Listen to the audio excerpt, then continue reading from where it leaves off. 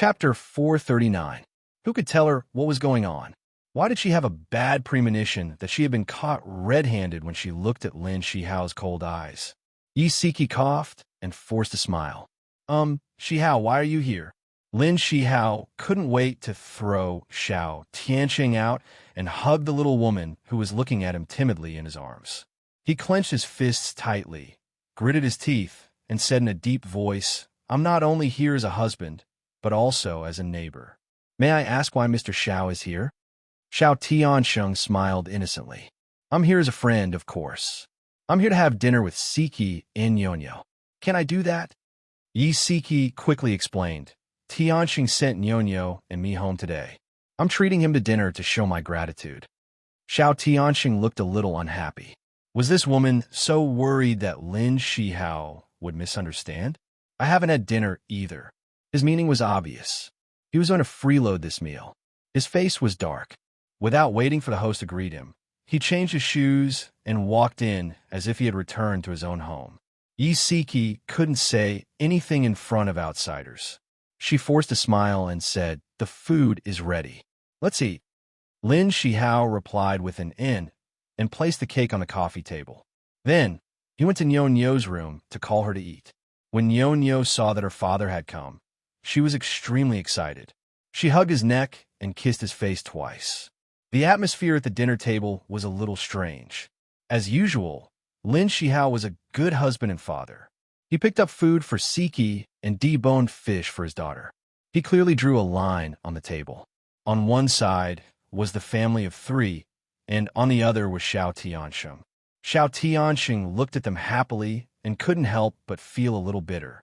Yi Siki was very considerate of his feelings. She smiled and told him to eat more, as it was good for his health. "Mr. Xiao, don't stand on ceremony. Eat more." Lin Shihao acted like a male host. Xiao Tianxing smiled. "Mr. Lin, you don't have to be so polite." He casually reminded him that he was just a guest. Seeing that the two of them were about to start arguing again, Yi Siki quickly changed the topic. "By the way, Shihao, you said that you're my neighbor. What do you mean?" Lin Shihao scooped half a bowl of soup for his daughter and smiled gently. "From today onwards, I've moved upstairs. From now on, we'll be neighbors."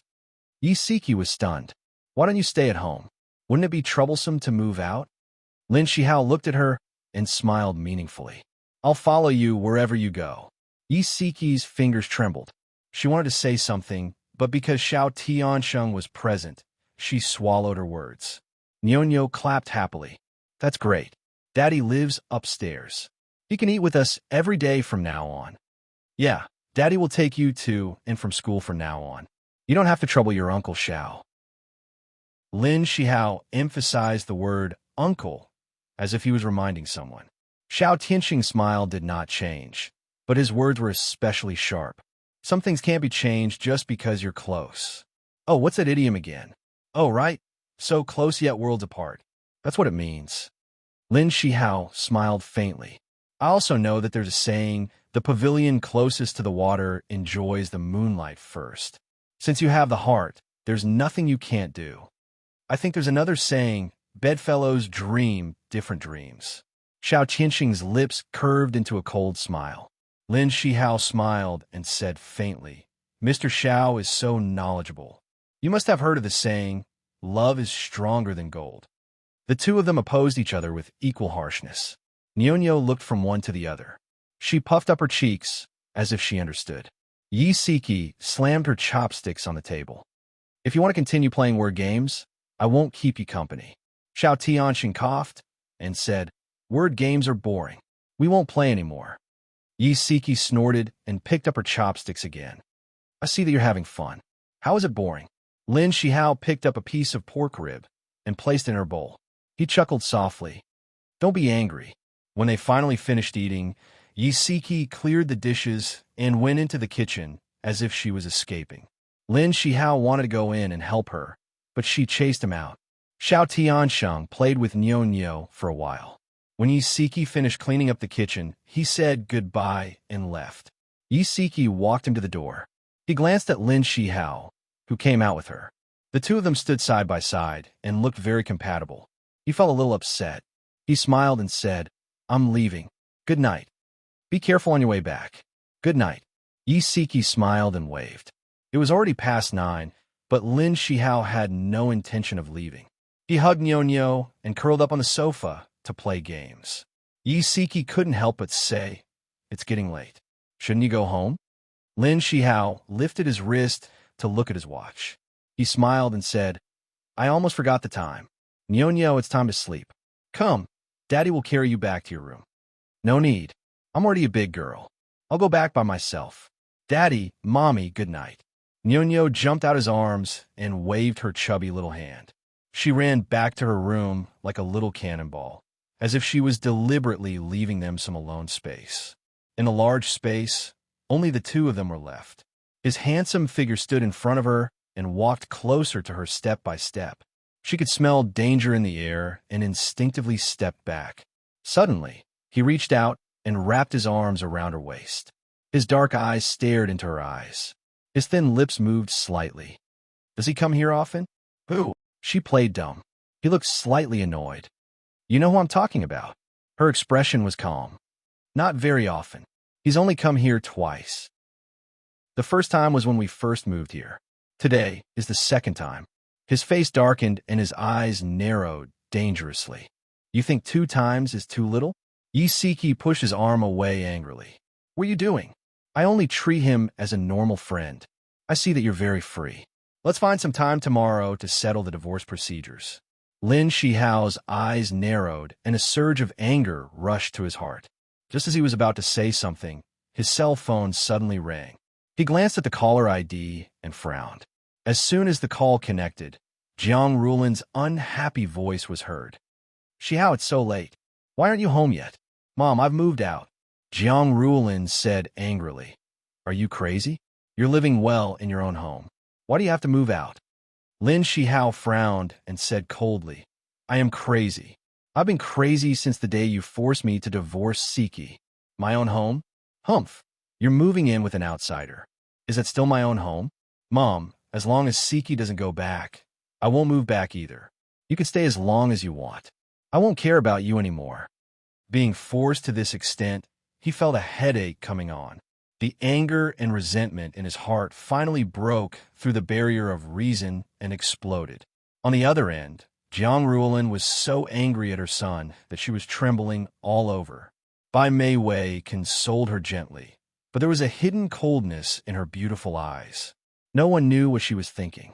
On the other end, Yi Siki heard Lin Shihao and Jiang Ruolin talking on the phone and more or less guessed something. She hesitated for a moment and said, Your mom and Bai Mei Wei moved to your home? She quickly changed her words. His heart tightened and he glared at her. That's our home. He didn't refute, which was a tacit admission. She suddenly found it very funny. That Bai Mei Wei really couldn't wait. They hadn't officially divorced yet, but she was already shameless enough to enter their home. She said mildly, I'm tired. You should go back and rest too. She turned to leave, but Lin Shihao grabbed her wrist. Are you angry? She frowned. Why would I be angry? You're angry that Bai Mei Wei moved into our home. He stared into her eyes and said with certainty, I'm not. That's your home now. You can let whoever you want move in. It's none of my business. She flung his hand away. He stared fixedly at her back view as she left resolutely. A smile appeared in his dark eyes, and the corners of his lips turned up. He said slowly, Wifey, so you still know how to be angry. Since she was angry, it meant that she still cared. He was in a good mood after coming to this conclusion. Oh, it looked like he would be able to sleep well tonight. After Lin Shihao moved upstairs, it directly led to 2 consequences. The first consequence was that Yi Siki had to make an extra set of meals every day because a certain thick-skinned man would come over to freeload every day.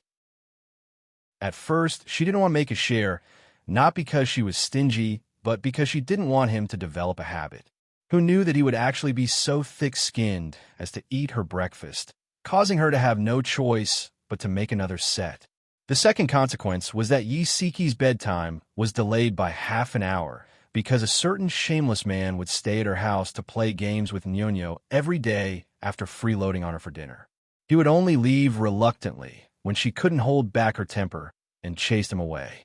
After being together for so many years, it was only now that she realized that a certain man with the surname Lin had called her by the wrong name. He should be called Neo Pai Tang, a sticky and sweet Neo Pai Tang. More than 10 days passed like this. Yi Siki proposed a divorce again. Lin Shihao was already so good at it that he didn't get angry with her anymore. He directly blocked her mouth with a kiss. She was so angry that she waved her hands and punched him with all her might. He groaned. After he let go of her, he smiled like a kitten that had succeeded in cheating. Wifey, if you mention those 2 words again in the future, I will use this method to block your mouth again. You bastard. Yi Siki was so angry that she almost vomited blood. Lin Shihao wasn't in a hurry to get a divorce, but someone else was. The Bai family couldn't hold back anymore and made 2 calls to Yi Siki. Yi Siki was angered by both sides and wanted to tie Lin Shihao up with a rope and take him to the Civil Affairs Bureau. Who knew that at this moment when things were calm on the surface but undercurrents were surging, Lin Shihao's scandal was exposed. An anonymous netizen posted a post that described in detail the emotional entanglement between Lin Shihao and Bai Meiwei. It also exposed photos of Lin Shihao and Bai Meiwei wearing white coats and chatting face-to-face. There are also photos of Lin Shihao being hospitalized and Bai Meiwei taking care of him. Of course, as an extramarital affair scandal, there was no lack of the abandoned wife. At the same time, photos of Isiki covering her face and crying bitterly were released online. If this was just an extramarital affair between 2 ordinary doctors, it wouldn't have attracted so much attention. The bad thing was that the netizen used the identity of the man and woman to talk about it. Lin Shihao was the only son of Jiang Ruolin, the female boss of the Wangjiang Lu chain of restaurants. He could be considered a rich second-generation heir. On the other hand, Bai Meiwei was the daughter of the director of the city's People's Hospital. She was the daughter of a famous family. Bai Meiwei suddenly received a call from Bailey Fei Yin. "Meiwei, are you okay?" Bai Meiwei heard her worried voice and was puzzled. "I'm not bad. What's wrong?" Bailey Fei Yin had a loud personality and couldn't hide things at all. She opened her mouth and said, It's all over the internet. It said that you and Lin Shihao had an extramarital affair and forced his wife away. Now you're pregnant and even moved into his house." Bai Meiwei's head exploded and her face turned pale. It was all over the internet. How could this be? Who was trying to harm her? Could it be Yi Siki? Meiwei, are you okay?" Bai Meiwei gritted her teeth. "I'm fine. Fei Yin, I'm hanging up first." Without waiting for Bailey Fei Yin to say anything else, she hung up the phone. Her beautiful eyes were filled with anger, and she used all her strength to swing the vase on the coffee table to the ground. The porcelain vase smashed to the ground and shattered into pieces. Meiwei, what's wrong? Are you hurt?" Jiang Ruolin heard the noise and hurriedly ran to the living room. Bai Meiwei sat weakly on the sofa. Tears welled up in her eyes, and she was about to cry. "Auntie Jiang, I accidentally dropped the vase." "It's fine if it's dropped. It's just a vase. Why are you crying?" Jiang Ruolin sat beside her and comforted her gently. "Don't cry. It's not good for a pregnant woman to cry too much." Bai Meiwei turned her head and threw herself into her arms. She burst into tears. "Auntie, something bad has happened. What's wrong?" She raised her head, her face full of tears. "I don't know who exposed my relationship with Shihao on the internet. Now everyone is saying that I'm a homewrecker. Auntie, what should we do? Shihao will definitely be affected." Jiang Ruolin was stunned at first, then she became anxious. However, she didn't forget that Bai Meiwei was pregnant. She tried her best to suppress the anxiety in her heart and comforted her. "Meiwei, don't cry. It's not good for the child to be emotional. Let's think about how to solve this problem first." Bai Meiwei wiped her tears aggrievedly. "I don't know who did this to Shihao. She didn't mention herself at all. Every sentence she said was for Lin Shihao's sake." Jiang Ruolin couldn't help but follow her train of thought. She frowned and said, "That person knows so much. It must be someone you and Shihao know." Bai Meiwei nodded. "I guess so too. And that person must have a grudge with us. Otherwise, they wouldn't have done this to us." "A grudge?" "Someone who knew the inside story very well." There was only one person who fit both of these criteria. A name immediately popped up in Jiang Rulin's mind. Yi Siki. Come and see. Songshu 566. Chapter 440. Yi Siki was very puzzled. At work today, her colleagues were all looking at her strangely, as if they were looking at someone begging on the streets. They were looking at her with a gaze that was half sympathetic and half pitiful. The vegetable washer, Xiao Wang, smiled at her. Sister Yi, if the old doesn't go, the new won't come. Don't be sad over those who aren't worth it. The head chef patted her shoulder. Xiao Yi, you're a good woman. You'll definitely meet a good man who will cherish you. The female chef, Xiao Nan, who was closest to her, hugged her arm and whispered, Sister Siki, don't be sad. That man can't see the good in you. It's his loss to leave you. You'll definitely meet a better man. Yi Siki was confused. She looked at them in confusion. What are you all talking about? She had never told anyone about her family situation. Why did they all look like they knew so much about it? Xiao Wang held the iPad in front of her and quickly opened a web page. Sister Yi, look, your situation is all over the internet. Yi Siki was shocked. She quickly snatched the iPad from his hands and carefully browsed through the post about her and Lin Shihao's marriage. The post described Lin Shihao in a very bad light. It said that Lin Shihao had cheated on his marriage in order to climb up the social ladder and had hooked up with the director's daughter. It also said that Lin Shihao was heartless and abandoned his wife. It even said that Lin Shihao took advantage of work to maintain an improper relationship with a female patient. What kind of nonsense was this? Yi Siki was angry and anxious. Her face was very ugly, and her fingers were trembling. Her colleagues thought that the post had poked at her sore spot and made her sad. They all came forward to comfort her. She took a deep breath, glanced at everyone, and said calmly, You're all wrong. My husband isn't that kind of person. This post is made up. Someone is deliberately slandering him. After saying this, she didn't care about the expressions of the crowd. She hurriedly turned around and planned to go to the People's Hospital. Since her colleagues knew about this matter, the hospital must know about it too. She had to go there and explain it clearly for Lin Shihao. Just as she came out of the kitchen and was walking along the staff corridor, her cell phone suddenly rang. It was Jiang Rulin. She put the phone to her ear, and Jiang Rulin's angry voice immediately exploded.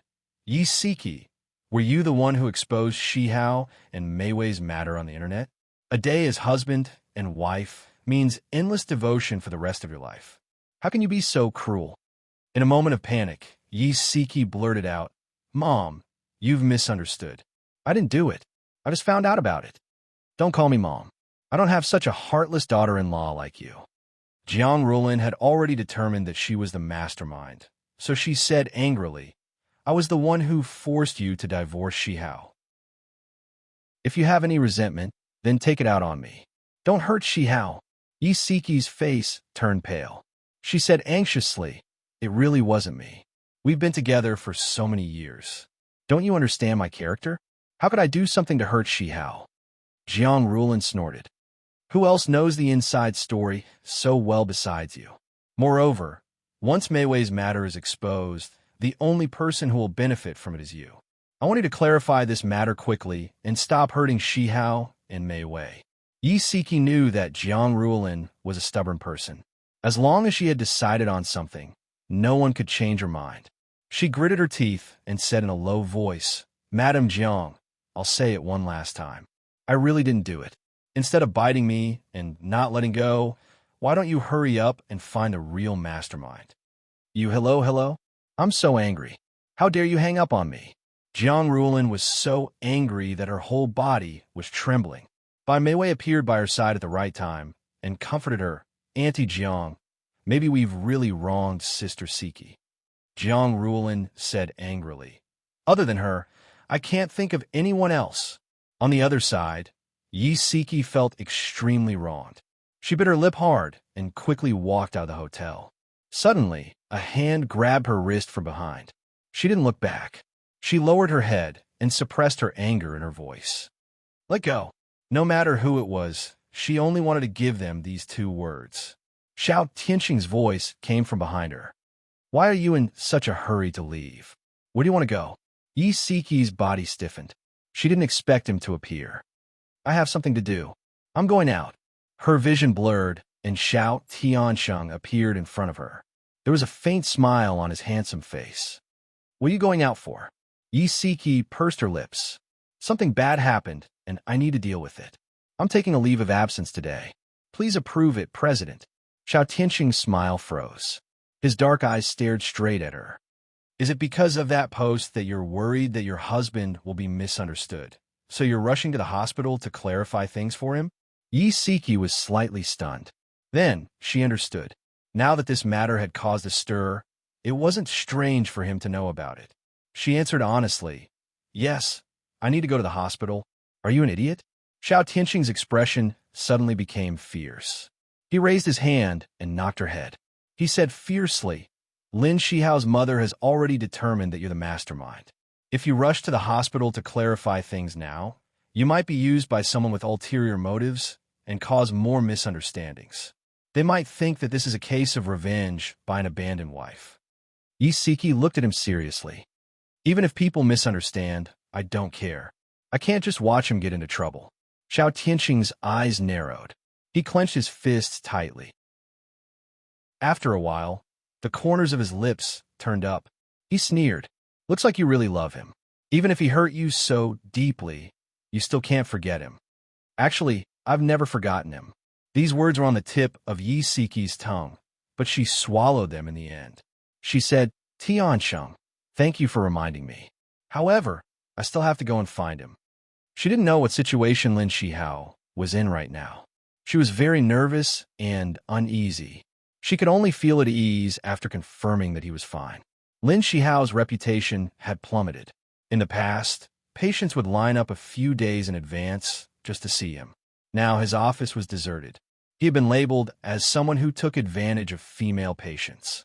How could anyone still be willing to see him? No matter where he went, he would receive strange looks from everyone.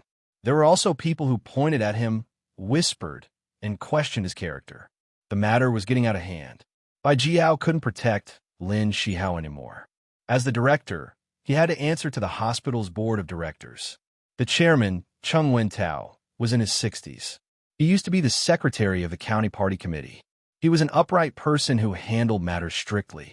He had always paid attention to improving the hospital's work style.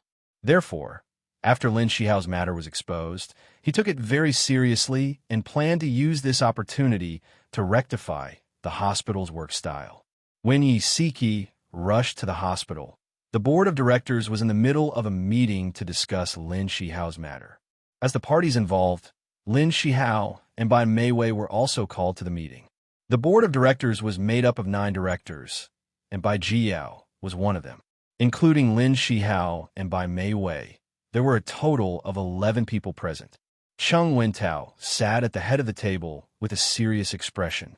His sharp gaze fell on Lin Shihao as he said in a deep voice, Dr. Lin, someone exposed online that you had an extramarital affair with Dr. Bai and sexually harassed female patients.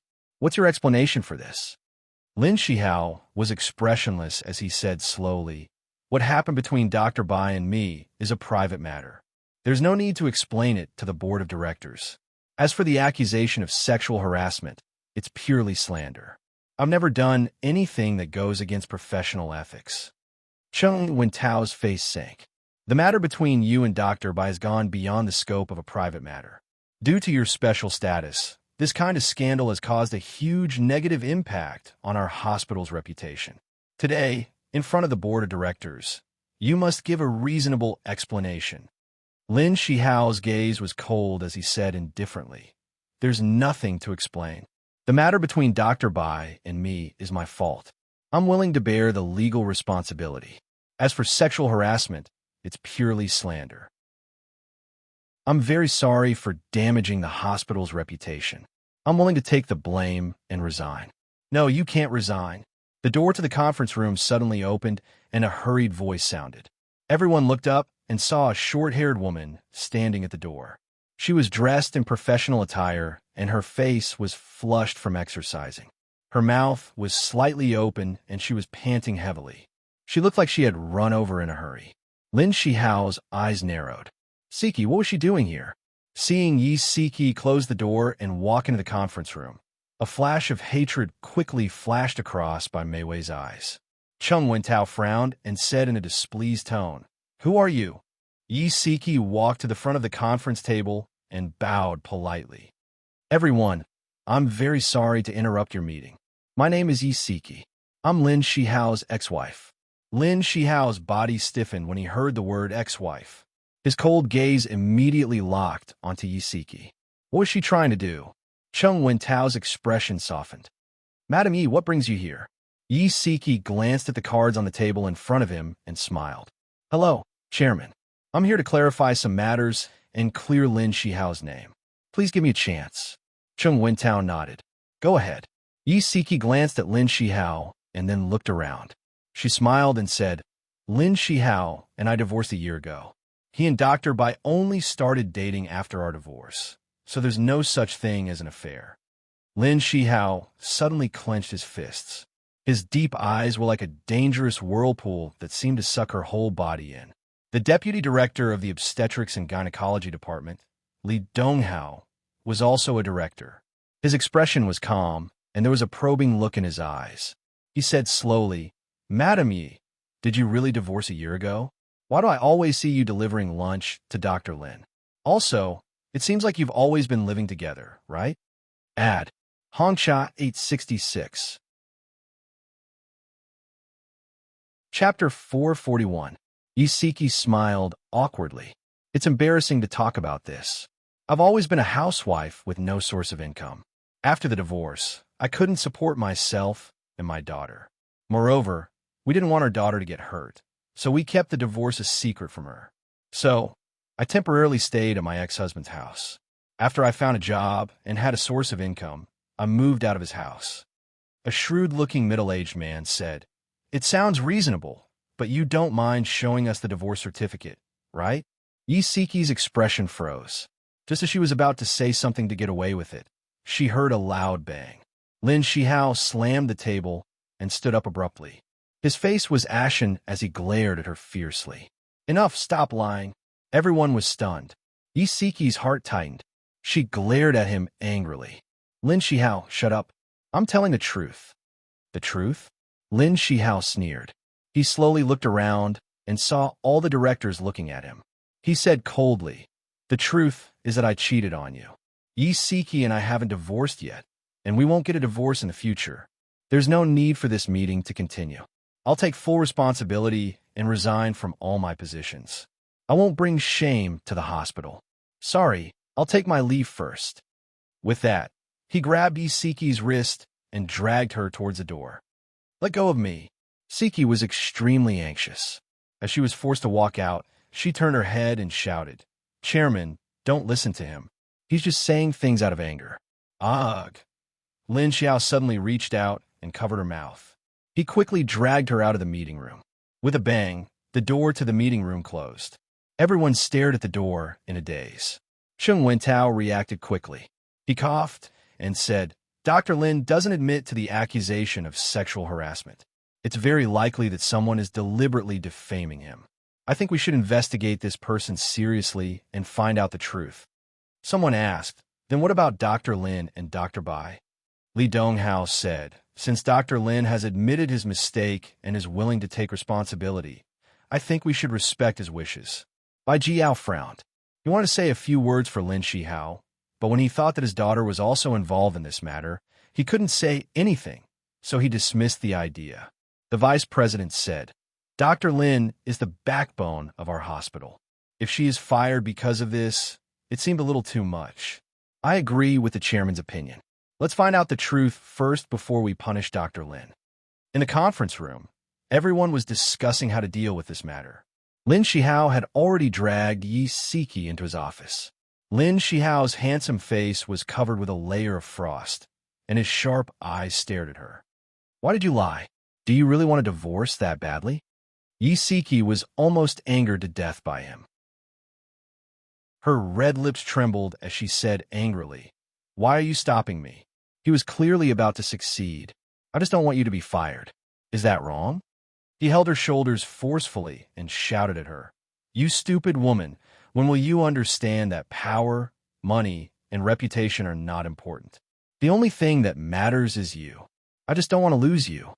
She rarely saw him roar so loudly without caring about his image. The veins on his forehead were throbbing, indicating that he was extremely furious. However, she did not feel afraid. The anger in her heart had miraculously disappeared, leaving only warmth in her heart. She stared into his eyes and asked seriously, Shihao, do you know what you're doing? Of course I know. Those empty things can't be compared to you at all. His expression was solemn, as if he was making an oath. He said slowly, Siki, if I'm sentenced, will you wait for me? She felt a lump in her throat and answered solemnly, I will. He pulled her into his arms and hugged her tightly. Your words are enough. Honey, don't try to push me away anymore. Let's face it together. She was silent for a moment. Okay. He was extremely emotional and hugged her even tighter. Let's go home tonight. Forget it. Let's go home tomorrow. He suddenly remembered that Bai Mei and his mother were still living in his house.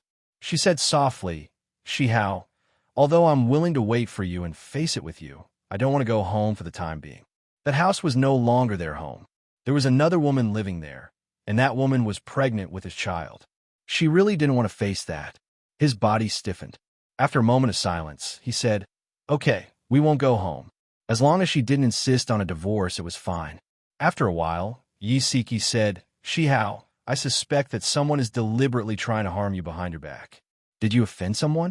Lin Shihao's deep eyes moved slightly. I've seen those photos. They were basically taken in the hospital. I suspect that the person who posted the post is hiding in our hospital. I plan to get someone to help check his IP address. Yisiki's mind worked quickly. She suddenly thought of something and smiled. I know a computer expert. Leave this to me. He looked at her suspiciously. Who is it? She beamed. Xiao Bao. Although he's young, I heard from Xia that he's a computer expert. Although he was a little skeptical of Xiao Bao's ability, he didn't want to dampen his wife's enthusiasm. He smiled. Okay, I'll leave this to my wife. Lin Shihao's incident caused an uproar and even appeared in the newspapers. Xia Dong had always paid attention to current affairs, so naturally, she didn't miss this piece of news. When she was having breakfast with Bailey Han, she was a little absent-minded. She wondered if she should call Siki and ask about the situation. Bailey Han saw that his wife was in a daze. She was poking at the ham with a fork. The corners of his lips curled up. He brought her plate in front of him. As he helped her cut the ham, he asked, Honey, what are you thinking about? The ham is about to be poked into a sieve by you. Xia Dong suddenly came back to her senses. She looked down at the plate. Where's the plate? Bailey Han couldn't help but laugh. His wife looked so cute when she was in a daze. Xia Dong saw that he had placed the plate with the ham in front of her again. She blushed and snorted awkwardly. Who told you to steal my plate? Okay, it's my fault. I'll definitely report to you in the future. Bailey Han laughed happily. Xia Dong raised her eyebrows and smiled. She drank a mouthful of milk and said, Hubby, did you read today's newspaper? Bailey Han grunted. Are you going to talk about Lin Shihao? He had already guessed that her absent-mindedness during breakfast had something to do with Lin Shihao's report. Xia Dong nodded and said gloomily, Yeah, Lin Shihao definitely wouldn't sexually harass a female patient. Also, his relationship with Bai Mei isn't as bad as the article said. I think someone is deliberately framing him. You want to help him? He pulled out a tissue and wiped the milk foam from the corner of her lips. Yeah, although he hurt Siki and made me angry, he's still my friend. I can't just stand by and watch him get framed. Let's help him and also help Siki. Okay, hubby? She grinned and smiled sweetly. She looked so obsequious. Bailey Han couldn't help but laugh. He stared at her with a burning gaze. Okay, I can help him. But how are you going to thank me? Xia Dong thought of something and blushed. She whispered in his ear, At most, I'll agree to wear that. His lips curled into a devilish smile. What? She was annoyed and embarrassed. She pinched his waist. You know what I'm talking about. Are you pretending not to understand? He chuckled softly and quickly kissed her cheek. He lowered his voice and said, "Okay, deal. Wifey, I'm looking forward to your sexy lingerie." He deliberately said those words word by word in her ear. His warm breath blew on her skin. She couldn't help but tremble slightly. She actually felt a little thirsty. She quickly pushed him away. Her cheeks were burning as she whispered, "Be careful of your image." Although there were only the two of them in the dining room, their family could appear at any time. That afternoon, Yi Siki called. Just as she was about to ask Xiao Bao for help, Xia Dong interrupted her. "Yezi, I don't need you to tell me. I've already asked Dahan to help me track down the person who posted the article." Yi Siki was very grateful. "Then I'm really grateful to your husband. When this matter is settled, I'll treat you to a meal." Xia Dong teased. "You don't have to thank my husband. Just thank me because I've already promised to give him a thank you gift. He's so petty now. As long as I ask him for help, he'll definitely ask me for something in return." Yi Siki couldn't help but laugh. "No way. Let me guess. Don't tell me he wants you to repay him with your body." Xia Dong was a little embarrassed. She deliberately laughed mischievously. "Since you know so much, it seems like your old Lin has also blackmailed you before. I was just guessing. It was really just a guess. Hey, I can already tell that someone is feeling guilty. Hurry up and admit it." Yi Siki's cheeks were burning hot. She lowered her voice and said, "Stop fooling around. He's here." Lin Shihao was sitting right beside her. He could hear their conversation. Xia Dong was stunned at first. Then she burst into laughter. She deliberately raised her voice and said, "Ask old Lin to sit further away. We good sisters still have some private things to talk about." Lin Shihao obviously heard what Xia Dong said over the phone. His handsome face looked a little awkward. He stood up and said, "Honey, I'll go buy some drinks." He didn't deliberately lower his voice. Xia Dong naturally heard it too. She sighed over the phone. "Your old Lin is really a good person. How are you guys doing now?" Yi Siki heard Lin Shihao close the door. She smiled and said, "Didn't I move out of my house? In the end, he also moved to the apartment above my apartment. Now he's freeloading at my house every day. He's just like a child. He won't leave. Tell me, why didn't I realize that he was such a rascal before?" Welfare Hongcha 866. Chapter 442. Xia Dong imagined Lin Shihao acting shamelessly and couldn't help but laugh out loud. After laughing, she said seriously, "Yezi, old Lin did this because he loves you. You should try to start over. Don't be in a hurry to get a divorce." "Yeah, I know. I already told him that I won't get a divorce, but I don't want to go back for the time being." Yi Siki sighed. Bai Meiwei's fighting spirit is really strong. She actually moved into my house in order to cultivate her relationship with old Lin. Sometimes I really wonder if such a scheming woman would get drunk and have sex with someone else. Also, when I called old Lin that night, she said that old Lin was drunk and unconscious, but her voice sounded very sober. If old Lin was really unconscious, how could he have forced himself on her? Xia Dong frowned. I also suspect that she seduced old Lin on purpose and then pushed all the blame onto him. It's a pity that only the two of them know what happened that night. That might not be the case. Xia Dong suddenly thought of something and her eyes lit up. "Do you still remember which hotel they were at for the seminar that night?" "Most hotels have surveillance cameras. Let's check the hotel surveillance footage. Maybe we can find some clues." Yi Siki's heart raced when she heard what she said. If they could really prove that Bai Meiwei seduced old Lin on purpose, then old Lin's rape charge could not be established. She said hurriedly, "I still remember that it was at the Hanting Hotel. At the time, Bai Meiwei said that she and old Lin were drunk and hired a designated driver to send them home. Then, they actually stayed at the hotel for the night." Xia Dong felt more and more that Lin Shihao might have fallen into Bai Meiwei's trap. She snorted and said, "This Bai Meiwei has been lying from the beginning. You were right to suspect her. Yezi, don't worry. I will definitely find a way to find out the truth." Xia, I really don't know how to thank you. We're good sisters. There's no need to be so polite." It was a cold day, but Yi Siki felt warm inside. The board of directors of the hospital decided to suspend Lin Shihao temporarily. He would be dealt with after the hospital found out whether he had committed any sexual harassment. During his suspension, Bai Jiao kept pressuring him to get a divorce as soon as possible so that he could get a marriage certificate with Bai Mei Wei as soon as possible.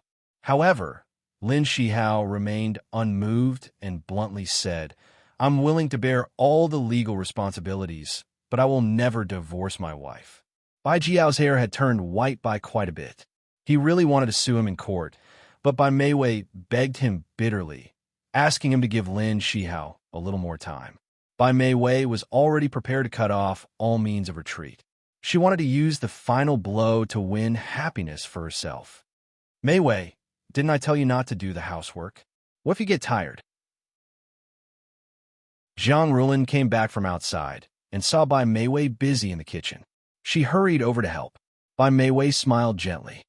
"Auntie, I'm not tired. I just want to make some soup and send it to Shihao. He lives alone outside and has no one to take care of him. I'm very worried about him. I didn't expect you to care about him so much. Annie is very happy. Mei Wei, I'll go with you. Shihao has moved out for so long, but I haven't been to his place yet." Jiang Rulin was full of smiles as she helped her take the pot of soup off the gas stove. Bai Mei Wei covered her mouth and laughed. "Even if you didn't say it, I would still invite you to go with me." Jiang Rulin drove, while Bai Mei Wei sat in the front passenger seat. In addition to making ginseng chicken soup, they also bought some nutritional products and fruits for Lin Shihao. The car stopped in the neighborhood. Bai Mei Wei glanced at the surrounding residential buildings and said, "Auntie, did Shihao tell you which floor he lives on?" "He only said that he lives on the 6th floor. I don't know which room." When Jiang Rulin asked Lin Shihao refused to tell her the room number. It was probably to prevent them from looking for trouble again. Bai Mei Wei smiled and said, "It's okay. After we go upstairs, we can knock on the door and ask." She opened the back door and planned to take out the things in the back seat. Jiang Rulin hurriedly said, "Mei Wei, don't move. I'll do it. Be careful not to tire the child." "Auntie, it's okay. These bags are very light." After Bai Mei Wei took out the bags, Jiang Rulin immediately snatched them from her hands and handed the lightest thermos to her. The two of them had just walked to the elevator when Bai Mei Wei suddenly stopped. "Oh, I left my phone in the car." Jiang Rulin thought for a moment and said, "I'll go get it. Mei Wei, you take these things up the elevator first." "That's not good. Forget it. The phone is in the car anyway. It won't be lost. What if you miss an important call?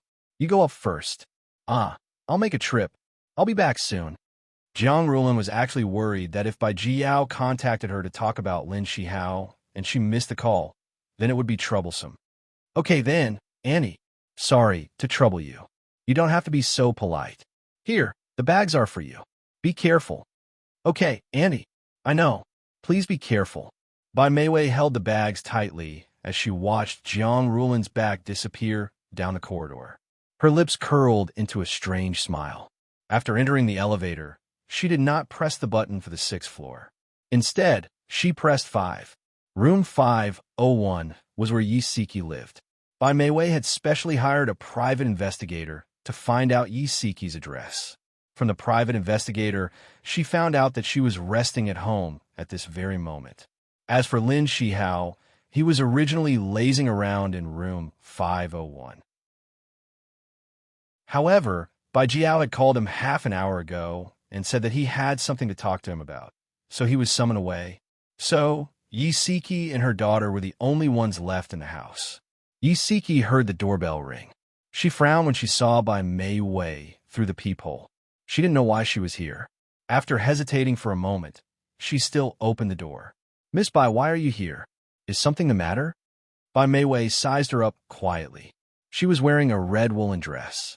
Her figure was slim and her face was rosy. She looked like a happy woman who was nourished by love. It was impossible to imagine that she was an abandoned woman who was pitied by everyone on the internet. Bai Mei Wei smiled and said, "Auntie and I came to visit Shihao and realized that he wasn't home. I guessed that he might be at your house, so I took the liberty to ask." Yi Siki's voice was slightly cold. "How did you know that Shihao lives above my house?" Bai Mei Wei stroked the long hair by her ear and smiled sweetly. "It was Shihao who told me. He He also said that he treats you as a cook and goes to your house to eat every day. It's convenient and convenient. Thank you very much for taking care of him during this period, Miss Yi. Yi Siki's mouth twitched. Cook. If she didn't trust Shi Hao, she would have been deceived by Mei Wei's words. She laughed coldly. Miss Bai, did you come here today to sow discord between my husband and me? Bai Mei Wei widened her eyes in shock and looked at her in disbelief. Miss Yi, why would you come up with such a ridiculous idea? I'm just speaking the truth. I really don't mean to sow discord between the two of you.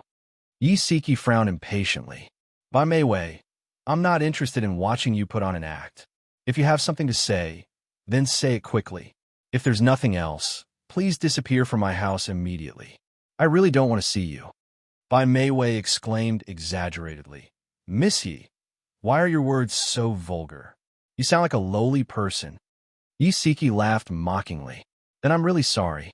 My patience and upbringing are reserved for people of noble character. When faced with a lowly person, of course I don't need to be courteous with her. Bai Mei Wei's expression changed slightly. A small flame of anger ignited in her eyes. She gritted her teeth and said, Yi Siki, don't be too smug. Do you think that you can defeat me just because you deliberately exposed my relationship with Shi Hao? Let me tell you, don't be delusional. Yi Siki couldn't be bothered to argue with her. She shook her head and looked at her with pity. Bai Mei Wei, I really think that you should check your brain. You're the one who's scheming and harboring evil intentions. Do you think that others are as shameless as you? You. Bai Mei Wei's long, shapely eyebrows shot up. Just as she was about to fly into a rage, she suddenly heard the sound of the elevator door opening from upstairs. I really didn't mean to ruin your relationship with Senior on purpose. I just wanted to give a child in my stomach a home. Sister Siki, I've let you down. All of this has nothing to do with Senior. I beg you, please let him go. Don't harm him anymore. Yi Siki's eyes were filled with tears as she looked at Bai Mei Wei. Bai Mei Wei's eyes were filled with tears as she said, Sister Siki, please forgive me. I didn't mean to ruin your relationship with Senior. Don't let him go. Bai Mei Wei, are you crazy? Yi Siki saw her fake sobbing and wished she could immediately fling her hands away. However, she didn't forget that Bai Mei Wei was pregnant. She only used some strength to try and pry her hand away. I'm not crazy, Sister Siki. I know that you were the one who posted those slanderous comments about Senior online. I beg you, if there's anything, just come at me. Don't hurt Senior anymore. Bai Mei Wei's grip tightened, and Yi Siki was extremely frustrated. Her tone also became irritable. Bai Mei Wei, let go of me. I've already said that I didn't do those things. Don't pester me anymore. Sister Siki, I won't pester you anymore. Bai Mei Wei suddenly let go of Yi Siki's hands and let out a shrill scream. Her body staggered and fell down the stairs. Thump, thump, thump. Like a rolling snowball, Bai Mei Wei rolled down the stairs while screaming. Yi Siki was immediately stunned. Before she could react, a panic-stricken figure had already rushed down the stairs and shouted anxiously, Mei Wei, are you okay? It was Jiang Ruolin. She ran down the stairs in a panic and shouted angrily at Yi Siki, who was stunned on the spot. Yi Siki, I didn't expect you to be so heartless as to hurt Mei Wei. Add Songshu 566. Chapter 443. Yi Siki snapped out of her daze and shouted, I didn't. She fell on her own. Bai Mei Wei lay in the corridor, her body curled up. Her face was pale and full of pain. She hugged her stomach tightly and said in agony, It hurts, my stomach hurts. Save my child. Jiang Ruolin was furious. I won't argue with you for now. Saving a life is more important. What are you still standing here for? Hurry up and call an ambulance. Yi Siki held her breath. She finally understood that she had been tricked by Bai Mei Wei. She really wanted to slam the door and leave them there, but if she did that, she would be accused of harming Bai Mei Wei. She wasn't that stupid. She took a deep breath and calmed herself down. She ran into the room and immediately called the ambulance. After Jiang Ruolin yelled at Yi Siki, she immediately rushed to Bai Mei Wei's side and comforted her anxiously. Mei Wei, it's okay. You and the child will be fine. Don't worry, the ambulance will be here soon. Bai Meiwei was in so much pain that tears welled up in her eyes. She covered her stomach with one hand and grabbed Jiang Rulin's wrist with the other. Auntie, it's too late. The ambulance will take at least 20 minutes to get here. I beg you, take me to the hospital. I must save the child. Okay. I'll take you to the hospital right away. Jiang Rulin was so anxious that her hands were trembling. She wanted to help Bai Meiwei up on the ground, but her physical strength was limited. If she were to accidentally trip Bai Meiwei down the stairs, wouldn't that make things worse? Thinking of this, she looked up and shouted at Yi-Siki's door. Yi-Siki, hurry up and come out. Yi-Siki had just hung up the ambulance when she heard Jiang Rulin shout. She immediately rushed out of the room. Jiang Rulin ordered her without hesitation, hurry up and come down. Help me take Meiwei to the hospital. I've already called an ambulance. The ambulance is too slow. Do you want to kill the child in Meiwei's stomach? Yi-Siki felt helpless. Saving a life was like putting out a fire. She didn't have time to change her clothes and shoes, nor did she have time to take out her phone and wallet. She hurriedly locked the door and ran downstairs to help Jiang Rulin support Bai Meiwei, who was groaning in pain, into the elevator. You drive. I'll take care of Meiwei from the back. Jiang Rulin handed the car keys to Yi-Siki, then helped Bai Meiwei into the back seat. Yi-Siki used the GPS to search for the nearest hospital and drove there at top speed. Bai Meiwei leaned into Jiang Rulin's arms, beads of sweat rolling down her forehead. Her pale face was contorted in pain, and she kept saying it hurts. Jiang Rulin's heart ached terribly. She kept comforting her and wiping away her sweat. Then, she anxiously shouted at Yi-Siki, drive faster. Yi-Siki saw Jiang Rulin's anxious expression through the rearview mirror. She bit her lip and tried her best to suppress the complicated emotions in her heart. The car stopped at the entrance of the hospital, and the medical staff immediately carried Bai Meiwei into the emergency room on a stretcher. A female obstetrician and a nurse wanted to give her emergency treatment, but Bai Meiwei stopped them and said with a sad face, Doctor, there's no need to save me. My child is gone. The female doctor's surname was Zheng. She said patiently, Madam, this is just your guess. Let me examine you first. No, there's no need. I'm an obstetrician and gynecologist myself. I'm very clear about this. Bai Meiwei's pale face looked miserable. On the way to the hospital, I was already sure that the child was gone. I just didn't want my future mother-in-law to be sad, so I didn't say anything. Nurse miss, I'd like to have a few words with Dr. Zheng in private. Can you please leave for a moment? The nurse turned to look at Dr. Zheng, who nodded. Little Wu, you can leave first. After the nurse left, Bai Meiwei said, Dr. Zheng, I'll just lie here and rest for a while. There's no need for any examination. Please tell my family that my child is gone. Dr. Zheng said, Madam, even if the child is gone, I'll still perform the surgery on you and save the child. No, I don't need that. You just have to tell my family that my child is gone. I'll take care of the rest myself. This is against the rules. If anything happens to you, I'll have to bear the responsibility. Dr. Zheng, please help me with this. I'll be very grateful. Bai Meiwei was already prepared. She took out a check from her pocket and extended it to the doctor. In the hospital, it was not uncommon to secretly receive red packets for patients. This Dr. Zheng had also received red packets from many people. When she saw the 5-digit sum on the check, she was suddenly tempted. She thought for a moment and said, Are you sure your body is fine? Bai Meiwei saw the hesitation in her eyes and smiled. You just have to pass the message. I'll take care of the rest. 10 minutes later, Dr. Zheng walked out of the emergency room. Jiang Rulin immediately went up to him and asked nervously, Doctor, is the child safe? Dr. Zheng shook his head. I'm very sorry. The child is gone. The patient has just undergone surgery and is very weak. When you go in, be quiet. Don't disturb her. Jiang Rulin staggered back and said in a daze, The child is gone? My grandson is gone? Yi-Siki's feelings were very complicated. She should be happy that the child in Bai Meiwei's stomach was gone, but she was not happy at all because she knew that Bai Meiwei had sacrificed her own child in order to frame her. She felt sad for the child and indignant at Bai Meiwei's actions. Jiang Rulin was very sad. She had great expectations for this grandson of hers, but in the end, he was gone. She found it hard to accept this reality. Yisiki could not bear to see her sad appearance. She walked forward and wanted to comfort her, but just as she approached, she suddenly reached out and slapped Yisiki hard on the face. She said angrily, "It's all your fault. It's all your fault. It's not enough that you harm my son, but now you want to harm my grandson.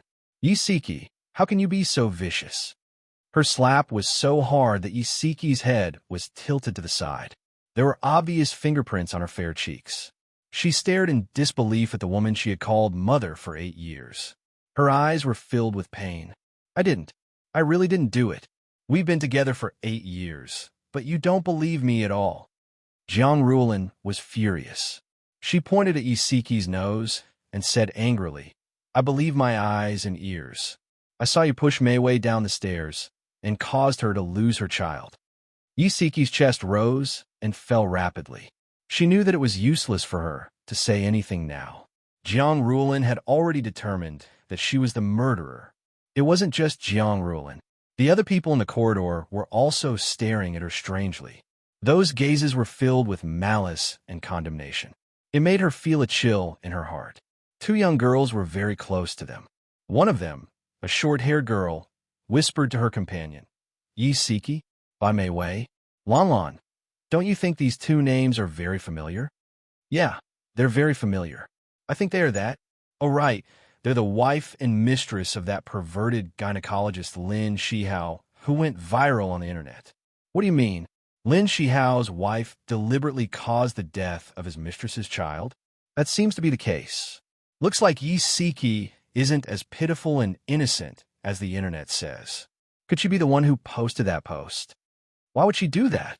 The 2 girls were chatting animatedly when a pregnant mother-to-be beside them interrupted. "Of course it's to gain everyone's sympathy. This is an abandoned wife's revenge on a mistress and a scumbag." "Wow, that's so exciting. Yisiki, well done. I support you." Don't shout so loudly."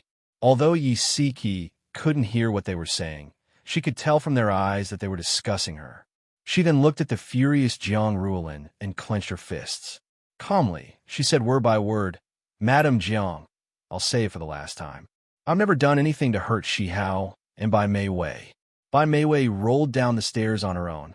After saying this, she turned around arrogantly.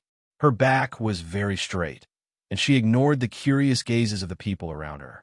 She walked away arrogantly, maintaining her dignity, and left this place that made her feel so humiliated. Soon, the scene at the hospital was exposed online. Some busybodies claimed that the mastermind was Yisiki. In order to get revenge, she framed her own husband for sexual harassment and even pushed Bai Mei Wei down the stairs, causing her to lose her child. At the beginning, many people had condemned Bai Mei Wei for being despicable and breaking up a family. But now the direction of the criticism had changed. The target of condemnation was Yisiki. Everyone said that she was too vicious and would do anything to get revenge. The few voices that supported Yisiki were also suppressed by the condemnation of her. When Lin Shihao heard this news, he immediately rushed to Siki's house. Siki opened the door and looked at his handsome face. She said calmly, "I didn't push her down the stairs. Do you believe me?" "I believe you." His gaze was deep. It was a simple word, but it made her sniffle. She threw herself into his arms and said in a low voice, "She came to make trouble for me and deliberately rolled down the stairs in front of your mother. Although I don't understand why she would use the child as the price to frame me when the child is so important to her, I'm not lying. She really rolled down the stairs on her own." He hugged her tightly and said gently, "I believe you." Lin Shihao trusted her completely, but Jiang Rulin and the Bai family were unwilling to believe her. They blamed Yisiki for the loss of Bai Mei Wei's child, especially the Bai family. They felt that their daughter had lost her only child and might not be able to have children in the future. Lin Shihao had to take responsibility. They gave Lin Shihao a deadline of 1 day. If Lin Shihao didn't marry Bai Mei Wei tomorrow, they were determined to take it to court. Come and see. Xinwu 799. Chapter 444. Lin Shihao remained unmoved despite the storm outside. The next day, he drove his daughter to school and his wife to work as usual. On the other hand, Yi Siki couldn't hold it in any longer. She really wanted to call Xia Dong and ask her how the investigation was going, but she couldn't bring it up in front of Lin Shihao. She planned to find an opportunity to call her after arriving at the company. Lin Shihao's car was parked downstairs at the Century Splendid Hotel. Yi Siki wasn't in a hurry to get out of the car. She turned to look at Lin Shihao. "Hubby, why don't I not go to work today and stay at home with you?" Today was the deadline that Bai Jiao had given them. They might be forced to separate tomorrow. Lin Shihao smiled. "Honey, you can't skip work every other day. Guy, go to work. I'm very busy today. I don't need you to accompany me." She was surprised. "What are you busy with today?" "I have to buy groceries, cook, clean, and pick up my wife and child. Don't you think I'm very busy?" He looked serious, but there was a smile in his eyes. Her heart ached. He used to be a workaholic, but now he was a house husband. Could he accept such a difference? She forced a smile. "Yes, you're really busy. Can I order some dishes?" He smiled. "Of course. I'm a chef. I can satisfy you with anything you want. I want scrambled eggs with tomatoes." That was his best dish. "Okay." He chuckled, leaned over, and kissed her on the cheek. "Hurry to work. I'll pick you up in the afternoon." She kissed him back, then got out of the car. She smiled and waved as she watched him drive away. Yi Siki didn't expect that when she walked to the entrance of the hotel, a group of paparazzi would suddenly surround her. Some of them had cameras in their hands, while others had microphones in their hands. They all asked at once, "Miss Yi, may I ask if you were the one who posted that post? Miss Yi, did your husband really sexually harass you? Or did you frame him? Miss Yi, did you push Miss Bai down the stairs and lose her child? Miss Yi." All sorts of sharp questions flooded Yi Siki like a tidal wave. This was the first time she had encountered such a situation. She hurriedly covered her face with her arms. "Please stop taking pictures." However, her voice was quickly drowned out by the questioning. The shutters kept flashing, and those people surrounded her even more tightly. The scene was chaotic. A silver Bentley drove towards the underground parking lot. Xiao Tiansheng was browsing the news on his iPad when he realized that Yi Siki's incident had actually made it to the top of the search rankings. He couldn't help but frown. The assistant driving in the front seat suddenly said, "President, Miss Yi seems to have been besieged by paparazzi." Xiao Tiansheng suddenly looked up and saw the noisy crowd at the entrance of the hotel. In the middle of the crowd, there was a woman with her arms covering her face. It really was Yi Siki. "Stop the car." He threw the iPad on the seat, opened the car door, and strode toward the gate. The assistant hurriedly followed. Yi Siki was besieged by the paparazzi and had no way to fight back. She was about to ask the hotel security team for help when a low, magnetic voice suddenly said, "Everyone, please let go of Miss Yi." She instinctively looked up and saw Xiao Tiansheng standing less than 5 meters away from them in a suit. His handsome face was cold, and his deep eyes were staring at her. It's the second son of the Xiao group. Someone recognized Xiao Tiansheng and shouted, "Mr. Xiao, may I ask what is your relationship with Miss Yi?" The paparazzi's nose was very sensitive. They immediately sensed that his relationship with Yi Siki was not ordinary. "Miss Yi is my employee, and I have the obligation to protect her. Please don't harass her here. This will have a bad impact on her and our hotel." Xiao Tiansheng said, "Miss Yi is my employee. I have an obligation to protect her. Please don't harass her here." The paparazzi looked at each other. Xiao Tiansheng raised his wrist and looked at his watch. His cold gaze fell on Yi Siki. He said calmly, "Miss Yi, there are only 10 minutes left before you have to go to work. Do you want to be late?" "No, I don't. Thank you, President. Please make way." Yi Siki was reminded by him and immediately reacted. She forced her way out of the crowd. Fortunately, the paparazzi did not make things difficult for her because of Xiao Tiansheng's presence. Xiao Tiansheng glanced at Yi Siki's back as she ran away. He put his hands in his trouser pockets and glanced at the people present. He smiled slightly. "Thank you for giving me some face. My assistant will take everyone's name cards and give everyone a small gift according to the address on your name cards. Xiao Tiansheng was indeed someone who had been in the business world for many years. He was very good at using threats and promises.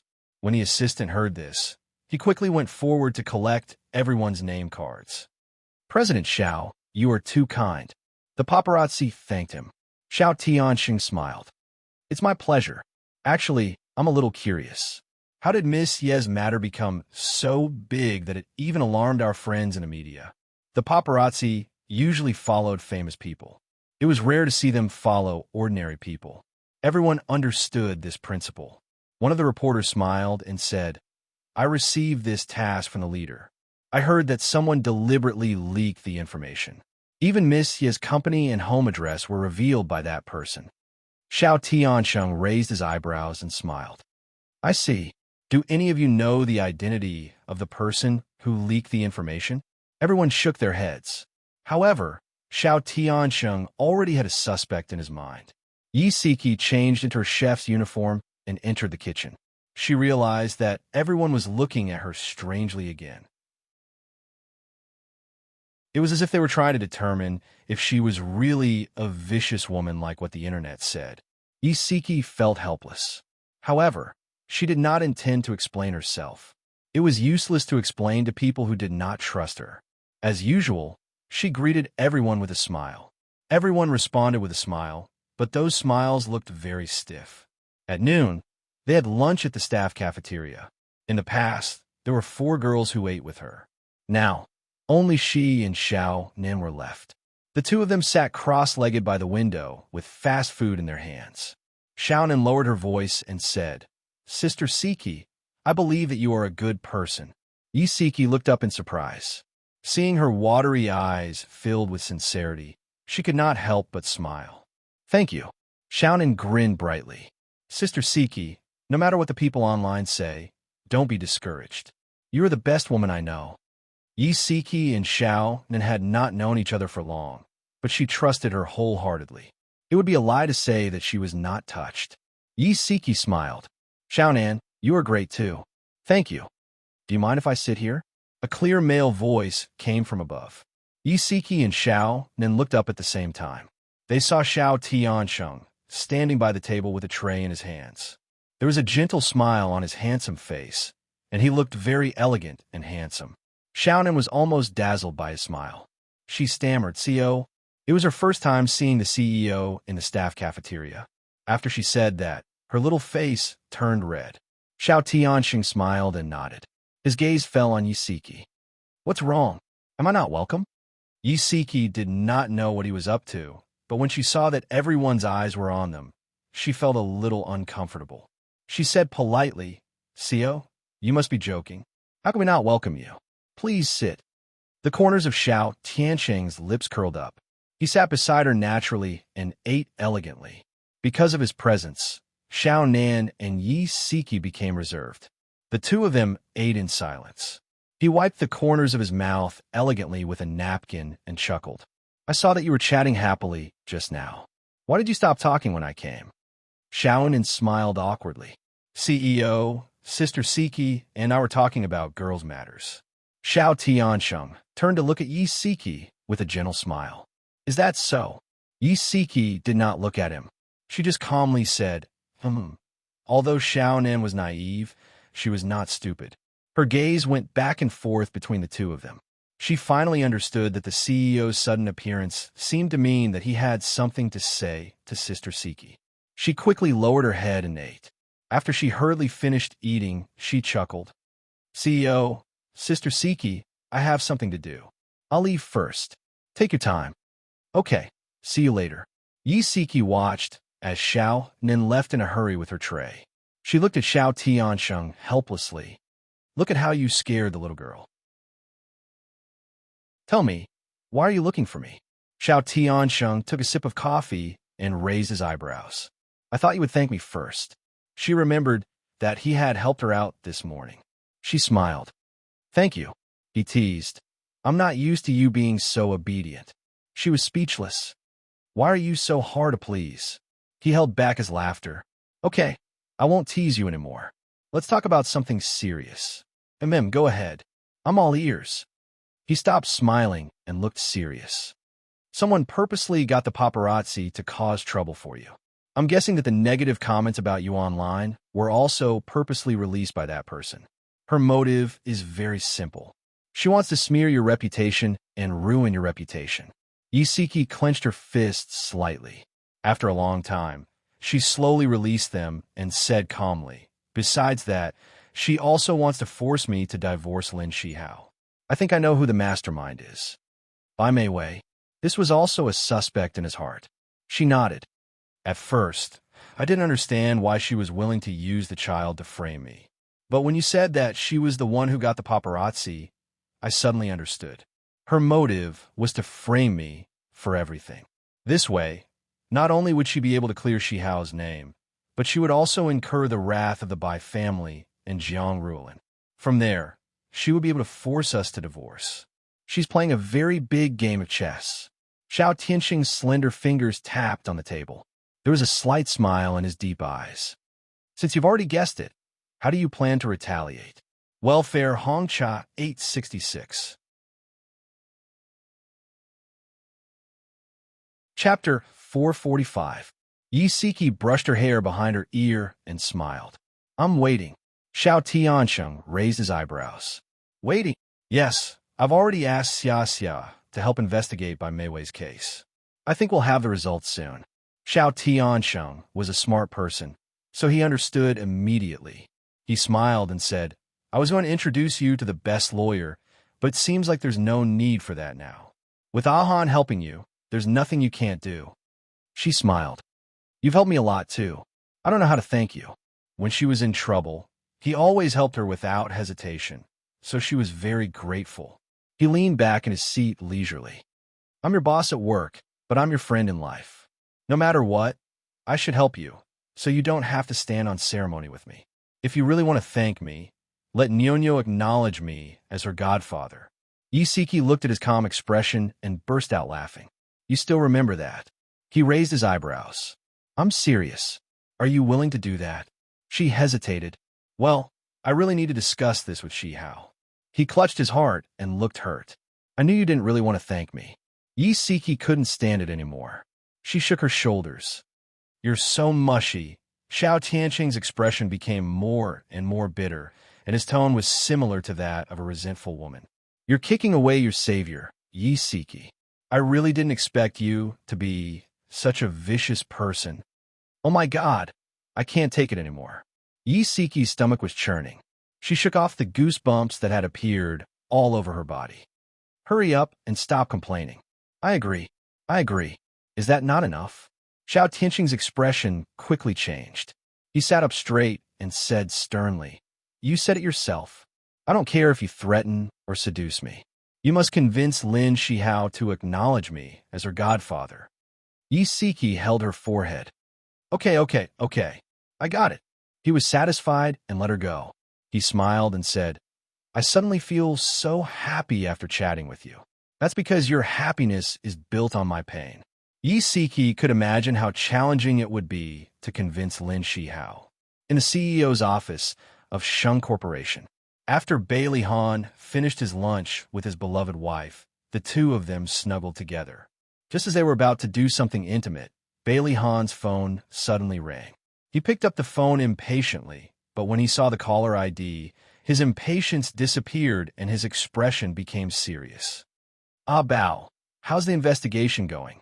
Young master, we found a video of Bai Meiwei and Lin Shihao from hundreds of surveillance videos. I sent it to your email. Also, we found out the identity of the person who posted it. He's Lin Shihao's colleague, Li Donghao, the deputy director of the obstetrics and gynecology department. Bailey Han smiled. Very good. Ah Bao, go and do something else. After he hung up, Xia Dong asked in confusion, Hubby, why did you ask Ah Bao to investigate the doctor who performed the abortion on Bai Meiwei?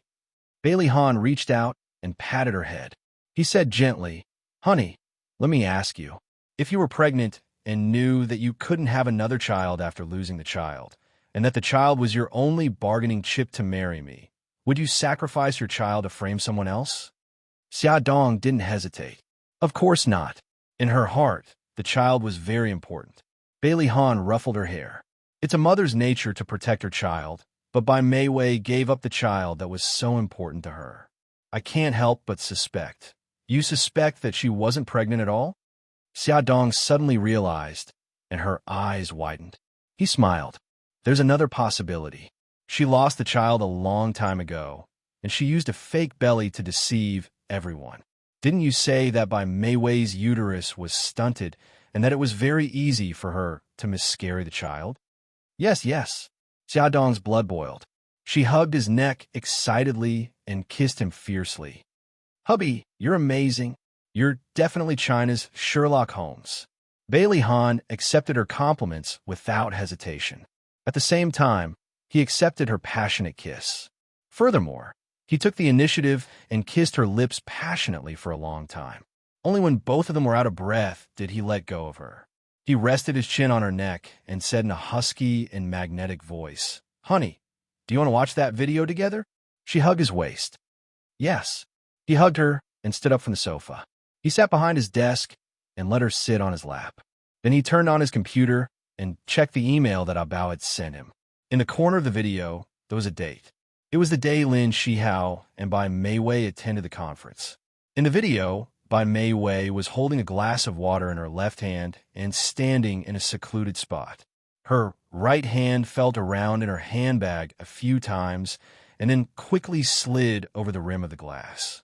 It seemed like she was putting something into the glass. The scene changed.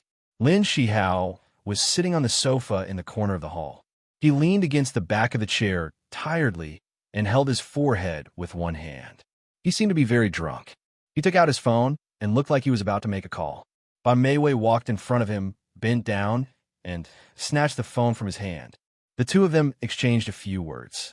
Then, Bai Mei Wei fed the glass of water in her hand to Lin Shihao's mouth. He drank the water until there was not a drop left. Then, Bai Mei Wei helped Lin Shihao up from a sofa. The two of them had only taken a few steps when Lin Shihao's entire body was paralyzed on Bai Mei Wei's shoulder. It was obvious that he had completely lost consciousness. After that, a handsome male waiter helped Bai Mei Wei send Lin Shihao upstairs. After that, the video ended. Because there were no cameras in the hotel room, it was a violation of the guest's privacy. Xia Dong gritted her teeth hatefully. It's really as we guessed. Lin Shihao was set up by Bai Mei Wei. There's something wrong with the glass of water in her hand. Don't be angry. With this, we can basically prove that Lin Shihao was framed. Bailey Han ruffled her hair. That waiter is also a good witness. Siki said that Bai Jiyao is going to sue Lin Shihao tomorrow. Should we quickly reveal this video to Bai Jiyao and dispel his thoughts? Bailey Han's deep eyes were cold and his lips curved slightly. There's no hurry. Let him sue. If he doesn't, how can we prove to the world that Lin Shihao is innocent? Bai Jiyao wanted to blow the matter up, which was exactly what he wanted. When the time came, the one who would be embarrassed would be Bai Mei Wei. Xia Dong wrapped her arms around his neck and looked up at him. But if we blow the matter up to that extent, it won't be good for Lin Shihao and Siki. Right now, everyone has misunderstood Lin Shihao and Yi Siki. Only through legal means can we prove their innocence. Since we can't prevent rumors from spreading, then we'll just have to guide them and use facts to prove who's right and who's wrong. But you've reminded me that this is a matter between the two of them. They should be the ones making the decision. His slender fingers rested on the keyboard. Honey, what's Yi Siki's email address? I'll send this video to her. After sending the video to Yi Siki, Xia Dong immediately called Yi Siki and briefly explained their findings. Finally, she said, Yezi, discuss with old Lin and see how we can use this evidence. Okay, I got it. Xia, thank you. This evidence proved that Lin Shihao didn't take the initiative to sexually assault Bai Mei Wei. Instead, Bai Mei Wei drugged him. This was very important to Yi Siki. Not only could it prove Lin Shihao's innocence, but it could also untie a knot in her heart. After Yi Siki and Lin Shihao discussed it, they unanimously decided to let Bai Jiyao take it to court. Bai Mei Wei had unscrupulously destroyed their family, so she should pay the price for her actions. Just as they were making this important decision, Lin Shihao suddenly received a call from Tang Chengfeng. Tang Chengfeng said, "Shihao, I heard something from my colleague. I think it's very important to you and Siki, so I quickly called you." "What is it?" "Dr. Wang from the obstetrics and gynecology department told me today that Bai Meiwei once had an abortion at her place. It seems like it was a car accident and the child was lost." Later, Bai Meiwei chatted with Dr. Wang for a long time and asked her to help keep the secret. She even wanted to bribe Dr. Wang with money, but Dr. Wang refused.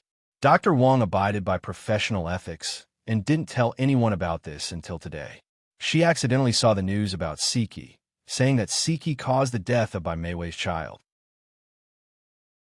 She couldn't help but reveal this to me. Lin Shihao suddenly clenched his phone. After the shock, he felt a deep hatred for Bai Meiwei. This woman actually had a fake belly and hid it from them for so long.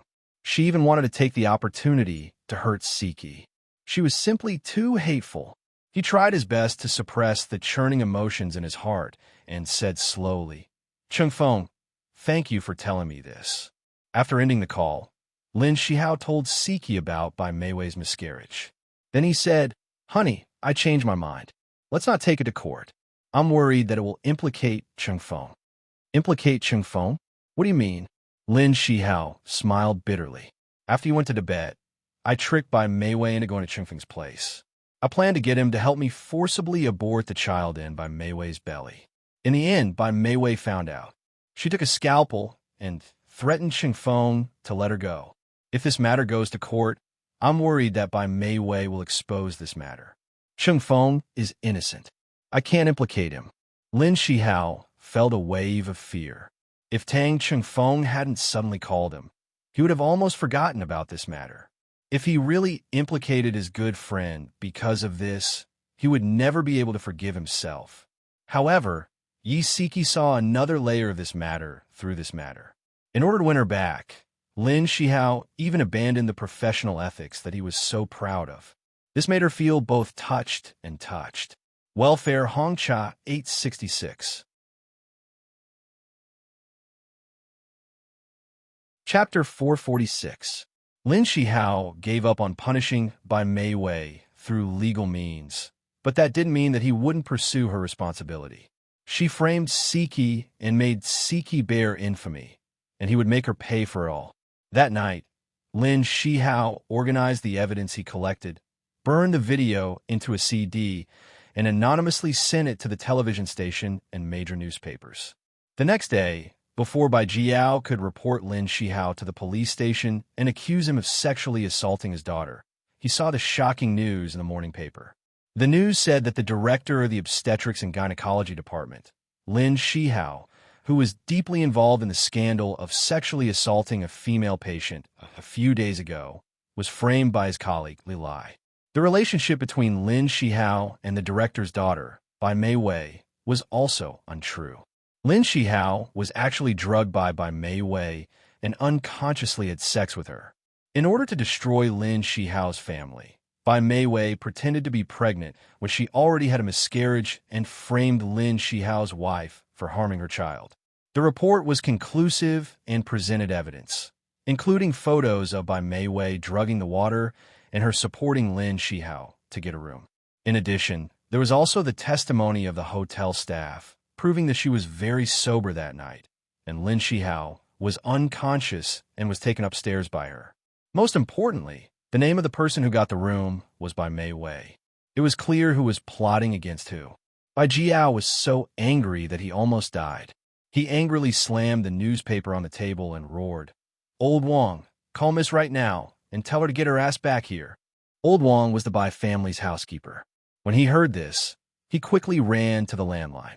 At this time, Bai Meiwei was sitting on the sofa in Lin Shihao's house, waiting for Jiang Ruolin to make breakfast for her. Because she had a miscarriage, Jiang Ruolin served her like an ancestor and didn't let her do anything. She even brought her water to wash her feet. Every time she wanted to help, Jiang Ruolin nagged her, saying that a miscarriage was harmful to a woman's body and that she had to take good care of her body. Her phone rang. She glanced at the caller ID. It was a call from home. She pressed the answer button. Old Wang's urgent voice came through. "Miss, Master wants you to come back quickly." Uncle Wong, is my father going to the police station to report the case? Help me hold him back. I'll be right back. No, Mississippi Master saw today's newspaper and called you back in a fit of rage. I don't know the details. No matter what, you should come back first. Newspapers? Fly into a rage? What the hell happened?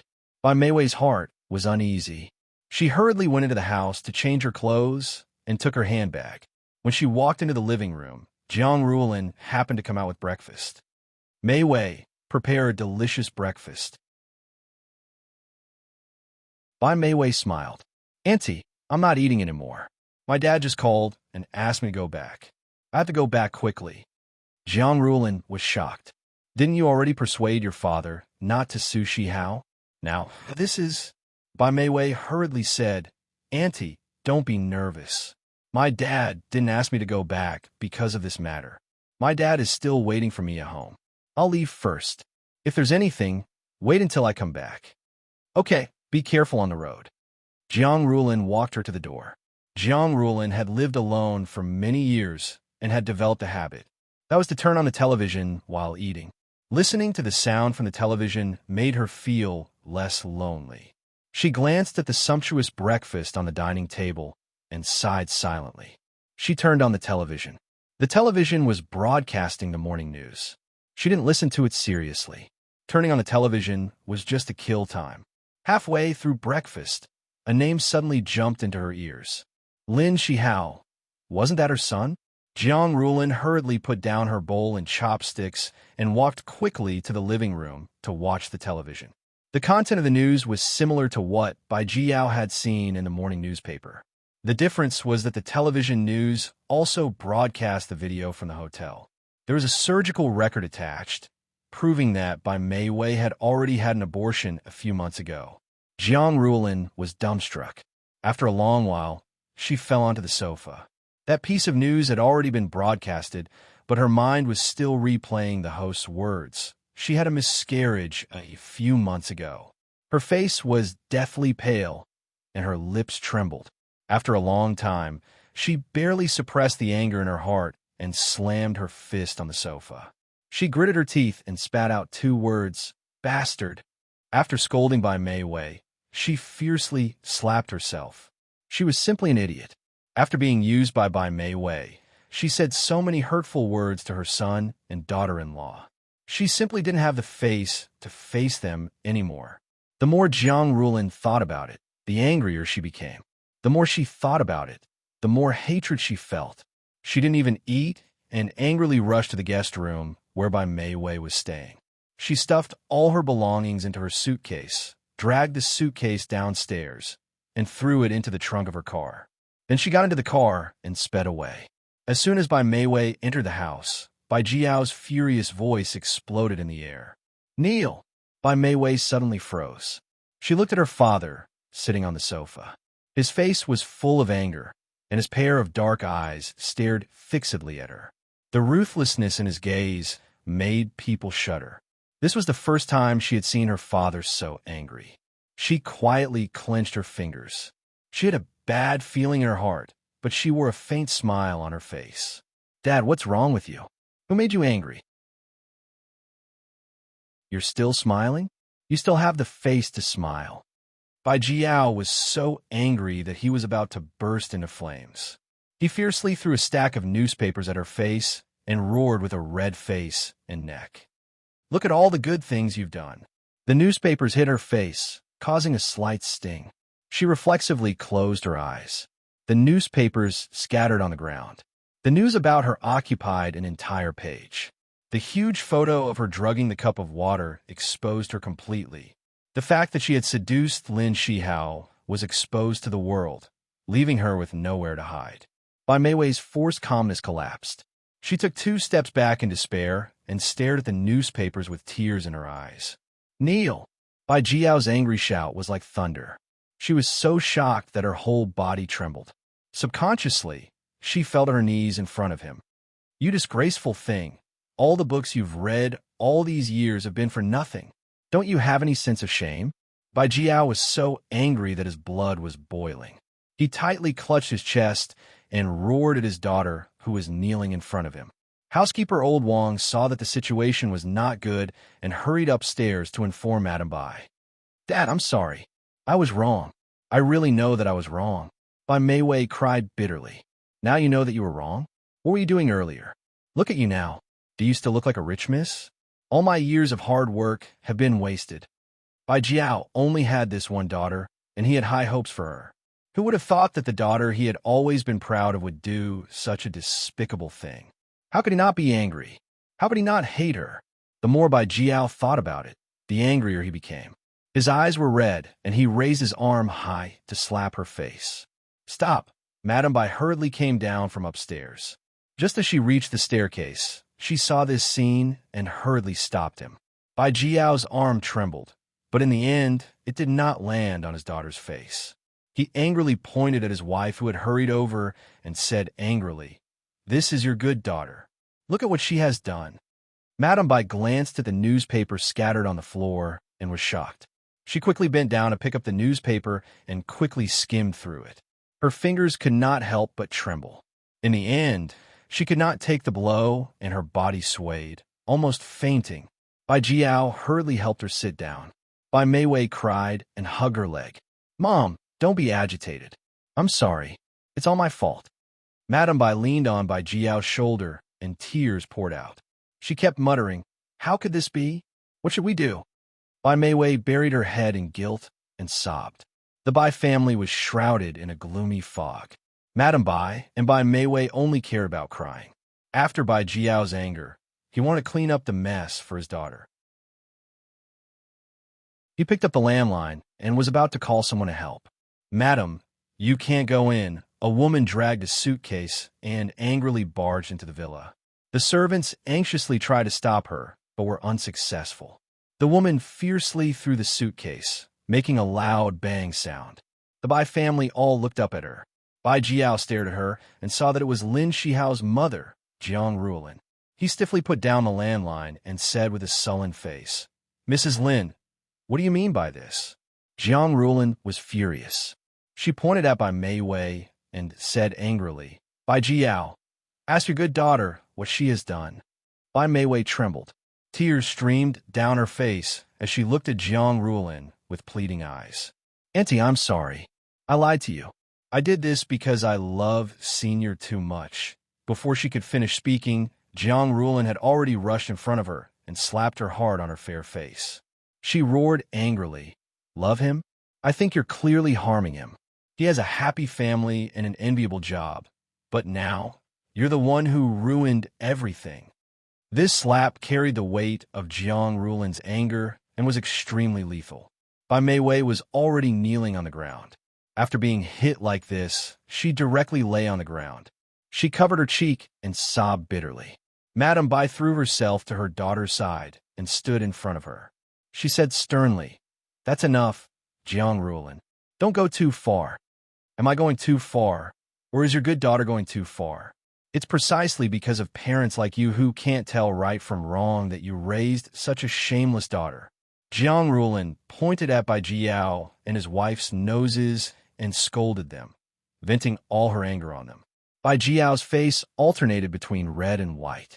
His fingers clenched tightly on the sofa's armrest. He was so angry that his chest rose and fell rapidly. He wanted to refute, but he had nothing to say because Jiang Rulin's words stabbed at his sore spot. Even if Madame Bai was in the wrong, she wasn't the kind of person who would allow others to scold her. She stood up abruptly and confronted Jiang Rulin with her gaze. "Jiang Rulin, I admit that Mei did something wrong, but if he didn't stir things up, Lin Shihao and his wife wouldn't have fallen to this state today. Don't make it sound so nice and push all the blame onto Mei. You should also reflect on yourself." Beauty novel, Xinwu 799.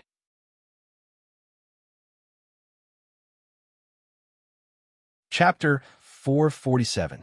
Madame Bai's words undoubtedly poked Jiang Rulin's sore spot. She was full of guilt towards her son and daughter-in-law. Her cheeks were burning, but in the face of her enemy, she was still domineering. She put her hands on her hips and said angrily, "That's our family's business. We don't need you to talk about it. Now we're talking about your daughter. Bai Mei, tell us. Our family is so miserable because of you. What do you plan to do? I'm sorry, Annie. Please forgive me. Although Bai Mei Wei was very unwilling, she knew that once the matter was exposed, it would mean that she could no longer be with Lin Shihao. She cried very sadly, really sadly. If an apology is useful, why do we need the police? I'm telling you, I won't let this go. Jiang Rulin thought of Bai Jiao threatening her son with the police, and her heart was filled with anger.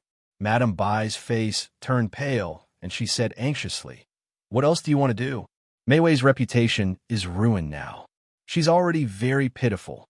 She asked for it." Jiang Rulin glanced coldly at Bai Mei Wei, who was burying her head and crying. She didn't want to be entangled with them, and turned to leave. "Hey, Jiang Rulin, stop right there." Madame Bai was anxious and angry. She strode forward and blocked Jiang Rulin. "Say it clearly. What do you want?" Jiang Rulin snorted. "Don't you like to threaten people with the police? Fine, let's go to court. Let's see who's the ugly one." "You don't go too far." Madame Bai pointed a trembling finger at her nose. Suddenly, her vision turned black, and she collapsed on the ground.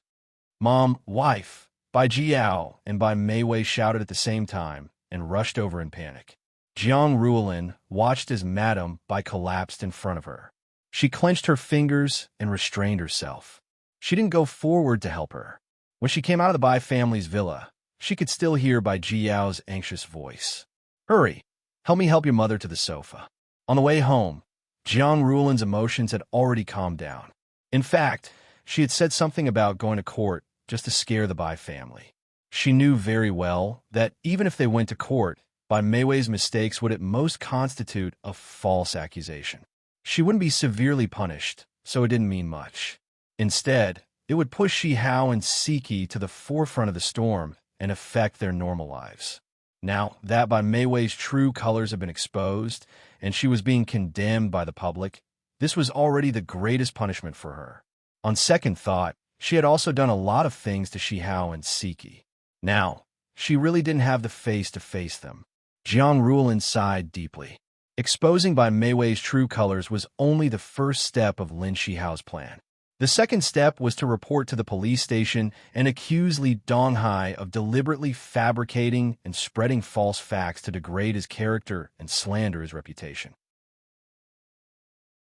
That day, the police took Li Donghai away from the hospital for framing him. At the police station, Li Donghai did not admit to the crime of slandering Lin Shihao. Later, in front of the ironclad evidence collected by Bailey Han, he finally pleaded guilty. The police asked him, "Why did you do this?" Li Donghai was expressionless. "I couldn't accept it. I entered the hospital a year earlier than Lin Shihao. In terms of ability, I'm not inferior to him. In terms of seniority, I'm older than him. Why did he become the director of the obstetrics and gynecology department, while I could only be the deputy director?" Later, I found the answer. It was because he was favored by Bai Mei Wei. For the sake of his daughter, Bai Jiao even planned to groom him to become the next director. I looked down on men who relied on women to get to the top, so I decided to take revenge on him. Driven by jealousy, Li Donghai did something to harm others' reputation and was sentenced to 2 years in prison for framing him. After the truth came to light, the hospital board dismissed Li Donghai and restored Lin Shihao's position. Unexpectedly, on the first day of work, Lin Shihao handed in his resignation letter. In the director's office, Bai Jiao sat behind his desk. There was a lot of white hair on his head, and there was an imperceptible tiredness in his eyes. He put down the resignation letter, looked at Lin Shihao, and said, "Little Lin, your matter has been investigated clearly. Why do you still want to resign?" Lin Shihao's expression was calm as he said slowly, "Director, although the facts have proven that I'm innocent, after this incident, the patient will still have a certain amount of resentment in her heart. I think that I'm no longer suitable to work in the hospital. As a gynecologist, men were very sensitive. Coupled with the impact of that incident, the patient or the patient's family would more or less feel a little uncomfortable." Bai Jiao's deep gaze fell on him.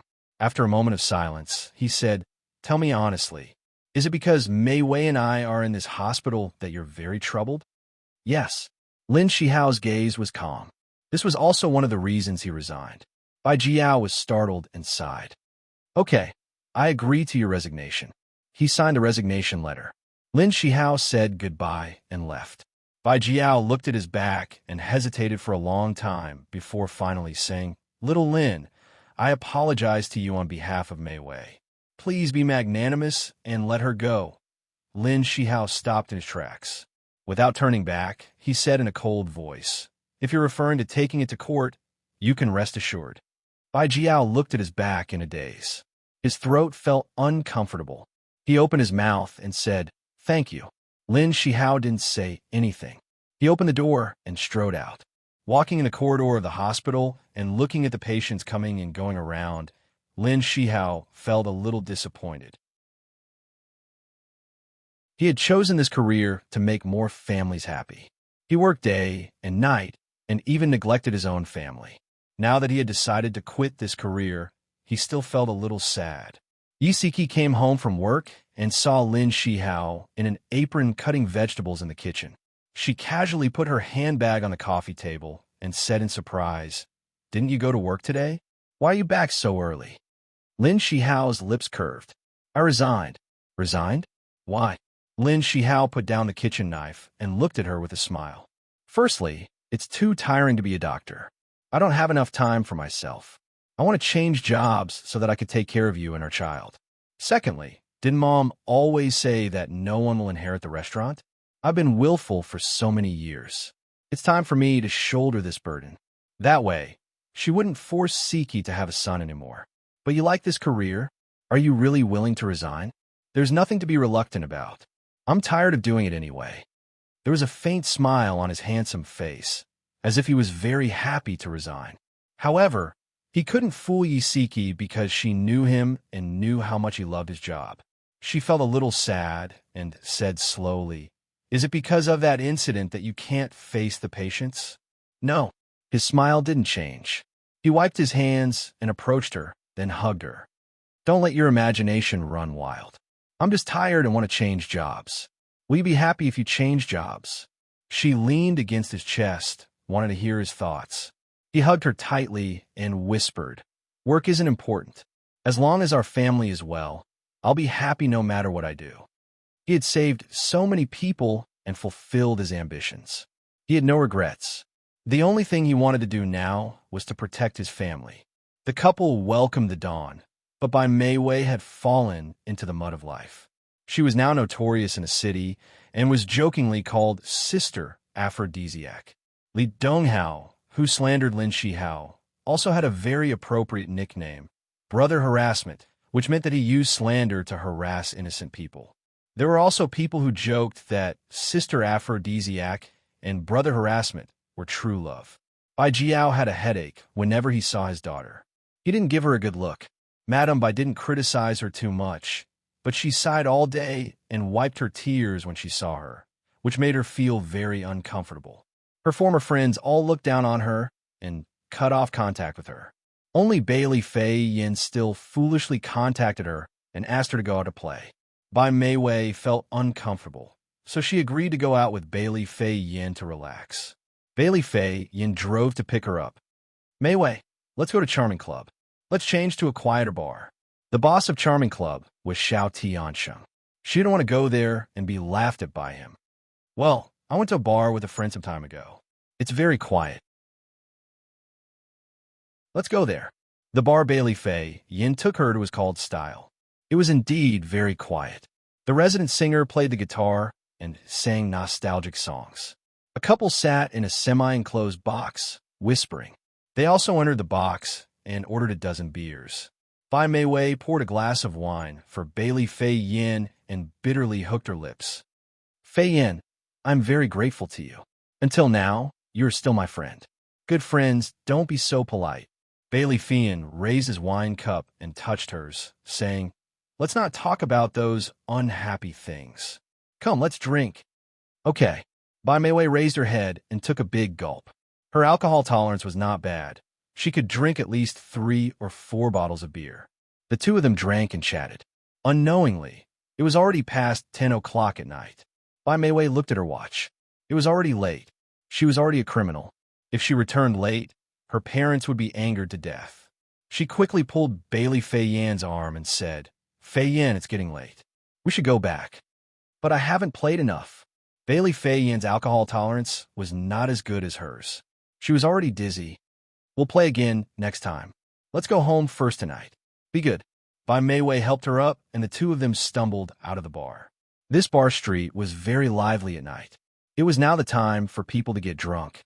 As soon as the two of them walked out of the bar, several men surrounded them, laughing and chatting.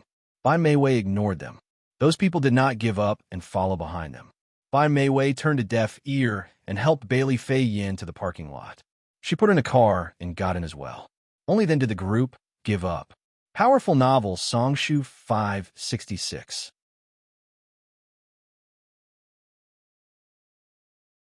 Chapter 448. Bai Meiwei was about to start the car when she suddenly remembered that she was drunk and could not drive. She had to call for a designated driver. Please send her to this address. Bai Meiwei gave the address and paid the driver. She lived in the opposite direction from the Bailey's house, so she asked the designated driver to send Fei Yin home while she took a taxi home. The designated driver drove away, and Bai Meiwei walked to the intersection to wait for a taxi. It was a little cold at night, and when the cold wind blew, she could not help but shiver, and her drunkenness dissipated a little. Beauty, you haven't gone home yet. Have some fun with us bros before you leave. A sloppy voice came from behind, and a few men surrounded her. Bai Meiwei recognized them as the four men who had surrounded her and Fei Yin earlier. She frowned and did not say a word as she picked up her handbag and walked away. Don't go. Suddenly, an arm reached out and grabbed her wrist. Then, with a jerk, she stumbled into the man's arms. A whiff of alcohol wafted into her nose. It seemed that the group of people had drunk a lot as well. Get lost, don't touch me. Although Bai Meiwei was a little dizzy, she was still very sober and pushed the man who was hugging her away. The man's looks could be considered decent. His flowery shirt and suit jacket made him look like a ruffian. He chuckled and hugged her even tighter. Beauty, I know you. Aren't you the online celebrity sister aphrodisiac? Us bros don't need you to drug us today, and we can make you feel like you're in heaven. Bai Meiwei was angry and scared. She raised her hand and slapped the man across the face, then stomped on his foot. When he let go of her in pain, she quickly turned and ran away. The man hugged his foot and grimaced in pain. Damn, this woman is quite powerful. Brothers, chase after her. Bai Meiwei grabbed Bao Feng and ran like crazy, shouting help as she ran. Unfortunately, most of the people in this area were drunk, and the few who were sober were here for fun. They did not want to get into trouble, and for a moment, no one reached out to help her, and no one cared whether she lived or died. The footsteps were getting closer and closer to her, and her heart was in her throat. There was only one thought in her mind, and that was to run faster and faster. Otherwise, if those hooligans caught up with her, she would definitely not have a good ending. Right, call the police. As she ran in the wind, she frantically took out her phone from her handbag. Before she could call the police, someone grabbed her hair from behind, and she screamed in pain. Bitch, let's see where you can run to. The man who was panting and grabbing her hair was wearing a golden necklace that was as thick as a finger. He looked very rough. He snatched the phone from her hand and threw it to the ground. He even stomped on it twice. Then came a young man with dyed yellow hair. He held his knees with both hands and panted. After a while, he spat on the ground and said, F***CK, this girl doesn't know what's good for her. Now that she's in our hands, we have to teach her a lesson. With her hair in the hands of the rough man and her hands tightly grasped by the blonde, Bai Meiwei had nowhere to run. She begged pitifully, please let me go. I'll give you all the money you want. The blonde said disdainfully, so what if you're rich? We're not short of money. Tian, get her into the car. The four of them scrambled to get her into a black car. Bai Meiwei cried and struggled in the car. Please let me go. I'll give you anything you want. The rough man said unhappily, stupid bitch, your crying is so annoying. Hoodlum, feed her the medicine. I guarantee she'll be obedient in a while. Hoodlum took out a medicine bottle from his trouser pocket, poured out a few pills, and stuffed them into Bai Meiwei's mouth. She shook her head, gritted her teeth, and refused to take them. She even kicked him. The one in the flowery shirt was called Crooked Old. He came over and forcefully pinched her chin, pried open her mouth, and stuffed the pills into her mouth. To prevent her from spitting out the pills, he covered her mouth with one hand and used the other to forcefully slap her neck, forcing her to swallow the pills. She choked until tears flowed out, and she coughed uncomfortably. "Bastard, what did you give me to eat?" It's for aphrodisiac, sister." "Of course, it's aphrodisiac. Just wait and see. You bastards." Bai Meiwei was terrified. She punched and kicked, wanting to stop the men from getting close to her. However, she quickly discovered that the medicine in her body was starting to take effect. Her body temperature rose, and her body felt light. There was a very empty feeling in her abdomen, and a strange, itchy feeling slowly spread. The men sharply discovered the changes in her body, and like hungry wolves, they pounced on her body. Oh no, she wanted to resist, but her body was powerless. Even the fists she waved were like cotton, soft, and without any strength. Her clothes were thrown into the car one by one. Under the influence of the medicine, her consciousness began to blur, and only desire remained in her mind. Bai Meiwei's body tensed up. She raised her neck and let out a painful and joyful sound. Tian, who was in charge of driving, saw this scene through the rearview mirror and burst out with a curse. "F***, you three, take it easy. At least leave me a mouthful. F***, you should drive seriously. It'll be your turn later." Hoodlum fiercely slammed into the car while panting as he replied. In the narrow space of the car, there was a decadent atmosphere, and it let out sounds that made people blush and their hearts beat faster. An hour later, the car stopped in a small forest. Two men threw the unconscious Bai Meiwei into the bushes by the side of the road. "Enough, don't kill her." Tian, who had already tidied up, knocked on old Crooked Old's head. "Hurry up and leave. Don't let anyone find out." The four of them quickly jumped into the car and drove out of the forest. Bai Meiwei was abandoned here. It was already 12 o'clock, and Bai Meiwei had not returned home. Madame Bai was worried and called Bailey Fei Yan's house. Bailey Fei Yan's servant said, "Madame Bai, our family's miss has returned." The one who sent her back was a designated driver. The driver said that Miss Bai hired him. Madame Bai had a bad premonition in her heart. Since Bailey Fei Yan had returned, then Bai Meiwei should also be back. Could it be that she met with an accident on the road? Madame Bai frantically woke Bai Jiao up.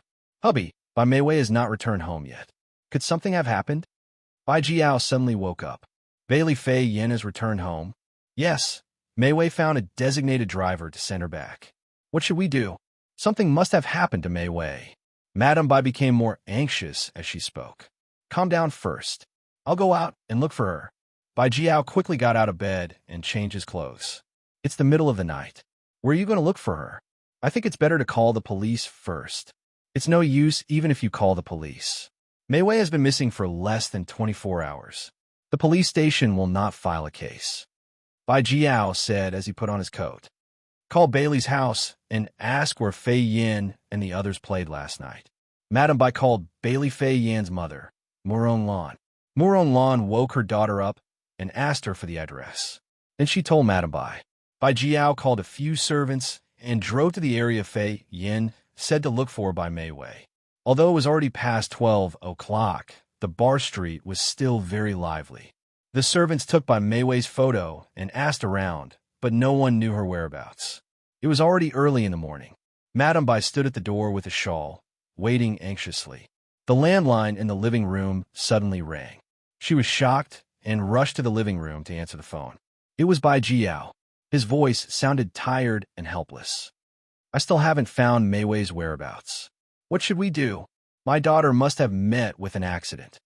Madame Bai held the phone and cried in panic. "Don't worry. I've asked a friend to find an acquaintance in the police station to help find her." At this time, they couldn't find Bai Meiwei anywhere. She was still lying unconscious in the grass. She was completely naked, and her fair skin was covered with bruises. She was lying there motionless, as if she was dead. Welfare Hongcha 866.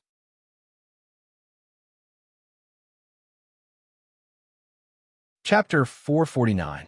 In the park, there were many old people practicing Tai Chi in the morning.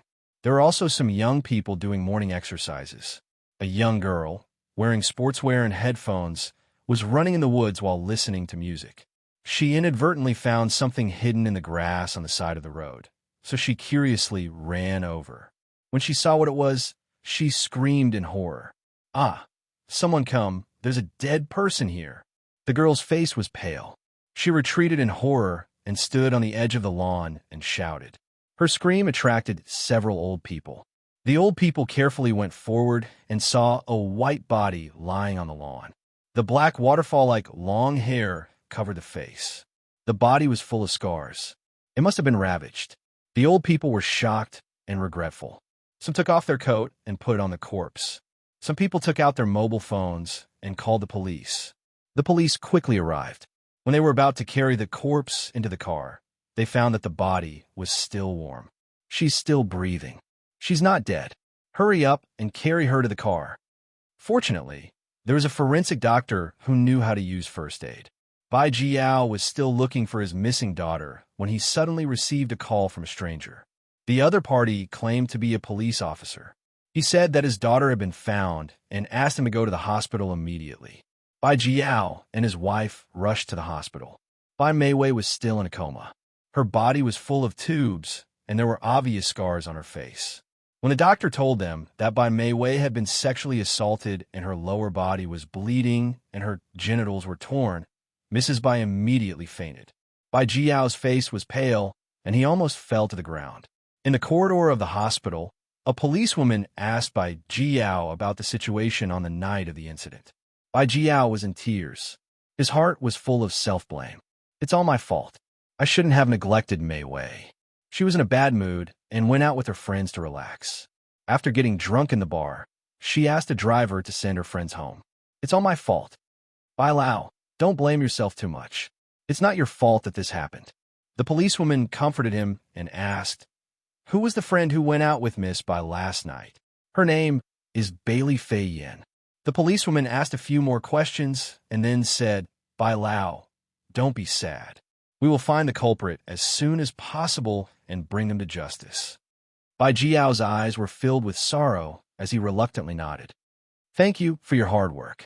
Bai Meiwei lay in bed for a whole day and still did not wake up. The doctor extracted the body fluids of the rapist from her lower body. After testing, he concluded that there were at least 4 people who had raped her. Bai Jiao could no longer bear the blow and fainted on the spot. When he woke up, it was as if he had suddenly aged 10 years. His old face was covered with frost, and his pair of originally bright eyes no longer had the luster of the past. Due to the vile nature of this case, and the fact that the victim was the daughter of the city's prestigious family, Miss, it attracted the attention of the chief of police. He ordered a strict investigation of the case, and the criminal to be brought to justice as soon as possible. After being in a coma for more than 40 hours, Bai Meiwei finally regained consciousness. Madame Bai, who had been keeping watch by her bedside, saw her open her eyes. Tears fell from her eyes as she sobbed. "Meiwei, you're finally awake. It's good that you're awake. It's good that you're awake." Bai Meiwei acted as if she didn't know her. She stared at her blankly without any reaction. "Meiwei, what's wrong? I'm your mother." Seeing her like this, Madame Bai felt uneasy. She carefully caressed her daughter's face.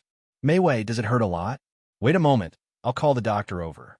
Bai Meiwei's eyes were blank as she stared at her blankly. Madame Bai felt that something was wrong and quickly called the doctor. The doctor was a man. When he reached out to examine Bai Meiwei suddenly trembled all over. She hugged her head with both hands and screamed. Her screams were filled with fear. Madame Bai's heart ached so much that she almost stopped breathing. She threw herself on her and hugged her tightly. "Meiwei, don't be afraid. Mother is here. No one can hurt you again." Ah. Bai Meiwei shook her head violently and screamed crazily. Her feet fiercely kicked the blanket. Madame Bai's tears fell.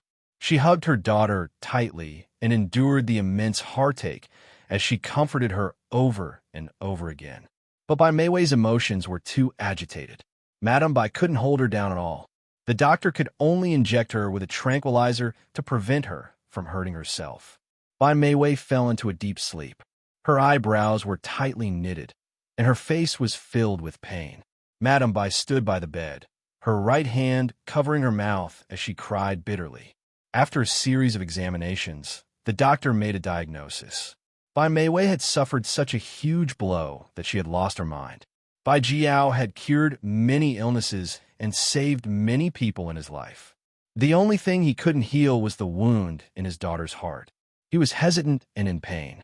He couldn't wait to tear those bastards who had humiliated his daughter into pieces.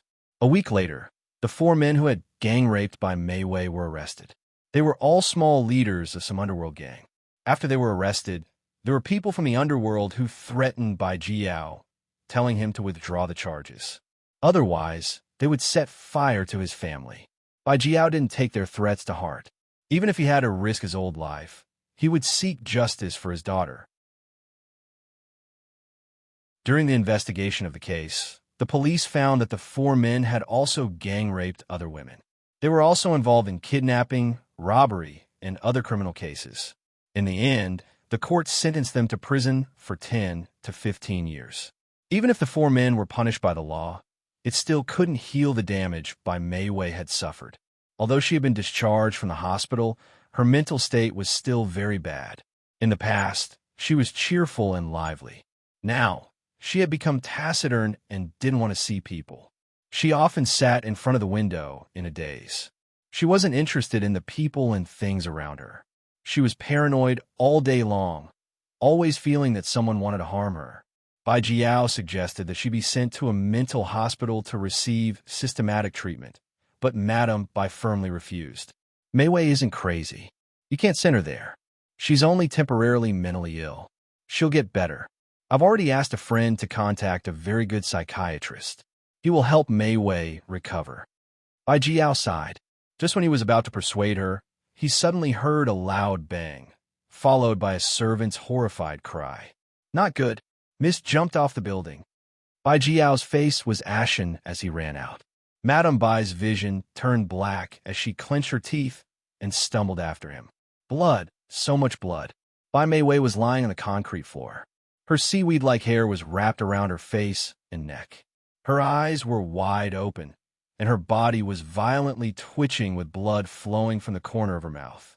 Bai Jiao screamed at the top of his lungs, "Call an ambulance! Call an ambulance!" When the ambulance arrived, the paramedics carried Bai Meiwei, who was covered in blood, into the ambulance and anxiously gave first aid.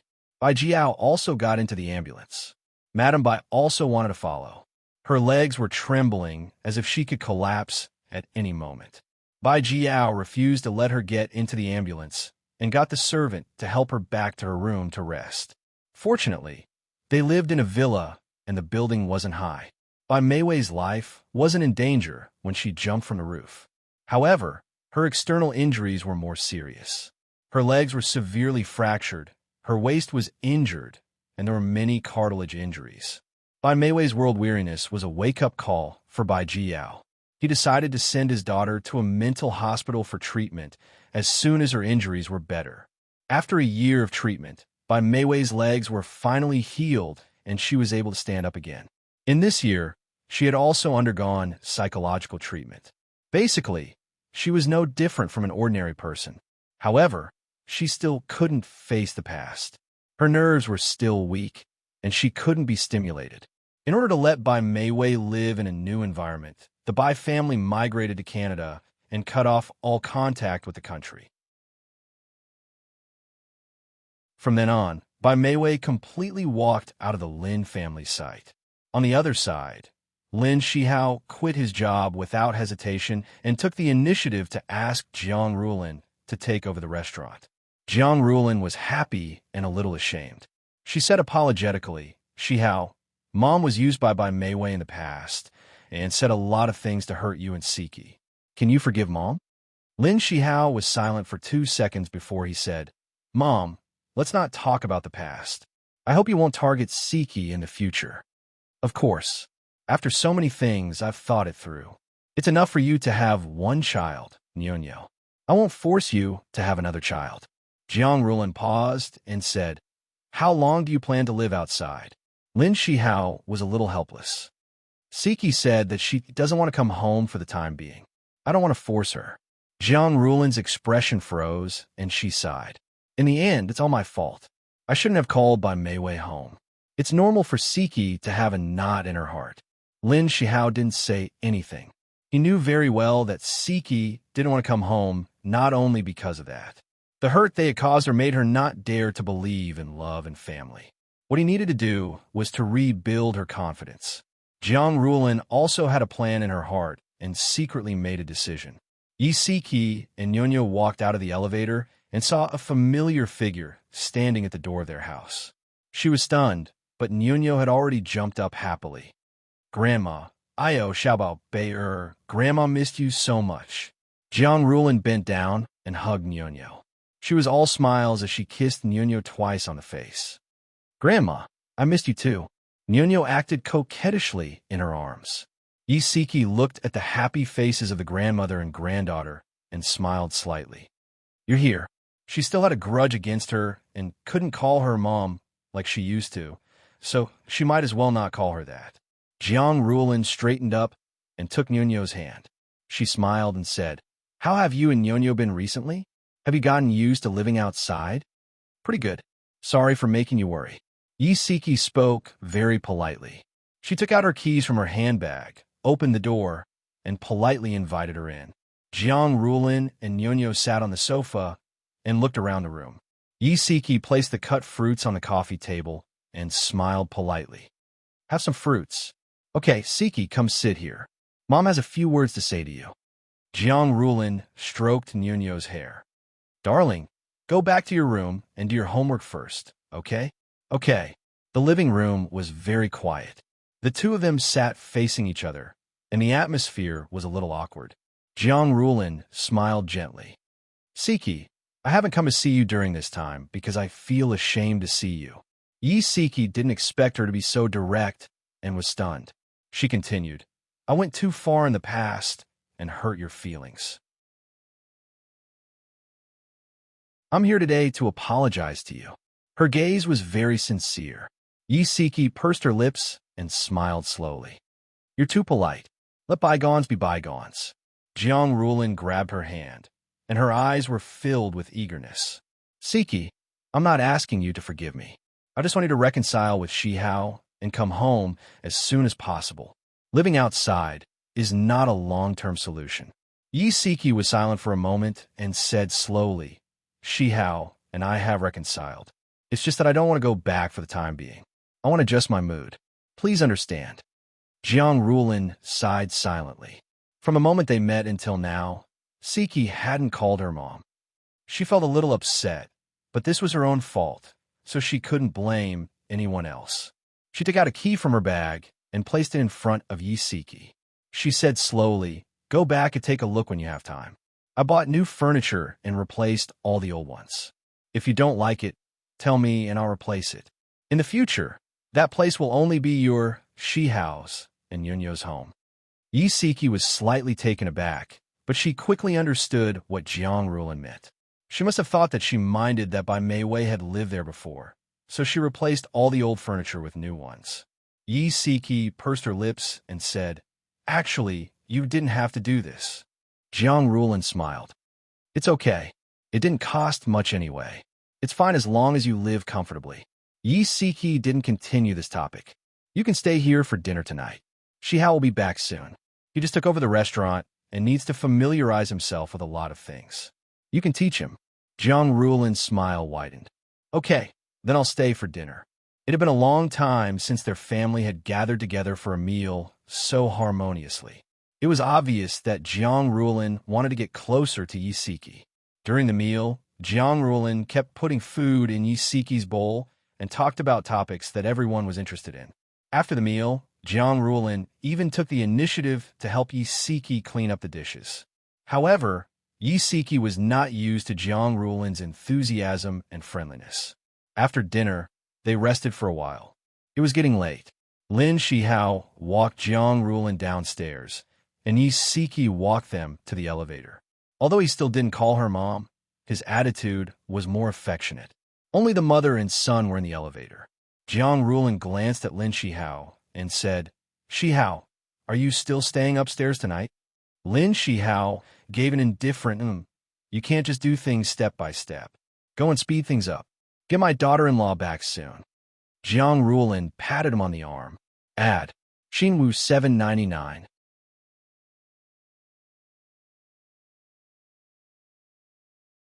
Chapter 450. You can't just do things step by step like this. Hurry up and bring my daughter-in-law back as soon as possible. Jiang Rulin patted his arm. Lin Shihao's eyes flickered slightly. Jiang Rulin smiled meaningfully. Just then, the elevator doors opened. She walked out of the elevator and pressed the button to close the doors without waiting for him to come out. Go up and hurry up. Standing in the empty elevator, Lin Shihao couldn't help but laugh as he watched the floors continue to rise. He raised the corners of his lips. It was time to hurry up. Otherwise, who knew how long that little woman would continue to hide? Since he kept staying at Isiki's house, she simply gave him a key. After he went upstairs, he used the key to open the door. The living room was empty. His daughter should have returned to her room. The sound of running water came from the bathroom. He opened the bathroom door and saw Isiki standing by the sink. She was scrubbing Nyo-Nyo's undergarments with her hands. The washing machine beside her was making a buzzing sound. Lin Shihao understood her habits. She washed their family of three's undergarments by hand. She said that it was healthier and more hygienic. She looked very focused. Her smooth hair fell over her shoulders, and her eyes were gentle. Looking at her gentle appearance, his heart was unbelievably soft. The corners of his lips curved. He walked behind her and slowly wrapped his arms around her slender waist. His chest was close to her back. His nose was close to her hair, and he smelled the faint fragrance on her body. Isiki paused. She leaned into his arms, and her body was a little stiff. She pursed her lips and said softly, "Your mother left?" "She's our mother." Lin Shihao sighed in his heart. He kissed her cheek from behind and was incomparably gentle. The kiss on her cheek was very gentle, like a feather gently brushing past. It was ticklish. She couldn't help but tremble. She turned her head to avoid him. "You should go back. I want to stay a little longer." He didn't give up. When she turned her face to avoid his lips, he quietly sucked on her earlobe. "Don't. I'm doing the laundry." Isiki moved her body, trying to avoid his kiss. "Wifey, I love you." Lin Shihao's arms tightened as he whispered in her ear. This was the woman he had loved for 10 years. When he had just entered university, he had fallen in love with her at first sight. Later, he had been lurking by her side as a friend until she became his girlfriend, his wife, and the mother of his child. His feelings for her had never changed. Lin Shihao couldn't restrain the throbbing of his heart. He kissed her neck, and the big hand on her waist also became restless. He quietly rubbed the skin of her waist, using his palm to measure her enchanting curves. She was immersed in the emotions he brought to her, but she was still rational. She grabbed his hands and tried to stop him. Her voice was trembling. "Hubby, don't. Nyo-Nyo will find out." How could she restrain him with her strength?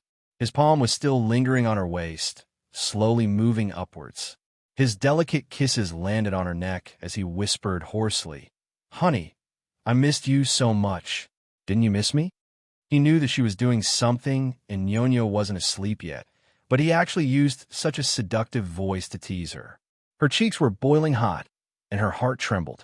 Her chest was so tight that it felt like it was going to explode. He was obviously not satisfied with her reaction. He bit her earlobe as a punishment and pressed his palm on her softness. His voice was full of bewitchment. "Honey, tell me, did you miss my body?" He said the last two words very slowly. She was so embarrassed that her cheeks were red. Her body felt like it was on fire, and it was so hot that it was scary. She trembled and closed her eyes, not daring to look at herself in the mirror. He wouldn't stop until he got an answer from her. His slender fingers slowly traced the outline of her body. "Wifey, answer me. Do you miss my body?" Her face was so red that it was about to bleed. She bit her lip and whispered, "Don't say any more. He guided her unscrupulously, his deep black eyes filled with lust. She was so embarrassed that she was about to cry. Her eyelashes couldn't stop trembling. Don't move. He looked up at her in the mirror and coaxed gently. Honey, open your eyes and look at yourself. You're so beautiful right now. She shook her head. No. He exerted a little force, and a numb feeling spread from his palm to her entire body. Her body trembled. He said mischievously, Honey, open your eyes. Otherwise, I'll continue. In the end, Yisiki couldn't resist his teasing. She slowly opened her eyes and saw herself in the mirror. Her eyes were misty, her cheeks were red, and a few strands of messy hair fell by her ears. Her red and swollen lips were slightly parted, and her chin was slightly raised. She exuded a kind of seductive beauty. He smiled at her in the mirror and then leaned over her chest. She cried out softly and raised her chin impatiently. The two of them in the mirror were entangled together, and it was a mesmerizing scene. Suddenly, there was a knock on the door. Mommy, are you inside? Yisiki's body tensed up, and her eyes suddenly opened. Lin Shihao was holding her and panting heavily. She opened her mouth, and her voice was a little hoarse. I'm here. Mommy, I want to go to the toilet. Nyonyo's voice sounded a little anxious. A certain someone suddenly moved. Yisiki let out a soft moan and said anxiously, Nyonyo, Mommy still needs a while. Go to Mommy's room. Yisiki was glad that the master bedroom had a toilet. Oh, okay. The sound of Nyonyo's running footsteps came from outside the door. Yisiki pinched a certain someone's waist in annoyance. It's all your fault. Nyonyo almost found out. Lin Shihao was helpless. After all, this was a rented apartment, and the soundproofing was not as good as his own. Fortunately, the washing machine was still humming, so Nyonyo did not hear anything that she should not have heard. After enduring for several months, he had originally planned to have a good time, but reality was cruel. After one time, he hugged her tightly, buried his head in her neck, and bit her shoulder. His voice was hoarse as he said, Let's go upstairs. If they went to his place, it would be 1 floor away. He was not afraid that his daughter would hear them. Right? No, I'm tired. Yisiki lay limply in his arms. She was so tired that she did not want to move. Lin Shihao kissed her lips lovingly and did not insist. He said gently, I'll help you shower. A certain someone's hand was still rubbing her waist restlessly. She glared at him and warned him, Don't touch me. Her eyes were like limpid autumn water, with a hint of seduction. She was not intimidating at all. Instead, she seemed to be acting coquettishly. His heart swayed, and he hugged her even tighter. If I don't touch you, how can I help you shower? He deliberately misinterpreted her meaning. I don't want you to help me. Let's shower separately. Although she was very tired and her body was sore, if she asked him to help, he would definitely do it again. However, she underestimated a certain someone's shamelessness. He did not take her words seriously at all. He directly stripped her naked and helped her shower. Fortunately, he had good self-control and did not ignite his passion again. When they came out of the shower, Nyonyo was already asleep. Lin Shihao held Yisiki's waist and retreated out of the room. He gently closed the door and stared at her face with a burning gaze. Yisiki had a bad feeling in her heart. Was he thinking of doing it again while the child was asleep? It turned out that she was thinking too much. Lin Shihao bent down and kissed her cheek. He said gently, Rest early. Her cheeks blushed, and she was ashamed of her own thoughts. Okay, you should go back and rest too. He hugged her and did not let go. Let's do it together. Yisiki pushed him. No, I'm not ready yet. Go back to your house. He smiled bitterly. Honey, how long are we going to stay in separate rooms like this? She blinked and said, Until I'm satisfied with it. He stroked her hair helplessly. Okay, I'll continue to work hard and try to make you satisfied as soon as possible. Thank you, hubby. Hubby, I love you. She smiled brightly and threw herself into his arms. She hugged him and then quickly separated. Well, all the sadness in his heart disappeared when he heard the words, I love you. He looked at her in amusement as she quickly ran into her room and shook his head with a doting expression. She was his nemesis. He would be eaten by her for the rest of his life. However, He was willing to endure it. Although they were still living separately, ever since that night, Lin Shihao had been thinking of ways to have some alone time. For example, after Nyonyo fell asleep, he would kidnap his wife upstairs and spend a passionate night together. Another example was sending Nyonyo to her grandmother's house for the weekend. The two of them would go on dates, watch movies, and listen to musicals, just like they did when they were dating. In short, life was very enjoyable. In the blink of an eye, a year had passed. Xia Dong asked Yi Siki out for tea. When she heard about their current living situation, she frowned. You still can't forgive him? Yi Siki smiled. No, I actually forgave him a long time ago. I just feel that the way we are now is quite good. There's a little distance between us, but it's not too far. When we're together, we cherish it even more. I've found the feeling of dating again. Beauty novel Songshu 566.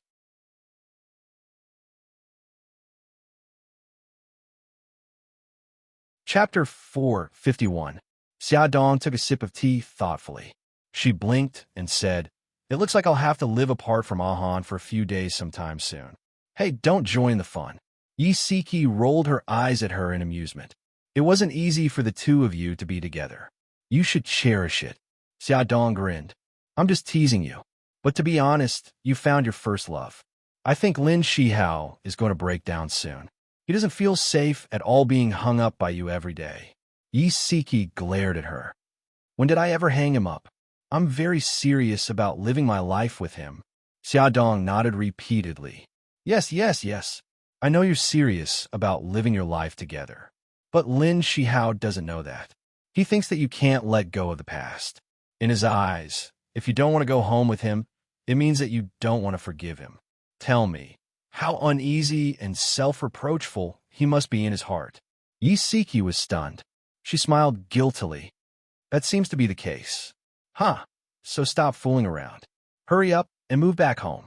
It's been a year. Your house is going to turn into a cave soon. Okay, I got it. Actually, I've already made up my mind. I'll tell him this weekend that I'm moving back home. That's right. Hurry up and go home. Xia Dong suddenly thought of something. She stared into her eyes and said, How's Lin Shihao's mother now? Yi Siki's lips curved. She comes to visit us every few days. She even bought a lot of things for Nyonyo. She hasn't mentioned having a child again. It looks like the old lady has really changed. You don't have to work so hard anymore. Yeah, she even asked the hourly workers to clean our old house regularly. She said that if we keep it clean, we can move back in whenever we want. Over the past year, Jiang Rulin had indeed changed a lot. Yi Siki gradually believed that Jiang Rulin was truly willing to accept her as her daughter-in-law and no longer cared about her grandson. After parting ways with Xia Dong, Yi Siki walked to the parking lot. Her ears echoed with Xia Dong's words, and she suddenly felt a little guilty. She didn't mention going home for so long, which made Shihao feel very embarrassed and uneasy. She picked up her phone, intending to call him and immediately tell him that she was willing to go home with him. Before she could make the call, her phone suddenly rang. It was Lin Shihao. She immediately picked it up and said with a smile, Hubby, I was just about to call you. I didn't expect you to call me. Let's move home this weekend.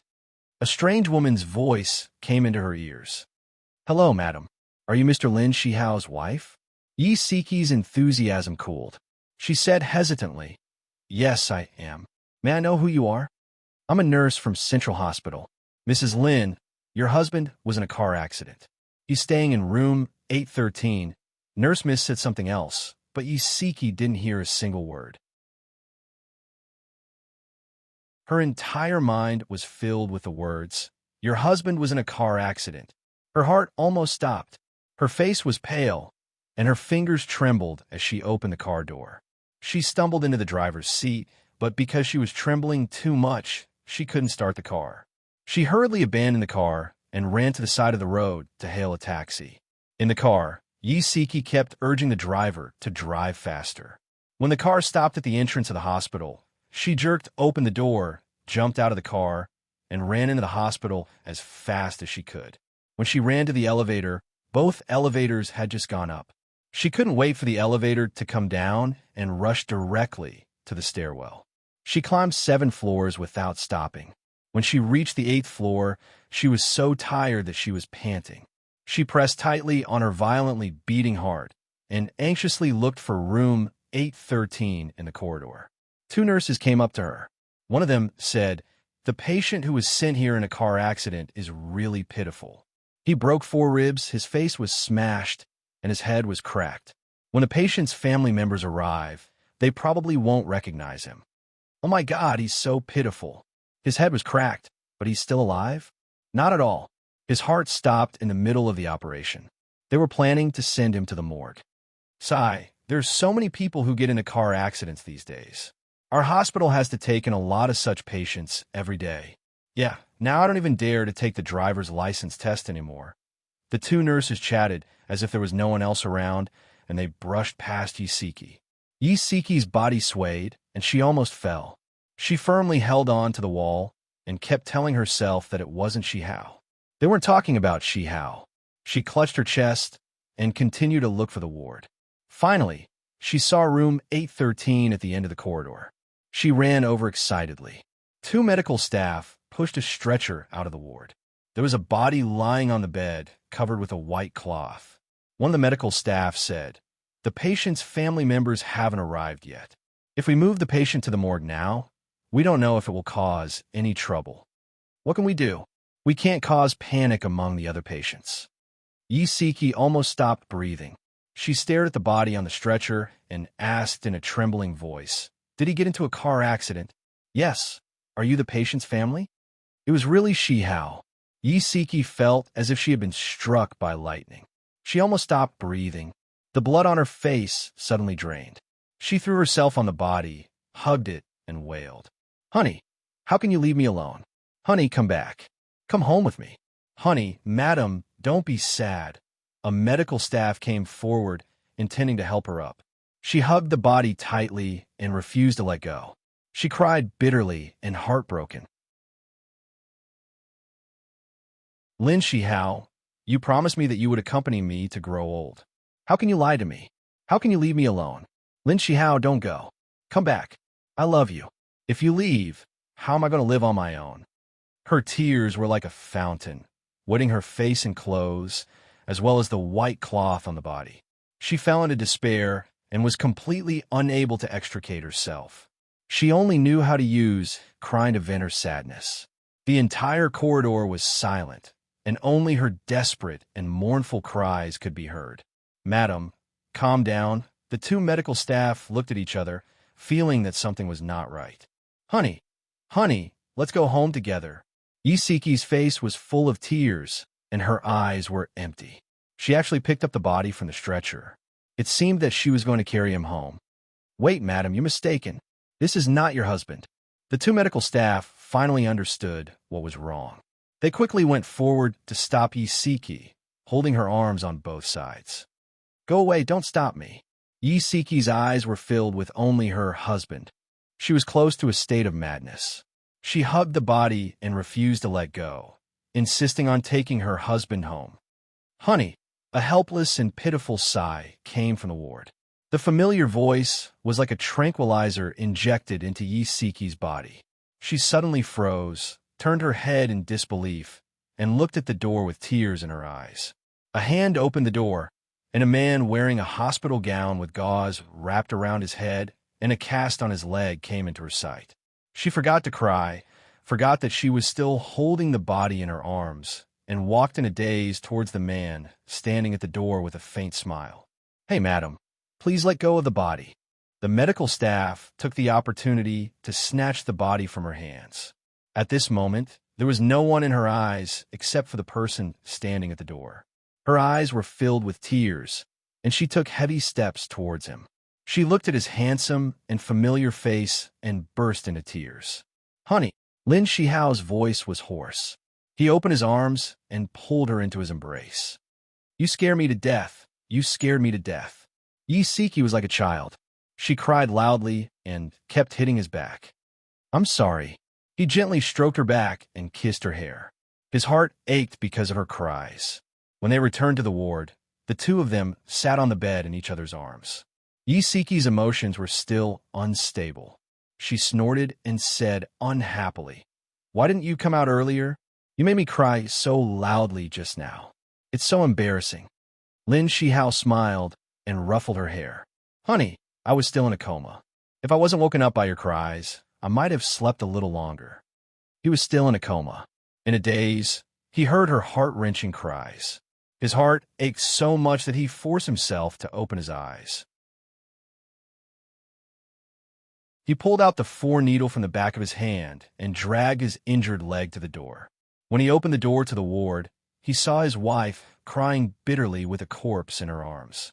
At that moment, he felt both funny and heartbroken. When Yisiki heard this, she quickly looked up and checked the injuries on his body. "Are your injuries serious? Does it still hurt?" Lin Shihao held her hand and smiled gently. "It doesn't hurt anymore. It's not that serious. I only have a scratch on my head, and my right leg is slightly fractured. I can be discharged soon." Yisiki knew that he must be lying to her. If it was only a scratch on his head, how could he have fallen into a coma? Her heart ached as she held his face. "Hubby, don't hide it from me. You have to tell me where you feel unwell." "Yeah, I'm really fine." Lin Shihao looked into her eyes and smiled gently. Shihao, how are you?" Jiang Ruolin hurriedly pushed the door open and entered. She looked anxious and sweaty. Yisiki quickly extricated herself from Lin Shihao's arms and stood up. "Mom, don't worry. Shihao is fine now." Lin Shihao also said, "Mom, I'm fine. I've just suffered some minor injuries." "Aya, that's good, that's good. You scared me to death." Jiang Ruolin kept patting her chest. After a while, she asked, "You've always been careful when driving. How did you get into an accident?" Lin Shihao briefly explained the situation. It turned out that an oncoming car had hit his car. The driver was driving under the influence and was seriously injured. He passed away not long after being sent to the hospital. Come and see. Honsha 866.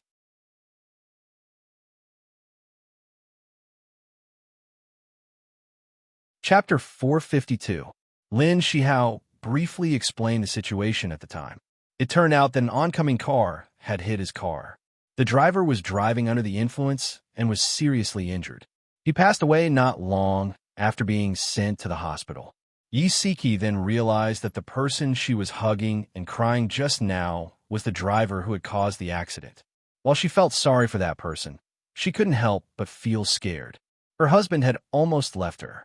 The moment she saw the corpse, she really felt like the sky had fallen and the world had ended. She understood that she really loved Lin Shihao and couldn't leave him. If something really happened to him, she would definitely not forgive herself.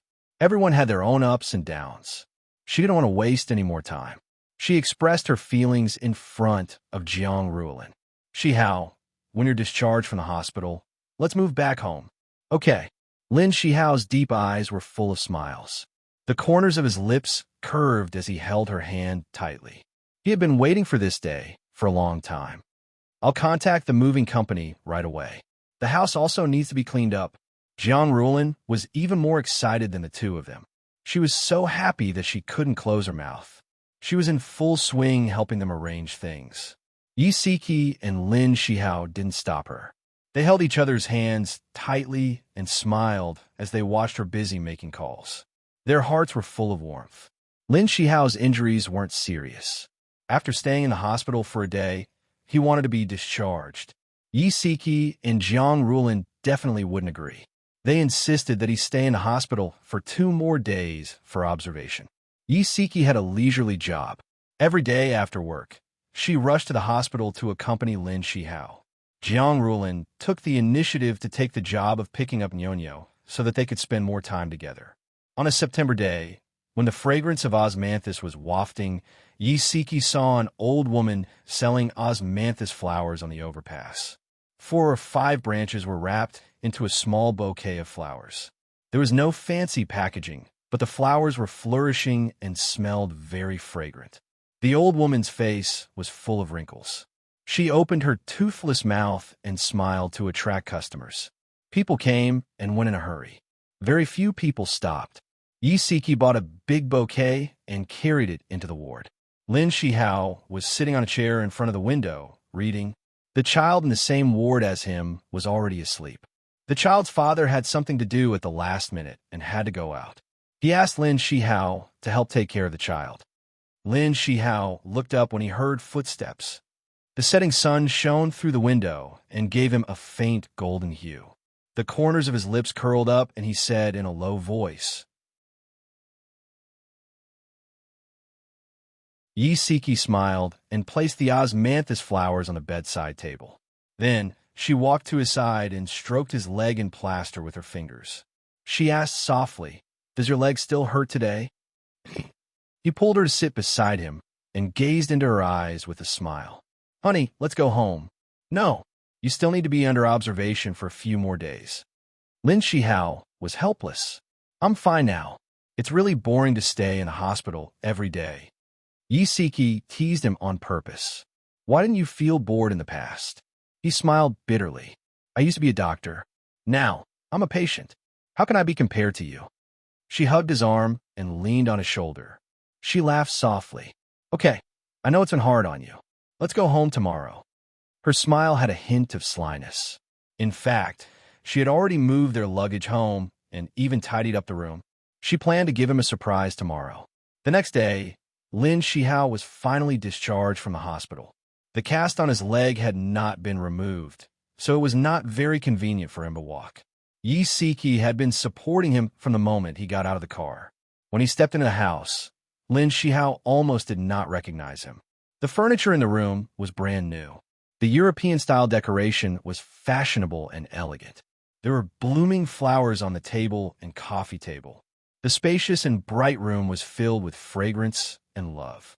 Nyonyo's eyes widened in surprise. After looking around, she ran to her room. It was romantic pink and white. A charmingly naive, stuffed bear sat on the beautiful little bed. It was like the room of a princess in a fairy tale. She cheered happily and ran back to the living room to share her joy with her parents. Daddy, Mommy, my room is so beautiful. I like it so much.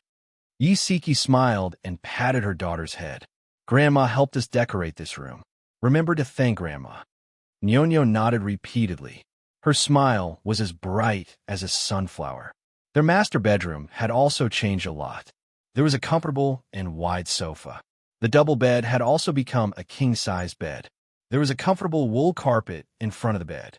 The curtains had been replaced with thin gauze curtains. The outside was covered with heavy dark curtains. There were 2 pairs of couple slippers in front of the bed. 2 sets of couples' pajamas were neatly stacked at the head of the bed.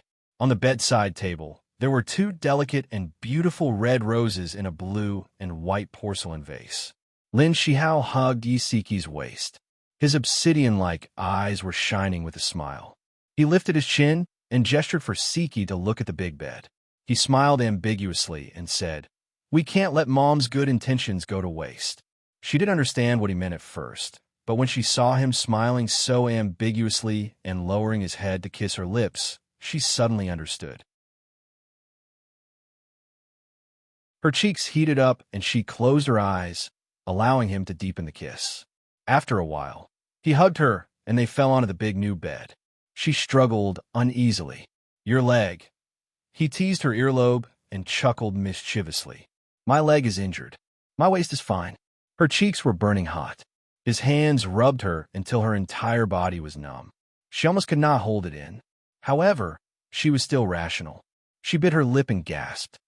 You're making love in broad daylight. He gently bit the softness in front of her chest and murmured vaguely. Who said we can only have sex at night? She pushed his head away. Nyonyo is still outside. Nyonyo is in the room. She won't hear. Home was good. The soundproofing was good. Lin Shihao was very satisfied. He raised his head and blocked her chattering little mouth. He swallowed all her protests and sucked on her tongue as if punishing her. She gradually gave up resisting and hooked her arms around his neck. His magical hands ignited her body. Her breathing became faster and faster, and her body became more and more tense. She tilted her head back, outlining the beautiful curve of her neck. Her lower body was close to his waist. She rubbed against him uneasily and let out a sexy moan. Hubby! Her starry eyes opened slightly, and her delicate lips parted slightly. She seemed to be anticipating something, but she was holding back her embarrassment and did not dare to say it. Her passionate and sexy reaction made him even harder. He used his fingers to test her. After confirming that she was ready, he parted her legs and rushed into that hot and humid secret place. She suddenly let out a soft cry. "Is it very painful?" He restrained his impulse and stopped moving. His voice was hoarse. She shook her head slightly. He lowered his head and kissed her. As he kissed her, he moved his waist.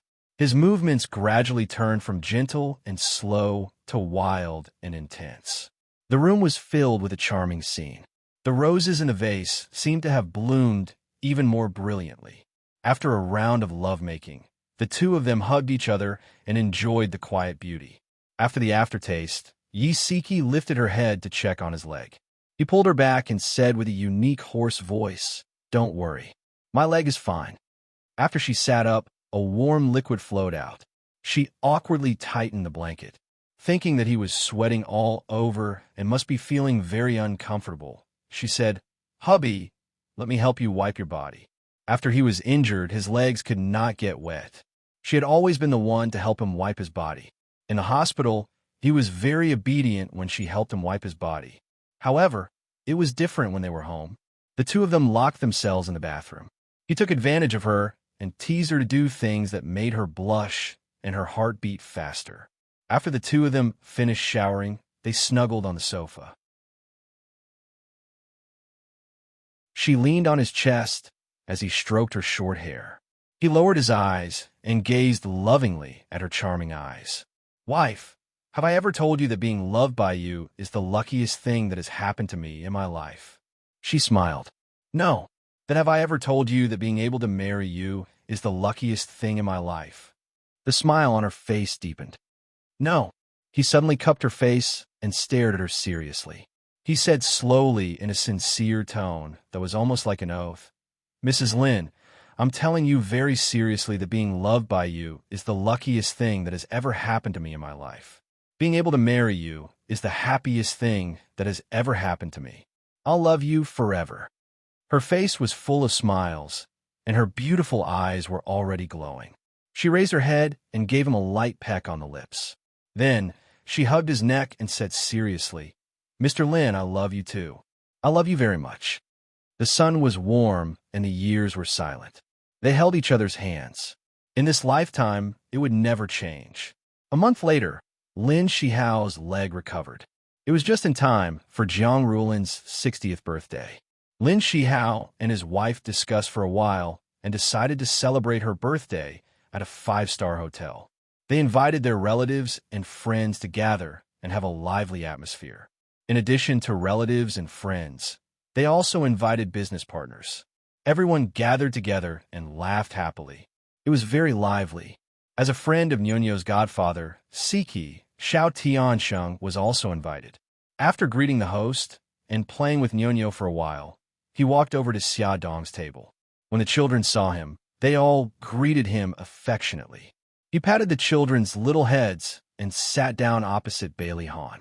He sighed and said, "Your big family is so happy. How can a lonely person like me endure it?"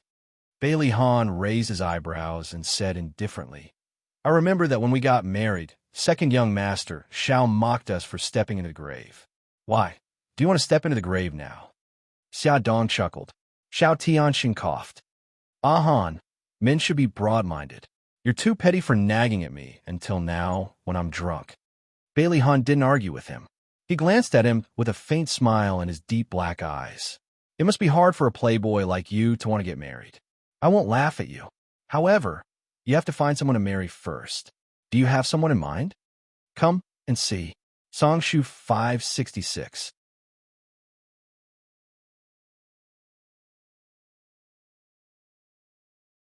Chapter 453. Xiao Tiansheng grinned and naturally exuded an air of elegance. "Isn't that simple? A handsome and rich eligible bachelor like me only needs to wave my finger and countless women will throw themselves at me." As he smiled, his eyes silently swept past Yi Siki in the crowd. Today, she was wearing a black evening gown with a white fox fur shawl draped over her shoulders. She was extremely beautiful. Xiao, He placed her hand on her forehead and looked as if she was having a headache. She sighed and said, "Uncle Xiao, the women you wave your finger at are either money-loving or lustful. It's hard to tell if they are sincere or not." Xiao Tianxing's face darkened. Bailey Han nodded in satisfaction. "Look, even my son understands this better than you." Xiao Tianxing gritted his teeth. "Your family is deliberately making fun of me, isn't it?" Xiao Bao winked. "Uncle Xiao, we are not making fun of you. We're just trying to stimulate you. Only with stimulation will you have the motivation to rush into the grave of marriage. Don't you think so?" Xiao Tianxing's mouth twitched. "So, I have to thank you?" Xiao Yi and Xiao Bao said in unison. "You're welcome. Our name is Red Scarf." Bailey Han and Xia Dong laughed at the same time. Xiao Tianxing's face darkened even more. "Uncle Xiao, don't be angry. Here's a candy for you." Xiao Guai, who was sitting next to him, unwrapped a piece of chocolate and stuffed it into his mouth. Then, she patted his head as if she was comforting a small animal and smiled sweetly. "Uncle Xiao, you will definitely find a good woman." Why did he feel that the chocolate in his mouth was so bitter? Xiao Tianxing pulled a long face and pinched Xiao Guai's delicate and cute little nose. "Gigai, thank you so much. After listening to your comforting words, I seem to feel even worse." Xiao Guai giggled. She was as beautiful as a brilliant sunflower. Xiao Bao and Xiao Yi also laughed, but they seemed to be watching a good show. Xiao Tianxing snorted angrily. Ahan was a black-bellied wolf. How could the children he raised be kind little lambs? They were all wolf cubs, okay. It seemed that he had to quickly find someone to give birth to a child for him. At least, when he bickered with Bailey's children in the future, someone would be on his side. The hall was filled with toasts and laughter. Xiao Tianxing was slightly drunk. He looked at them laughing from afar, as if he was an outsider. He shook his head self-deprecatingly. It seemed that he was really drunk. He actually felt a little lonely. He held the wine glass in his hand and walked to the balcony. He casually placed the wine glass on the coffee table and leaned against the rattan chair. He closed his eyes and rested for a while. He did not know when, but he heard the crisp sound of high heels. A beautiful figure stood beside him. Her clear voice was like a spring that slowly flowed into his heart. "Tianxing, are you okay?" Xiao Tianxing slowly opened his eyes. He saw Isiki bending over and looking at him. Her beautiful face was slightly worried. He smiled. "I'm fine." She smiled and sat in the rattan chair opposite him. "Old madam likes the gift you gave her. Sorry to have made you spend so much money." He adjusted his sitting position and slightly straightened his body. "You don't have to be so polite, as long as old madam likes it." She tucked her hair behind her ear and pursed her lips. "You're not young anymore. Quickly find someone to fall in love with, and then enter the grave of marriage." Xiao Tianxing raised his eyebrows. There was a teasing smile in his deep eyes. "Don't tell me my old man asked you to be a lobbyist?" He was Nyonyo's godfather. He once brought Nyonyo to Old Master Xiao's birthday banquet. Old Master Xiao liked the clever Nyonyo very much. Since then, the Xiao family and the Lin family had a friendship. For example, today, although Old Master Xiao could not attend Jiang Rulin's birthday banquet because of health reasons, he asked his youngest son to bring gifts and blessings. Yi Siki smiled. "I really can't hide it from your sharp eyes. Uncle Xiao did talk to me about this matter. He said that the day after tomorrow, he will have dinner with Shanghua Group's CEO and daughter. He repeatedly urged you to attend. Don't forget." Xiao Tianxing was helpless. "What dinner? Isn't it just a blind date in disguise? I heard that the daughter of Shanghua Group is rumored to be an unruly and willful princess. I don't have the time to play around with her. Rumors can't be trusted. Maybe she's a very good girl. Go and have a look. Don't make things difficult for Uncle Xiao." He stared at her. "Yi Siki, aren't you going too far? You know that I haven't let you go yet, but you still colluded with my old man to make me attend this blind date." Yi Siki's expression changed. She quietly clenched her fingers and forced a smile. "I'm sorry. I went too far." Her gloomy expression was like a knife cutting into his heart. He sighed silently and said slowly, "I've gone overboard. Don't take it to heart." The two of them fell silent at the same time. The atmosphere was a little awkward. After a few minutes, Yi Siki pursed her lips and gazed into his deep eyes. She said softly, "Tiansheng, I hope you'll be happy." His eyes moved slightly. He met her eager gaze and smiled self-deprecatingly. He once said that whether she loved him or not, whether she accepted him or not, he didn't mind. He only hoped that she could be happy. Now that she was happy, what else was he waiting for? He should let go and stop bothering her. He wanted to be happy and make her feel at ease. He raised his eyebrows and chuckled. "Okay, I'll be happy. I'll be happy." This was a promise. When he came out of the hotel, his assistant stopped the car at the entrance and waited for him. He hugged Nyo and smiled as he said goodbye to Jiang Rulin and the others. Then he got into the car. After turning a corner, Xiao Tiansheng ordered lightly, "Stop the car." The pedestrians on the street were hurried. The roadside was filled with flowers, and the fragrance of osmanthus wafted through the air. He suddenly felt like walking alone for a while. He got out of the car and ordered his assistant, drive the car back to the company. He had always been free and easy when doing things. His assistant was already used to it and listened to his orders and drove away. Xiao Tiansheng put his hands in his trouser pockets and walked casually on the street. It was September, and the cool breeze brought with it a fragrant scent. It was very comfortable, and even the drunkenness had dissipated. Suddenly, a figure rushed out from the corner. That person was holding a beautiful woman's handbag. He ran forward like the wind and knocked into many people. Bang! Xiao Tiansheng was hit hard by someone. Before he could react, the man with the woman's handbag had already brushed past his shoulder and ran far away. As he ran, he looked back with a panicked expression on his face. He looked like a thief who was being chased. Thief! Xiao Tiansheng's eyes flashed. If it was in the past, he wouldn't have meddled in other people's business. But today he was in a bad mood. Meddling in other people's business and making the thief in a bad mood seemed to be a good thing. He chased after him. "Thief, don't run." A woman's voice faintly came from behind him. Xiao Tiansheng didn't take it to heart.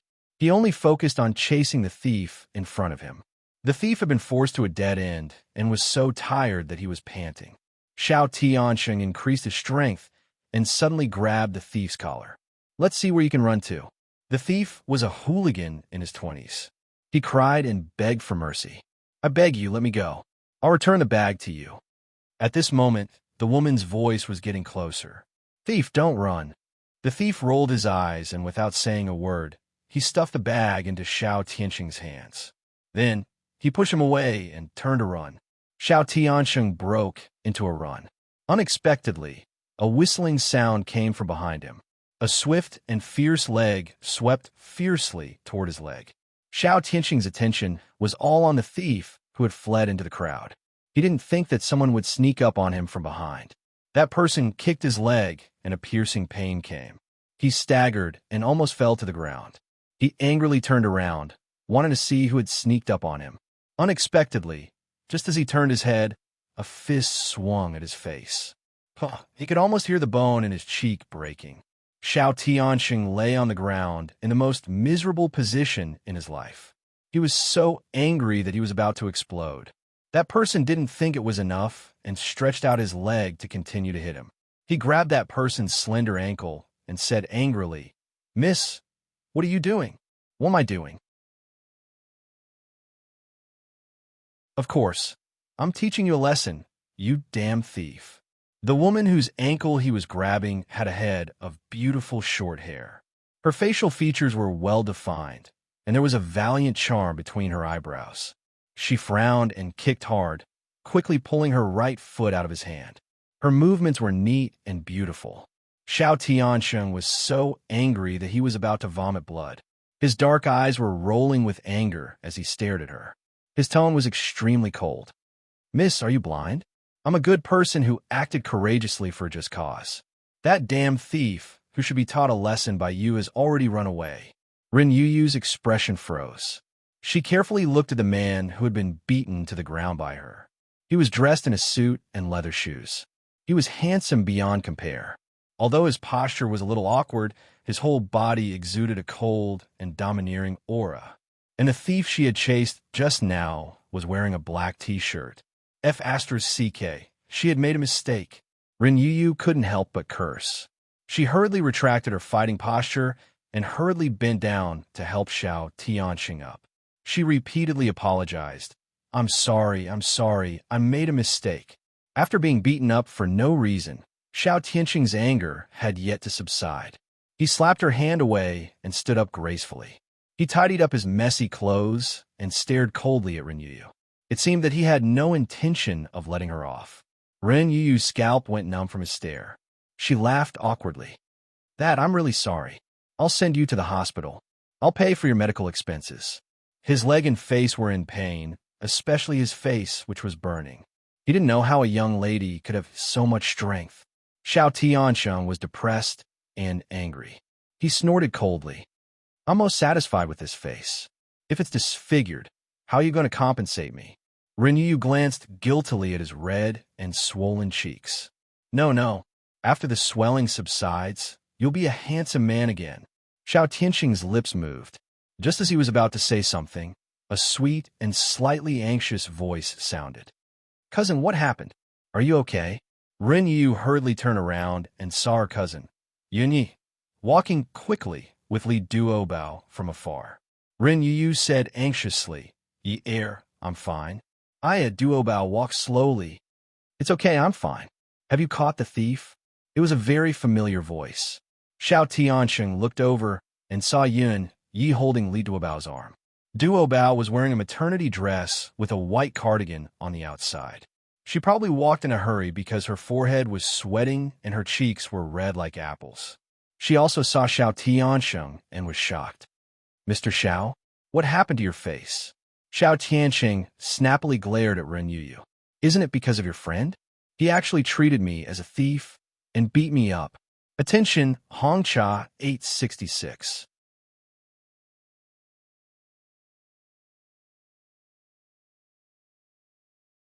Chapter 454. Li Duobao blinked and finally understood what had happened between the two of them. Ren Yu was very surprised. She didn't expect that the unlucky man who had been beaten by her actually knew Duobao. She was extremely embarrassed and laughed dryly. I'm really sorry. When I saw Duobao's bag in your hand, I didn't have time to think and rushed directly. Xiao Tianxing looked at her coldly and snorted. So it's my fault? Do you have a brain or not? You've been chasing the thief for so long. Haven't you found that I'm completely different from him? Being ridiculed by him like this. Ren Yu was also a little angry in her heart. However, after all, it was her fault. She could only swallow her anger, but her words had already revealed her impatience. Mr. Xiao, it's my fault. I've already apologized and offered to send you to the hospital. I'll be responsible for your medical expenses. Please don't be so aggressive anymore, okay? When Xiao Tianxing was about to lose his temper with a black face, Yunyi hurriedly mediated for Ren Yu. Mr. Xiao, I apologize to you on behalf of my cousin. She really didn't mean it. Don't be angry.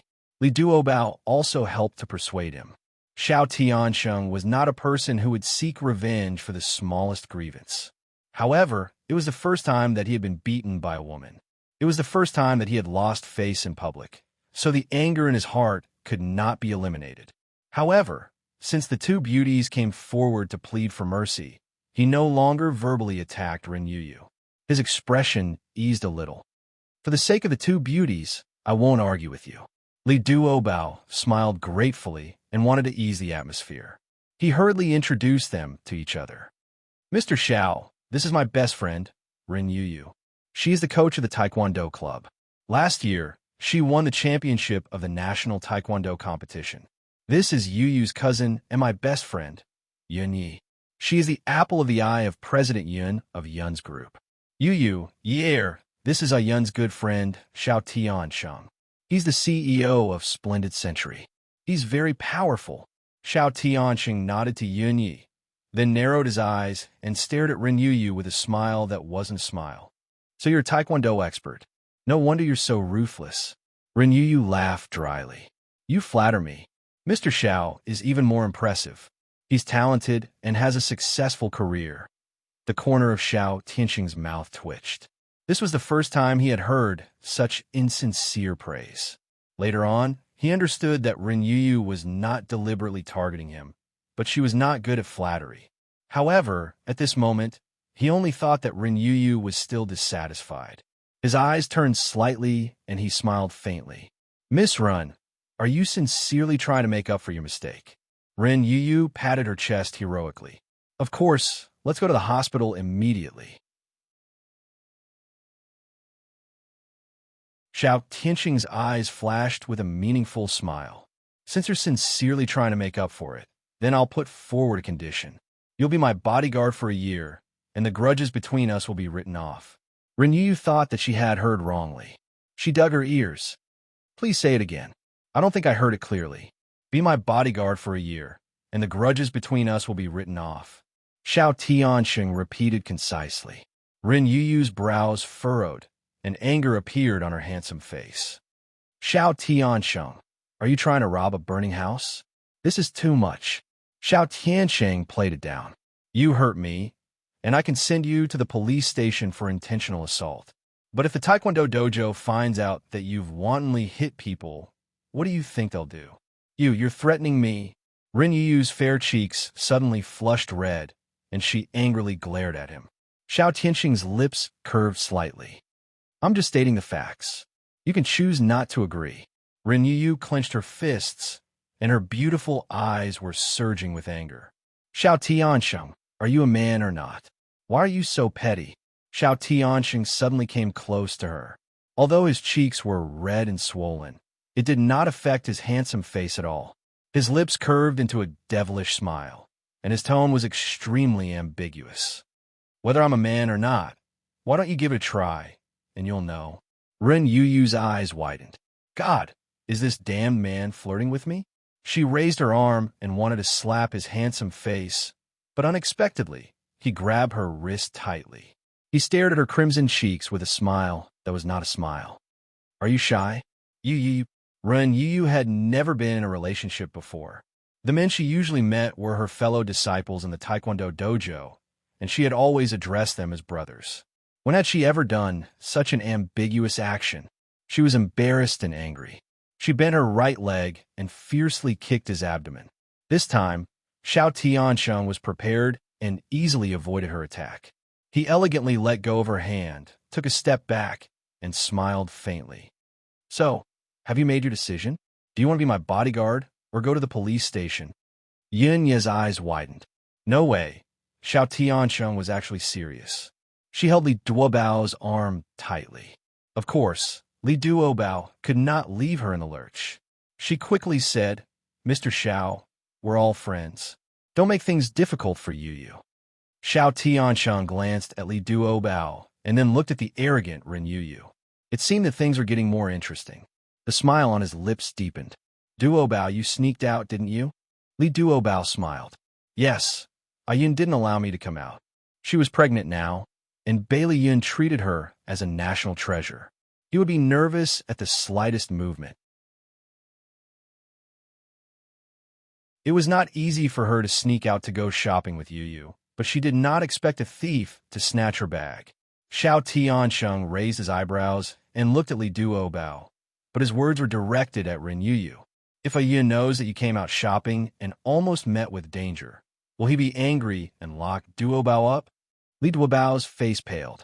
Don't tell Ayun. If Ayun knew, he would explode with anger." Renyu snorted. How could she not see that Xiao Tianxing was using Duobao to threaten her?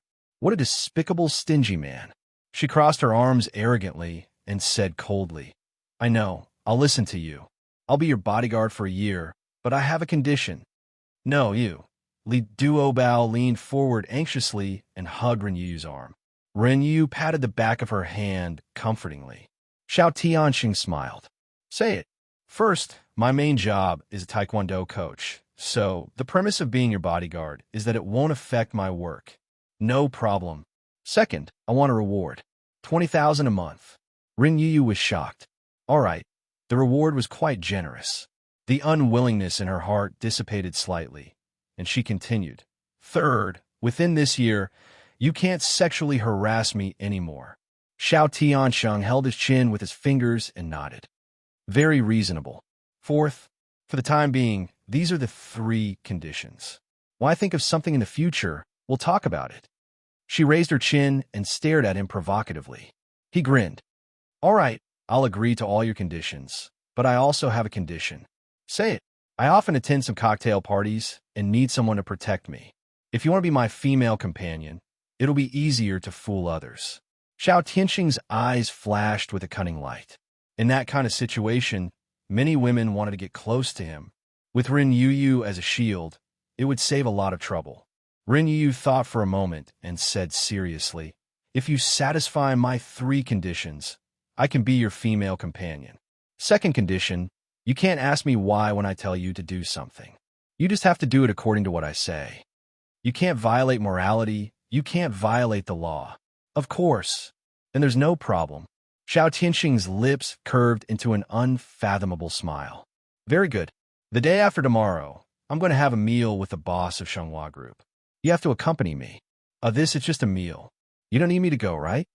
Xiao Tianxing grunted. Second condition. She couldn't ask why. She had to do as he said. Ren Yu felt like she had fallen into someone's trap. The corner of her mouth twitched.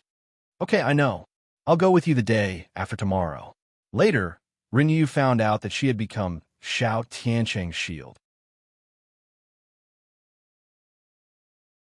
Whenever Master Xiao wanted to arrange a business marriage, Xiao Tianxing would drag her to his side and play an affectionate and ambiguous bitter drama, causing the female protagonists to cover their faces and leave. And the 2 of them gradually fell deeper and deeper into the fake drama. Since the conditions were agreed, Xiao Tianxing no longer made things difficult for Ren Yuyu and generously let the 3 of them leave. Ren Yuyu glanced at his red and swollen face and couldn't bear it. You really don't need me to send you to the hospital? Xiao Tiansheng made a deal and was in a good mood. He smiled and said, No, I can go by myself. You guys go. Be careful on the road. Don't let a yin find you. The 3 women shivered at the same time. He was clearly smiling, but why did they have the illusion that their hairs were standing on end? Xiao Tianxing stood under the tree with his hands leisurely in his trouser pockets. He turned a blind eye to the curious gazes of the people around him. He leisurely watched Ren Yuyu and the other 2 beauties go away with a smile in his deep black eyes. This Ren Yuyu was very interesting. Ren Yuyu sneezed and rubbed her nose. She had an inexplicable feeling in her heart. She couldn't help but look back. Xiao Tianxing was still standing under the tree, tall and handsome. She didn't expect that he was also looking at them. Their eyes met, and he smiled faintly. She was startled and slowly smiled back. She had searched for him thousands of times in the crowd, but when she suddenly looked back, that person was still in the dim light. Everyone has a destined person in this life. It's just that the time of appearance is different. Everyone has a destined person in this life. It's just that the time of appearance is different. Ad. Honchai 66.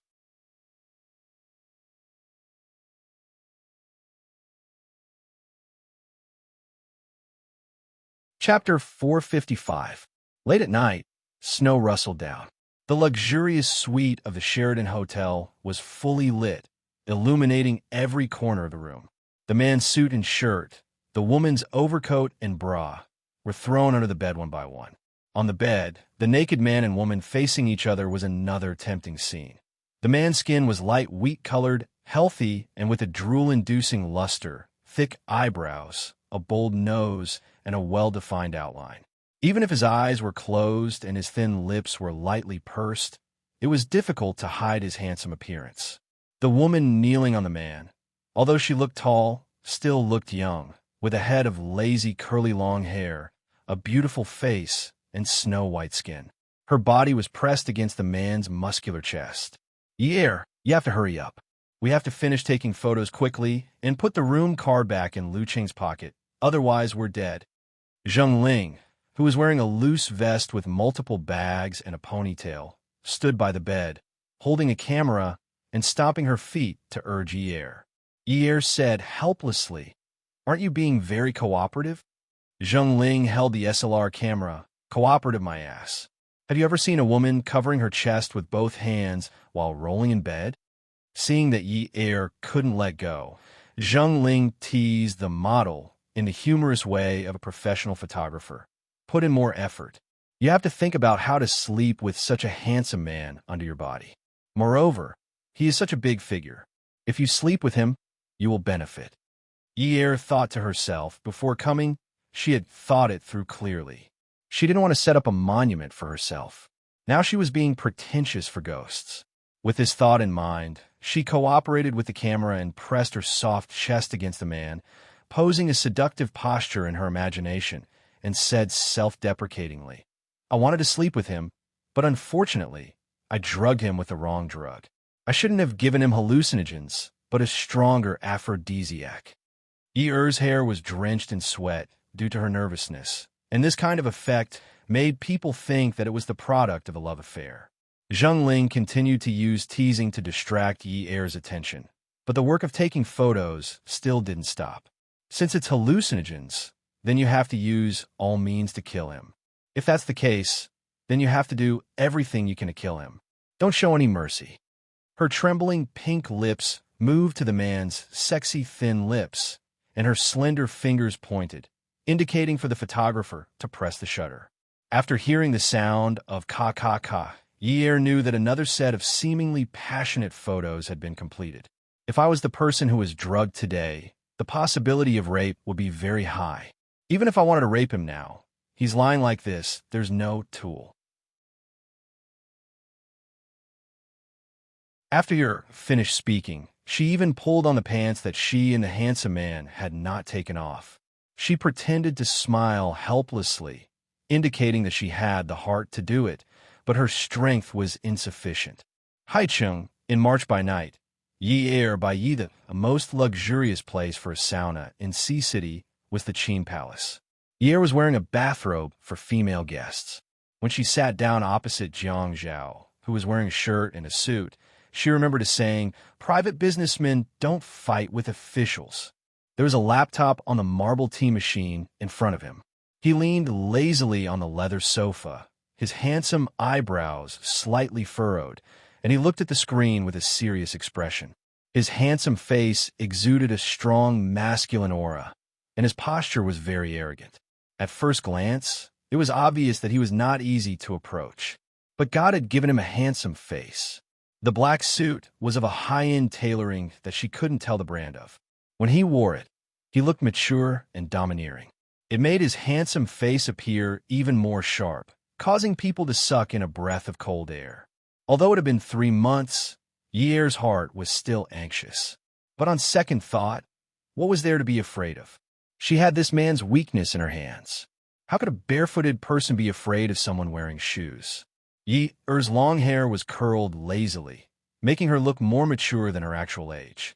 Her sitting posture was with her legs together, slightly tilted, and her hand were placed perfectly on her thighs. Her back was straight, and she did not speak first, showing that she was well educated. Jiang Zhao's gaze moved away from the computer screen and looked at Yi Er. His lips curved into a mocking smile. His voice was low and rich, and his tone was mischievous. "Miss from Yin University is sitting so dignified. This will make me mistakenly think that you're trying to leave a good impression on me." Yi Er knew that Jiang Zhao was very scheming, so when they took the photo, she changed the bedsheets and then deliberately waited for 3 months. When they met in the sauna, her things had already been deposited, so he didn't have to worry that she would harm him. And from the fact that Jiang Zhao didn't change into a male bathrobe, it could be seen that he had a close relationship with the senior management of this place. But there was no turning back. Of course, my original intention was to be a good citizen. After she finished speaking, she looked at Jiang Zhao. Her slightly flat almond-shaped eyes were not as cute as her almond-shaped eyes, but they had a sense of slyness. "I hope you can give me a chance." Jiang Zhao pushed the computer in front of Yi Er. A flirtatious photo with cartoon bedding as a battlefield appeared in front of Yi Er. Only then did Yi Er realize that he was looking at the photo, but his expression didn't change, and his tone was calm. "Miss from Yin University said on the phone that I went to your house and had sex with you, but I'm not used to spending the night outside except for business trips." His eyes narrowed slightly, and he sneered. And Miss from Yin University, even if you're a heavenly beauty with a fiery figure, I'm deeply infatuated with you and can't extricate myself. No matter how strong my taste is, I can't let someone stand beside me with a camera that weighs several kilograms and flash it for me. His handsome face suddenly stopped smiling, and he asked coldly, "Tell me, where was this photo taken?" Ye's heart thumped. Jiang Zhao's confident and calm manner made her flustered, but she didn't dare to look at him sideways, for fear of losing confidence, and even more afraid of being seen through by him. She naturally knew that Jiang Zhao wasn't praising her for her heavenly beauty and hot figure. He just wanted to ridicule her and say that he didn't like her. She felt that she wasn't facing a person at this time, but a sword, an ancient sword made of high-quality bronze, with exquisite patterns, noble origins, amazing value, and pleasing to the eye. But she didn't dare to hold the hilt and draw the sword, for fear that once the sword was unsheathed, it would carry a heavy murderous aura and kill the person holding the sword. "I want to make a deal with you." She lifted her small face and forced all her confidence into her cunning almond eyes. She stared steadily at the man in front of her without averting her gaze for a moment. For Yin Hongwei, Jiang Zhao didn't ask a question, and Yi Er pinched her leg again. She suddenly felt that she was too inexperienced. She braced herself and said, "Yes." The man's tone was contemptuous, as if he was just asking casually. "What's the condition?" "Reduce his sentence." Jiang Zhao looked straight at Yi Er, trying to see guilt in her eyes. "Do you want to serve your sentence outside prison? Or do you want to reduce his sentence from 20 years to 15 years, then 10 years, 5 years, 3 years, and then release him after 1 year?" Yi Er's slightly slanted toes trembled unconsciously, and she couldn't stop shaking. At this moment, it was as if she had been locked in a dark room. Around her, people kept telling her that her feet were bleeding, her ears were broken, and her eyes were blind. But other than the other person's voice, she didn't know anything else. She didn't know whether the other person was a friend or foe, whether they wanted to save her or whether they wanted to kill her. Jiang Zhao's gaze was direct at first, but then it became fiercer and fiercer, forcing Yi Er to take a deep breath. In her heart, she decided to throw caution to the wind. "If you don't help me, I'll spread all these photos. I don't care about my reputation anymore. At most, I'll just smash the jar. What evidence do you have to prove that the man in these photos is me?" Yi Er was just about to defend herself, but Jiang Zhao didn't give her a chance. He leaned forward and narrowed his eyes slightly. A dangerous aura pressed down on Yi Er, and his tone became aggressive. "Based on the fact that a man who is always under pressure with his eyes closed has half a mouth similar to mine, eyelashes, half a nose, based on the fact that I have a so-called bad taste, and that I like to have a professional photographer record beside me when I'm with a woman? Yin University's Miss comes from a rich family. Don't you have at least the ability to think logically? What is the contrast of these photos? How good of a light source does the room need to have such an effect? Or is it that Yin University's Miss wants to work with your elven photographer friend to drug someone to achieve the goal of blackmail? After failing to blackmail someone, you want to spread these lewd photos? Yin University's Miss wants to visit someone in prison for a long time.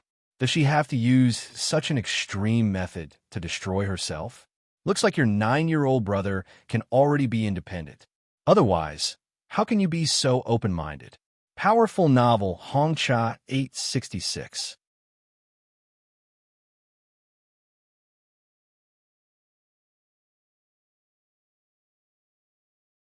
Chapter 456. Jiang Zhao sat up straight again and said calmly, "I forgot to tell you that Lu Cheng is on vacation now. If necessary, I think we should investigate him." Yi was so shocked by Jiang Zhao's words that she couldn't regain her senses. At this moment, the phone in her bag started to sing. Yi took it and saw that it was a call from her good friend, Zheng Ling. She picked it up and heard Zheng Ling say anxiously, "Yi, I stepped in SH*T today. Early in the morning, people from the Industry and Commerce Bureau, the Tax Bureau, the Fire Department, and the Labor Bureau all came. They checked the license, the invoices, the wiring, and the labor contract. They said that I evaded taxes, that the wiring is dangerous, and that I didn't pay Social Security for all my employees. I'm afraid that I can't continue operating this studio. I'll even get sued. Ye looked at the calm man opposite her. After comforting Zheng Ling and hinting for her to delete the photos, she hung up. Then she collapsed on the sofa. It turned out that those who were barefooted had to be afraid of those who were wearing shoes, especially when there was an iron plate in front of you. Jiang Zhao. This iron plate had kicked her feet until they were swollen. She boasted that she came from a wealthy family and had seen countless upheavals. Even though she was young, she was clear about the dirty and despicable methods of the so-called upper class.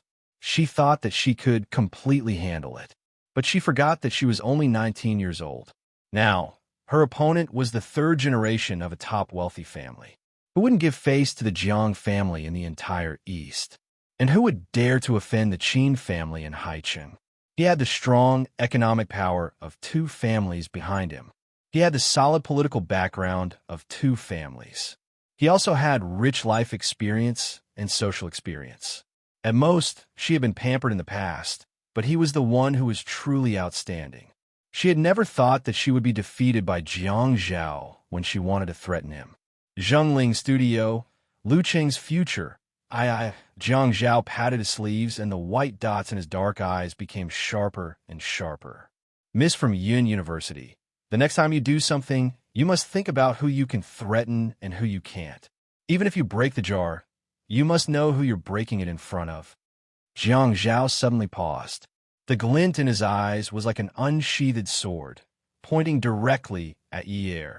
Do you think that I, Jiang Zhao, have no choice but to enter politics? Yi's heart skipped a beat. Right now, she couldn't take a single step forward. Otherwise, she would die without a burial place.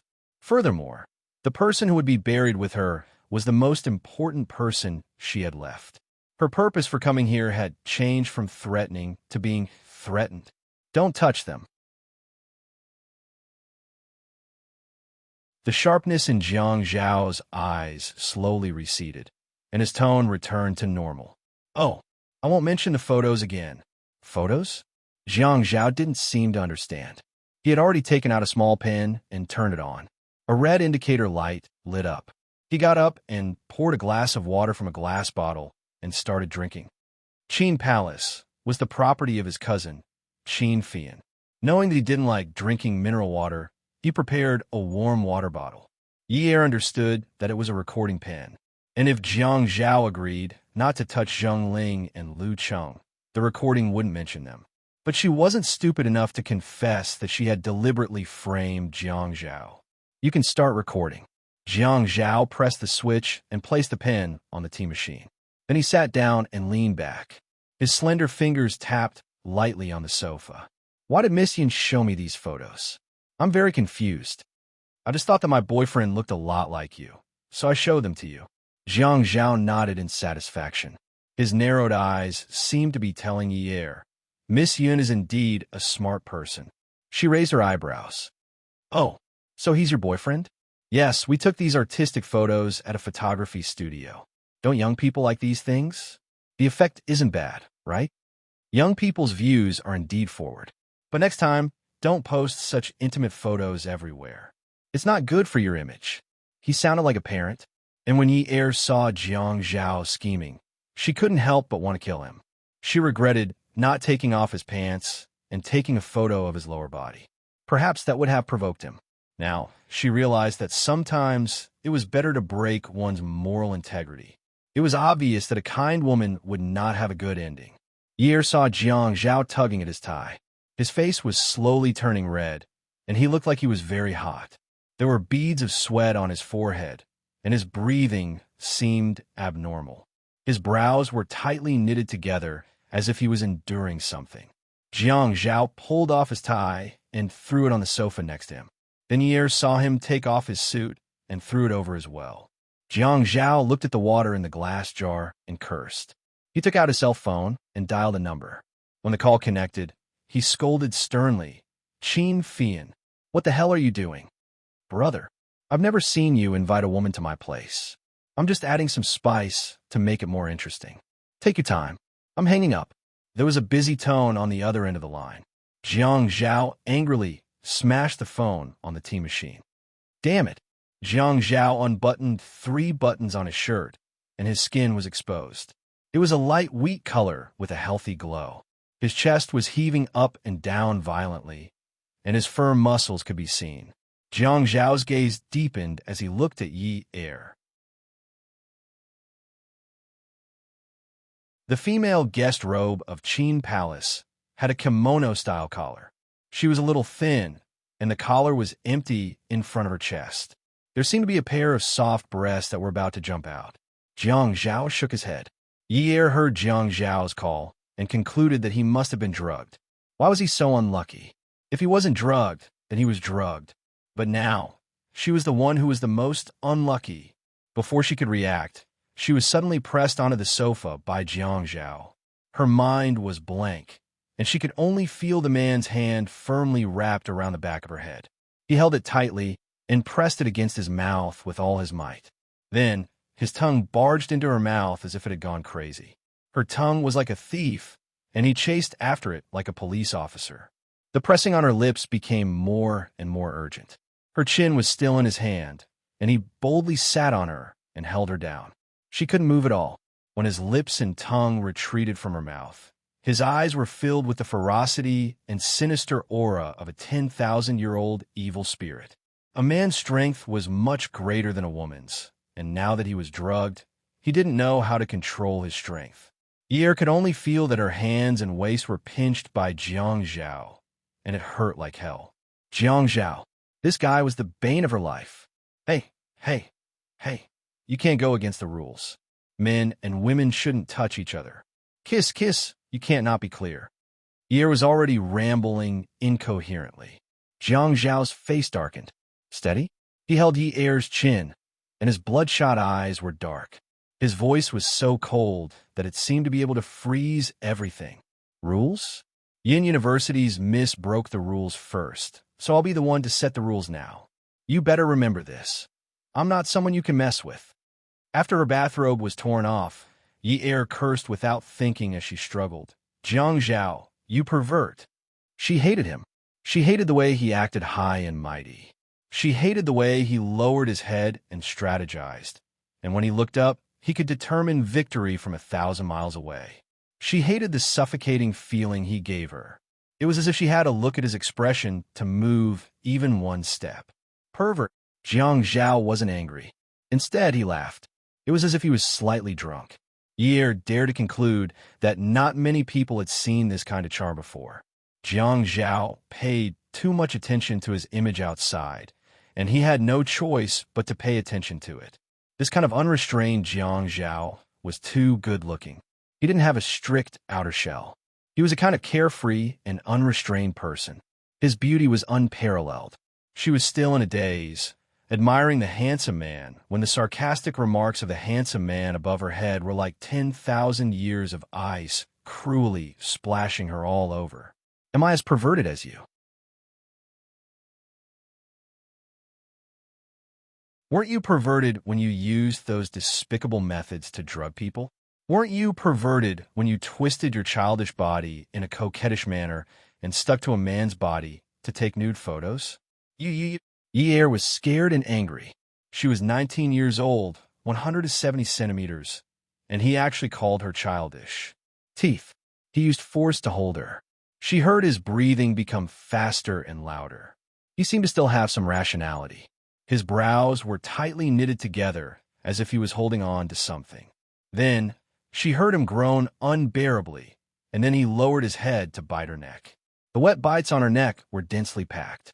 Yi breathing became chaotic. Her heart was about to jump out of her chest. Yi knew that if Jiang Zhao was determined to vent on her body, she couldn't run at all. Beauty novel, Xinwu 799.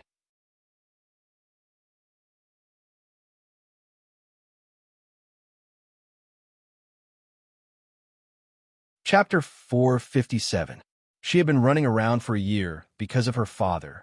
She knew that there were many unspoken rules in this society. You could not go anywhere just because you had a reason. Jiang Zhao was definitely not afraid of her. She had clearly seen him struggle. Since he had struggled, he must have thought of the consequences. The only one with no way out was her. All of his actions were unfamiliar to her. She was terrified. At this time, Jiang Zhao was even more arrogant and unscrupulous under the influence of the aphrodisiac. Being threatened? Even if he, Jiang Zhao, was threatened, he would not fall to the level of a little girl who was still wet behind the ears. She dared to provoke him, so she should have a taste of the consequences. The more frightened the woman below him was, the more he felt that he had vented his anger in the right place today. In the process of the cat scaring the mouse, the number of times his body clamored and clamored, becoming more and more ferocious. He was getting more and more out of control. His original intention was not to touch her no matter what. But she moved, screamed, beat, and cursed. Her long hair became more and more messy in the tussle. That appearance was like she was in need of a man to teach her a lesson. Everything in front of him seemed to have turned scarlet. With a bloody desire to conquer, it wanted to rush out of his body. He pulled down the last barrier of her lower body. Her black underwear, like a cicada's wings, was seductive and sexy. He held her small underwear and waved it in front of her eyes. He chuckled softly and said, "You're so young, but you're already so coquettish. You really know how to seduce men." Yi glared at Jiang Zhao. Her hands felt like they were clamped by an iron clamp. Her two legs were tightly pressed down by him.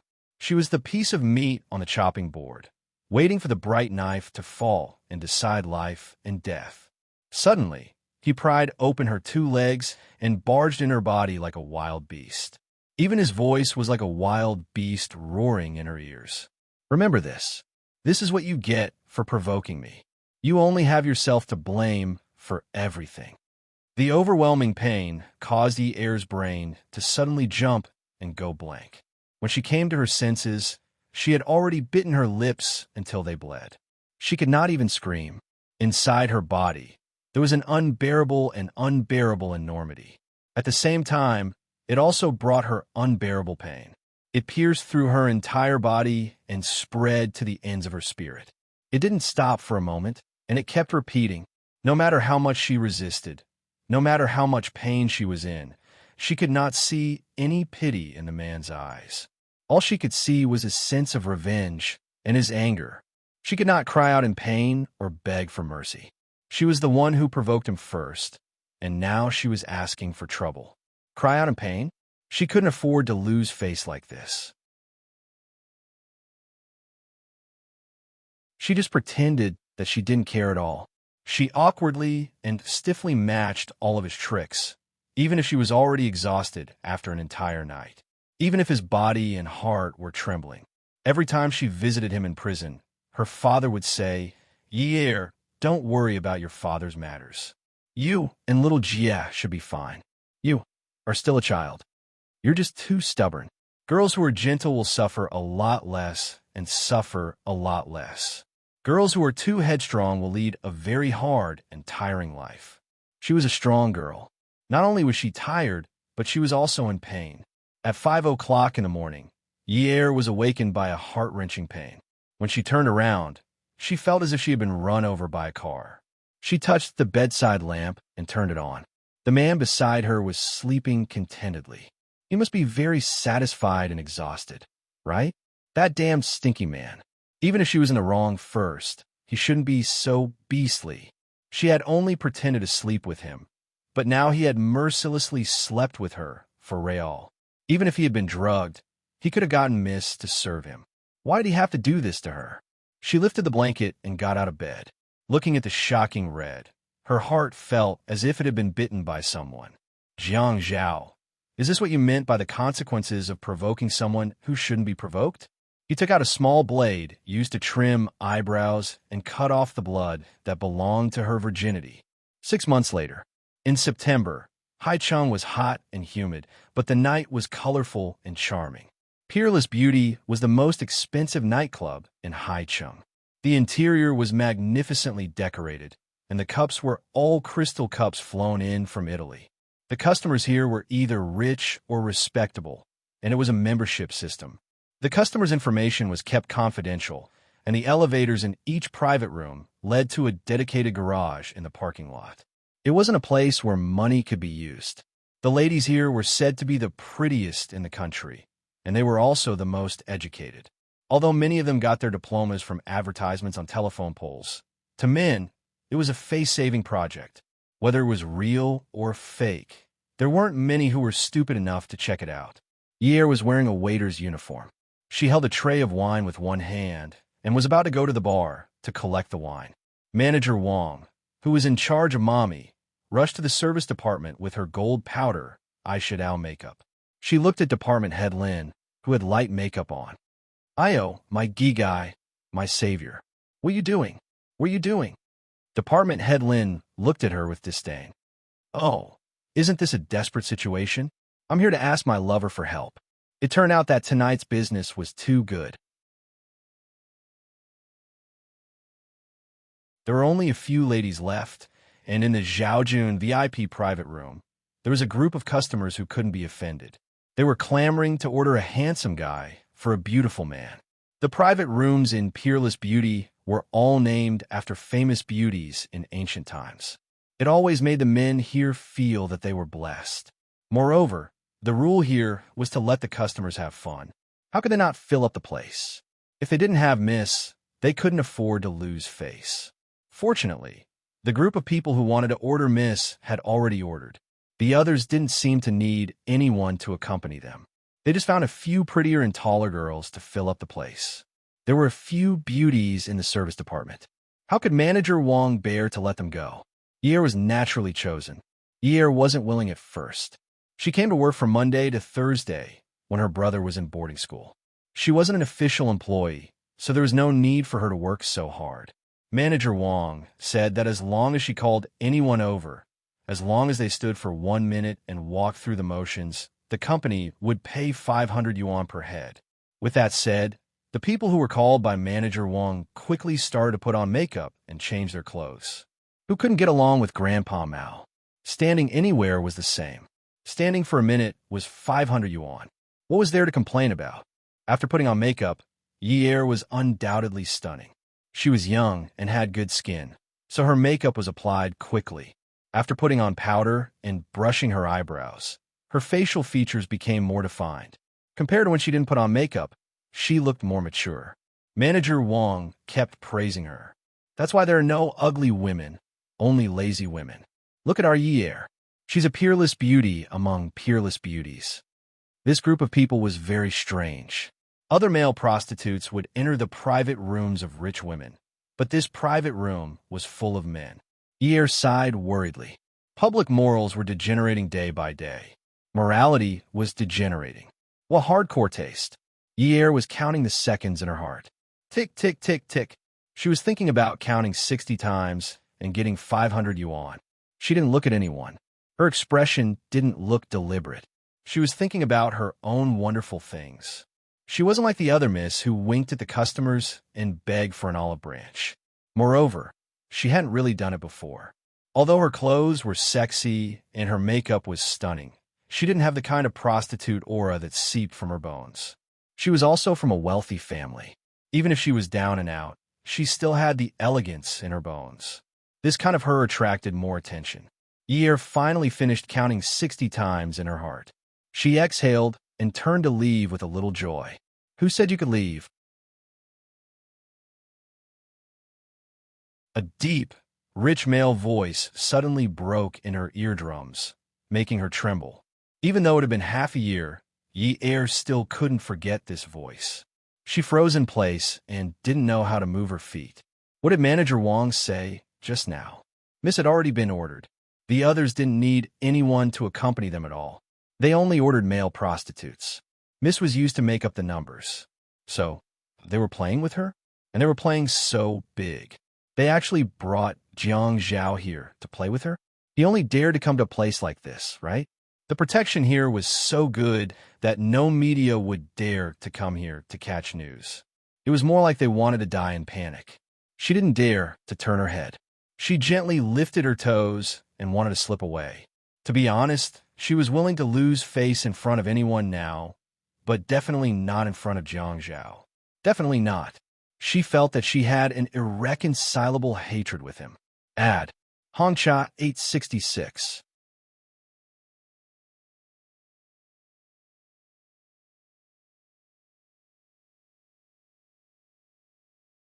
Chapter 458.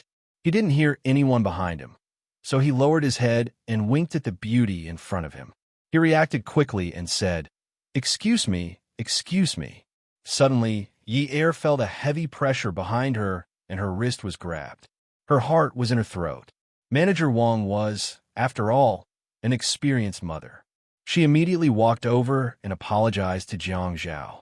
When Peerless Beauty met guests, she never asked for their names. Basically, she called them master. Only those who dared to come in through the front door would be addressed with their surnames. People like Jiang Zhao obviously wouldn't come in through the front door. Manager Wang was a person with a heart made of glass. She had a good sense of propriety when dealing with people. She looked at Jiang Zhao affectionately, as if she was looking at $1 million. "Master, I'm sorry. This girl is new and tender. I thought she was pretty, so I didn't hide it. I even forgot to teach her the rules and brought her out for you to see. She's not sensible. She's not sensible. Master, please dote on her a little. She's a timid girl." Bah! Yi Er's eyes almost popped out of their sockets. "Manager Wang, that's not what you told me at the beginning." She clearly said that standing for $500 for a minute would make her a sitting position. Manager Wang kept winking at Yi Er. "Little Rose, don't be like this. It's your honor and also your luck to be chosen by me. Just now, so many sisters didn't get chosen, right? Have a good drink with me." Little Rose? Bah, she already had a stage name for her. Little Rose? Why not Red Peony? Hey, Manager Wang. Jiang Zhao pulled Yi Er's wrist and pulled her toward his chest. Yi Er bumped into Jiang Zhao's hard flesh wall and felt dizzy.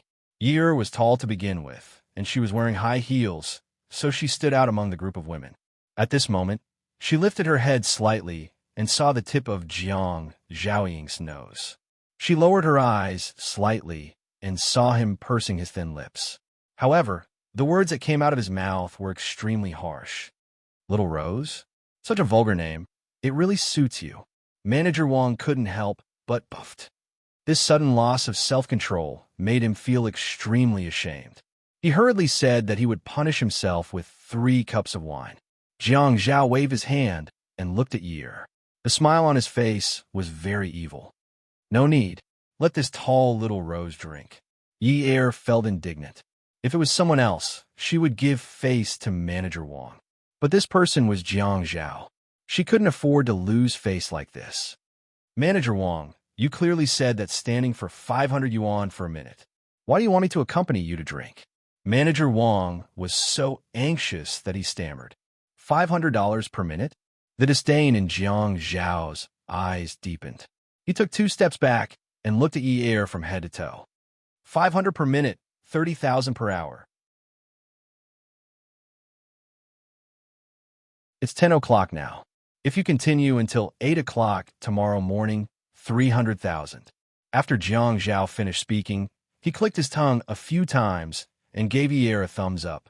"I'm afraid this is the most expensive Little Rose in High City." What was Jiang Zhao saying? He actually said that to her. Did he mean that she was going to make a move? This was too much. Yi Er exhaled. She tiptoed and was able to press her lips against Jiang Zhao's ear. He was at least 185 centimeters, no more, no less. Thinking about it, their heights were really compatible. She was calculating Jiang Zhao's words in her heart. Although her voice was soft, her tone was unfriendly. "Yes, Your Excellency. I'm that expensive. Can you afford to order me? So this is how you spend the taxpayers' money? Or is there someone else who is helping you pay for this? Is he trying to bribe you?" The man's deep eyes slowly narrowed. He waved his hand at Manager Wang, indicating for her to bring the others away first. After everyone had left, he pinched Yi Er's chin and stroked it back and forth with his thumb. Could it be that Miss Yun has never looked for information on the upstarts in the political arena? Don't you know that I have a lot of shares since I was born? Don't you know that when I was 18 years old, my net worth was over 1 billion? Let's not talk about my current status. These are not secrets. 300,000? I think it's too expensive for you. But to me, it's only a small amount. Yi was so infuriated by Jiang Zhao that her blood vessels were about to burst. Did he just say that she was a street vendor? What should she do? Should she be angered to death by him? Take a deep breath. Take a deep breath. Oh, Mayor Jiang, are you going to negotiate with the hostess? It's not right to push up the prices. The man replied calmly. Then those who think it's too expensive can just not buy it. No one is holding a knife to anyone's neck. The woman rolled her eyes at the man. The man smiled and said sarcastically, I'm telling you that you must be realistic when doing business. If the price is too high, there will be no supply. Yi felt that she was on her last breath, and her life was hanging by a thread. This B***star had insisted that she was a prostitute. He still treated her like a cabbage. It's as if she was worth less than a pound of cabbage. I'm willing to wait. Even if the currency will depreciate, I will wait until I reach the amount I want. Indeed, he had just said that she was a cabbage, and now he really treated her like a cabbage. You think you're a house? Can appreciate? The cabbage will rot if it is left for too long, and you still have to pay the sanitation workers to clean it up. Yi pushed Jiang Zhao away. This B***starred. I can't be bothered with you. She turned and was about to leave. Jiang Zhao crossed his arms and looked up as if he was waiting for Yi to return. Then I need to ask your manager. What is the meaning of peerless beauty? What is the attitude of the miss that you asked to come in? Or is it that peerless beauty has recently trained you with a new skill? You want to resist but accept? Yi stopped in her tracks. She was cursing Manager Wang in her heart for giving birth to a son with no eyes and a daughter with eyes all over her body.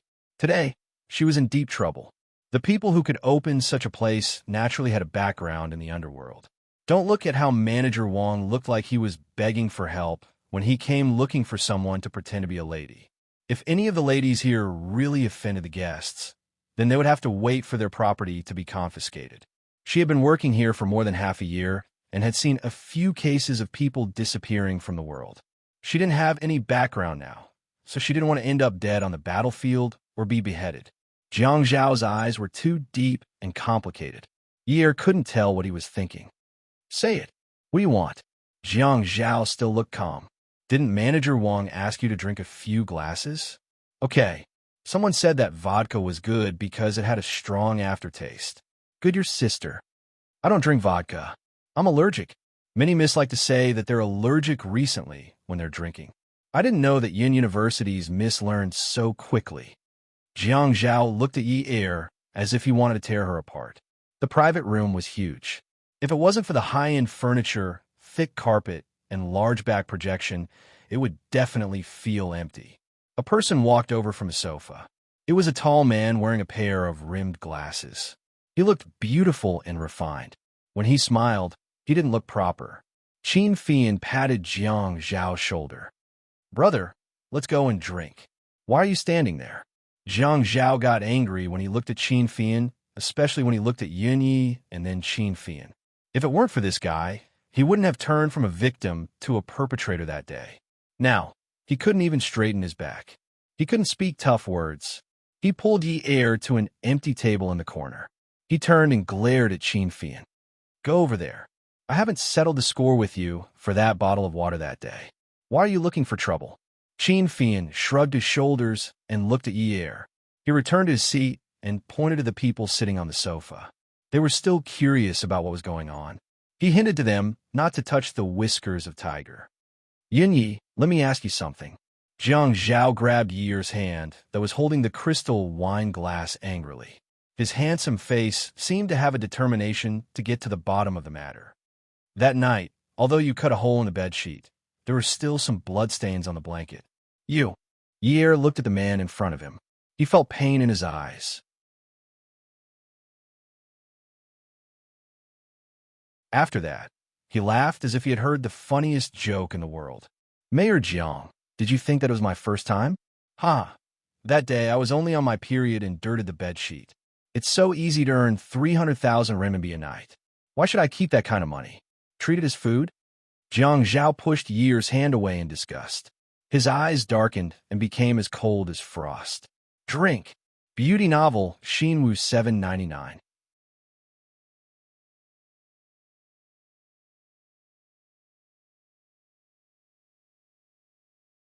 Chapter 459. Yi knew that she couldn't win against Jiang Zhao. She was very smart and wouldn't use her weak feet to kick an iron plate. Now, she would never admit that she had given her first time to him. Why should he take advantage of her? Otherwise, she wouldn't have used the eyebrow trimmer to cut off the blood. She raised her head, and the amber liquid flowed down her throat. It didn't have the spiciness of hard liquor or the sweetness of red wine. Vodka, to her, was poison. Even if she collapsed, there would be a manager to take care of her. It was good that she collapsed. She wouldn't have to be humiliated by this damn guy. Her temples began to hurt violently, and her eyes were a little dazed. The cup fell on the thick carpet, and there was a slight sound. As it swayed, she pointed at Jiang Zhao. Jiang Zhao, you forced me to drink the poison. You forced me. You're too vicious. The moment she spoke, she felt as if her head had been hit by a hammer. It was as if the world was spinning. How could she collapse? Her father was still in prison. It was very humid there. Her father had rheumatism. His shoulders hurt so much that he couldn't lift them. His legs hurt so much that he couldn't stand properly. He needed electrotherapy. Her younger brother was only 9 years old. He still had to study. Now that he was in a boarding school, she still had to earn money. She still wanted to send him to an elite school and bring him to high-end restaurants. She still had to wait for her mother to come back and ask her why she didn't want them. Why did she throw the burden of the family to her alone? She was too willful. She knew that she couldn't collapse, but she still drank all the wine. She was too willful. The handsome face in front of her became more and more blurry. She seemed to see him frowning in anger. It must be her hallucination. She couldn't support herself anymore. She lost her balance and fell backwards. Jiang Zhao, you're too vicious. She remembered it, as if she had been repeating it. She vaguely heard someone calling her name. It was cold, as if she owed him money. She didn't remember borrowing money from anyone because no one was willing to lend it to her. When Yi opened her eyes, she was in a high-end private hospital. No one was willing to reveal the name of the person who sent her here. Who else could have sent her here? Manager Wang must have felt guilty. Even if that pervert Jiang Zhao knocked her down, it was still the company's responsibility, right? She was not a professional hostess. In the evening, Yi persisted until Peerless Beauty went to work. He carefully wiped the wine bottles and then put them on a tray. He was going to deliver the wine. Manager Wang came to the service department again. Yi naturally did not give her any face. No wonder people said, only women and villains are difficult to deal with. In the whole world, Manager Wang was the only woman who was difficult to deal with.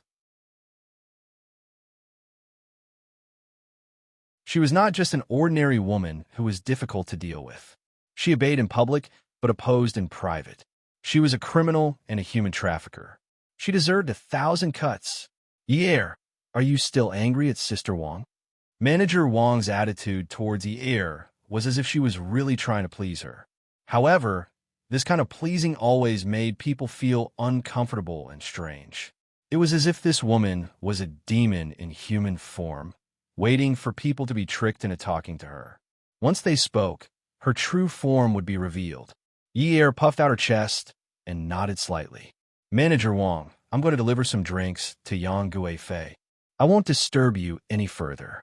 Manager Wang could see the wariness in Yi's eyes. After what happened yesterday, she could not absolve herself from the blame. After all, the person in the service department was not the real Mississippi. Yi stood outside the door of Yang Guifei and gently pressed the service bell. The princess's earpiece would receive the command to open the door. She had just handed the wine to the princess when she heard a voice behind her. A surprised voice came from behind her. Yi turned around and was stunned. She did not react for a long time. She thought for a while. How should she address this handsome man from before the new year? Yi acted like all the waiters here when they saw a guest. She nodded at the right time, leaned forward, and politely greeted young Master Min Zikai, 180 centimeters tall, 23 years old, ex-fiancé. When the Yin family declined, He wanted to break off the engagement with her. After that, his whereabouts were unknown. Yi'er, what are you doing here? I'm at work. Young master Min, have fun. Then I'll go back to work. I still have a lot of things to do. The alienation in Yi'er's words made Min Zikai frown deeply. He could not continue the conversation. Seeing that Min Zikai did not say anything else, Yi'er fled. When she returned to the service department's wine room, she shook her head forcefully and muttered in her heart, "Childhood sweethearts play with childhood plums. True love will always be with you. Liar, liar. Don't love me, I don't love. Don't love me, I don't love." After muttering it a few times, Yi'er sighed as if a heavy burden had been lifted from her shoulders. After delivering the wine to Jiajun, she had only taken a few steps when the princess who had ordered the songs ran out to stop Yi'er. She said that someone was calling her from inside. Min Zikai? No, she did not want to see him. Just as she was about to refuse, Manager Wang, who was covered in knives, appeared in front of her. She said sincerely, "Yi'er, go. You can't offend the people inside. Don't worry, Sister Wang will definitely protect you." She cursed in her heart. "Protect your sister? You want me to help you count the money after selling me off?"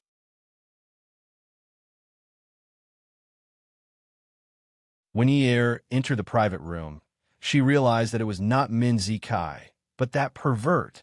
Zhao Jun again? Was this the legendary holdout? There were not many people in the private room today, only 4. Actually, she knew many people in this circle. One of them was the bespectacled boss of Qin Palace, Qin Fian. The handsome man with the tan skin was the eldest son of the Zhua family, Zhuahao. The handsome but cold one was the second son of the Zhuang family, Zhuang Yichen. The last one was that pervert, Jiang Zhao. The 4 young masters of Haicheng were all present. Jiang Zhao sat there, motionless. Although he was sitting and was slightly lower than Yi'er, the look in his eyes, the posture was still as lofty as ever. Yi'er walked over and looked at him. Her eyes were full of disgust as she said coldly, "What?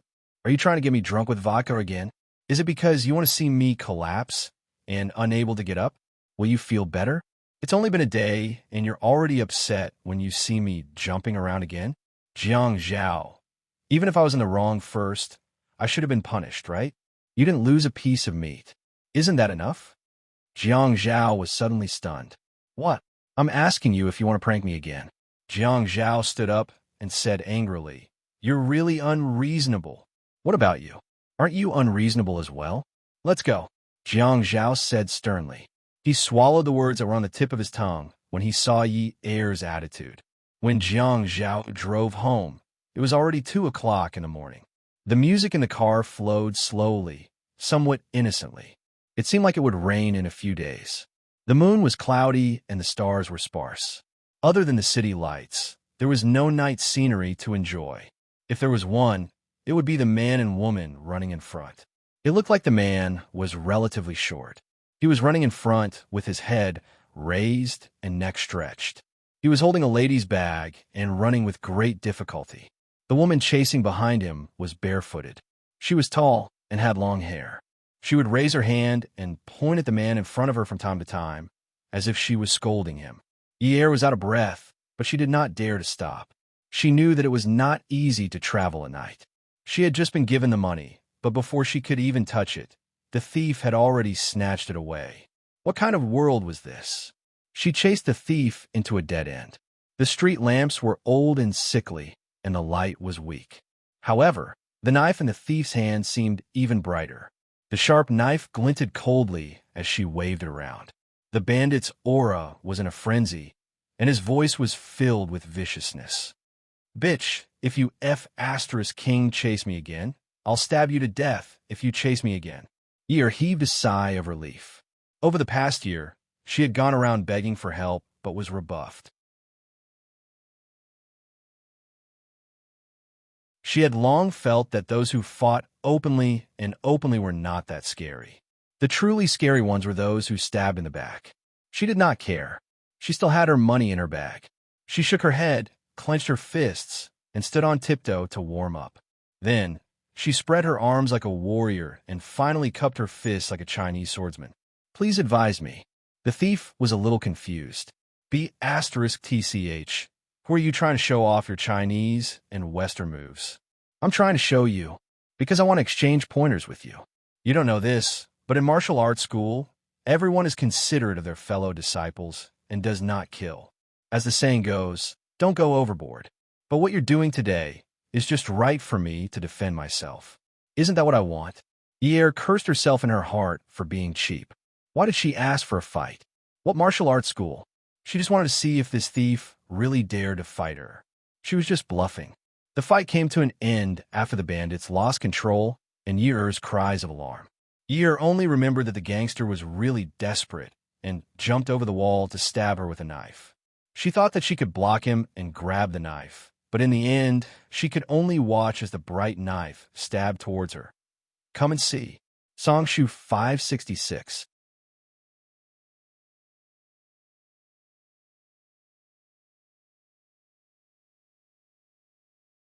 Chapter 460. In the end, she saw a bright knife stabbing towards her. Yer still cowardly dodged. Just when he felt that he was about to be separated from his brother and father, a black shadow rushed out and kicked the bandit. The shadow nimbly threw out several punches, and with a reverse grappling hand, he firmly grabbed the bandit's wrist and pulled. Then, with a cool hand chop, he chopped at the back of the bandit's neck. The bandit fainted, and the knife fell to the ground with a crisp sound. Jiang Zhao tore off his tie and tied the man to the utility pole in no time. Yer felt that Jiang Zhao was really handsome like this. Although there was a deep hatred between them, and they were irreconcilable a few hours ago, it was now blown away by the wind. If he wasn't here today, she would probably be on the road to the Yellow Springs. Disfigurement or heavy disability were all foreseeable. There was a good saying, hatred is precious, but life is more valuable. If you want to live, everything can be thrown away. At this time, his image suddenly became great. She was thinking about what to say to thank him. The most classic way of expressing her feelings? For example, she bowed slightly and said in a gentle voice, "Thank you for saving my life, young master. I have nothing to repay you with, but I would like to invite you for supper to thank you for saving my life. What do you think?" The man cupped his fists and nodded. He said righteously, "Miss, you're exaggerating. I happened to pass by and saw an evil man bullying a weak woman.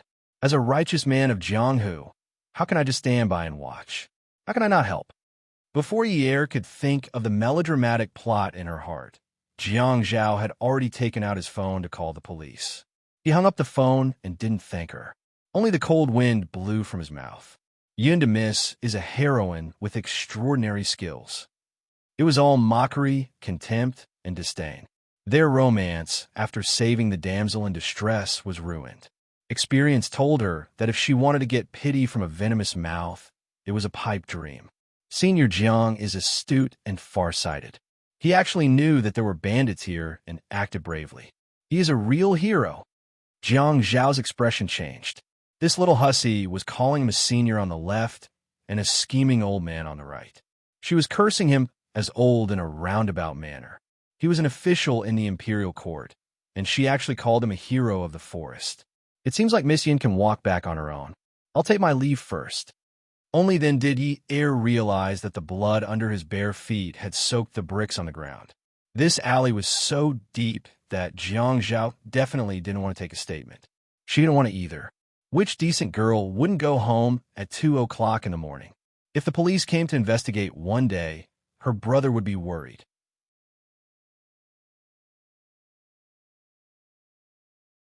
Seeing that Jiang Zhao was about to leave, she immediately endured the pain and tiptoed to catch up with him. She tugged at his shirt sleeve and said, "You're a great man, so please don't hold a grudge against me. You're a good man to the end." Jiang Zhao looked determined to leave. Yer let go of all her reservations and clung onto Jiang Zhao's arm like a piece of plaster. She wouldn't shake her head arrogantly and said, "You can go." In the Peerless Beauties group, she was indeed misunderstood as Mississippi. It was only right for her to argue. The one at fault was Manager Wang. At this time, Jiang Zhao did save her. A life-saving grace was great. He felt that she was overestimating herself. It was only right for him to ridicule her. She didn't lose a piece of meat. But how could a person who was saved ridicule her benefactor? She wasn't a person who couldn't distinguish between good and bad. Yier failed to live up to her expectations. A few hours ago, they were irreconcilable enemies. Now, he was her benefactor. Yier scolded herself several times in her heart. Little wench, stop pretending. Hurry up and apologize to our benefactor. If you don't repay his kindness, you'll be struck by lightning. At this time, she had to see the situation clearly. She couldn't be blamed for being snobbish. She could only say that she had been forced to be tactful by life. When she first begged for help to save her father, what kind of despicable words had she not said?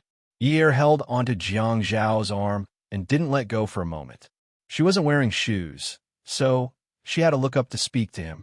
She shook his arm and said, "Benefactor, benefactor, take pity on me. Please give me a ride." Jiang Zhao was unmoved. He snorted lightly and said, "I'm old. I need more exercise. I don't plan to drive. I plan to walk back." Yier was anxious. She knew that this guy was angry with her, but she was definitely stepping on glass or something. She couldn't touch the ground at all. She could only flatter Jiang Zhao. "Oh my God, how are you old? A man at 30 years old is a flower. You're only 29 years old. You're the youngest deputy mayor. Look at how handsome you are and how tall you are. You must be at least 185 centimeters tall, right? If you enter the modeling industry, you will be famous all over the world. You will be more popular than all the young girls, beauties, young married women, old ladies." Jiang Zhao unnaturally slapped Yier's hand away. He frowned and said with disgust, "Where did you learn this from? Where did your arrogance go last night?"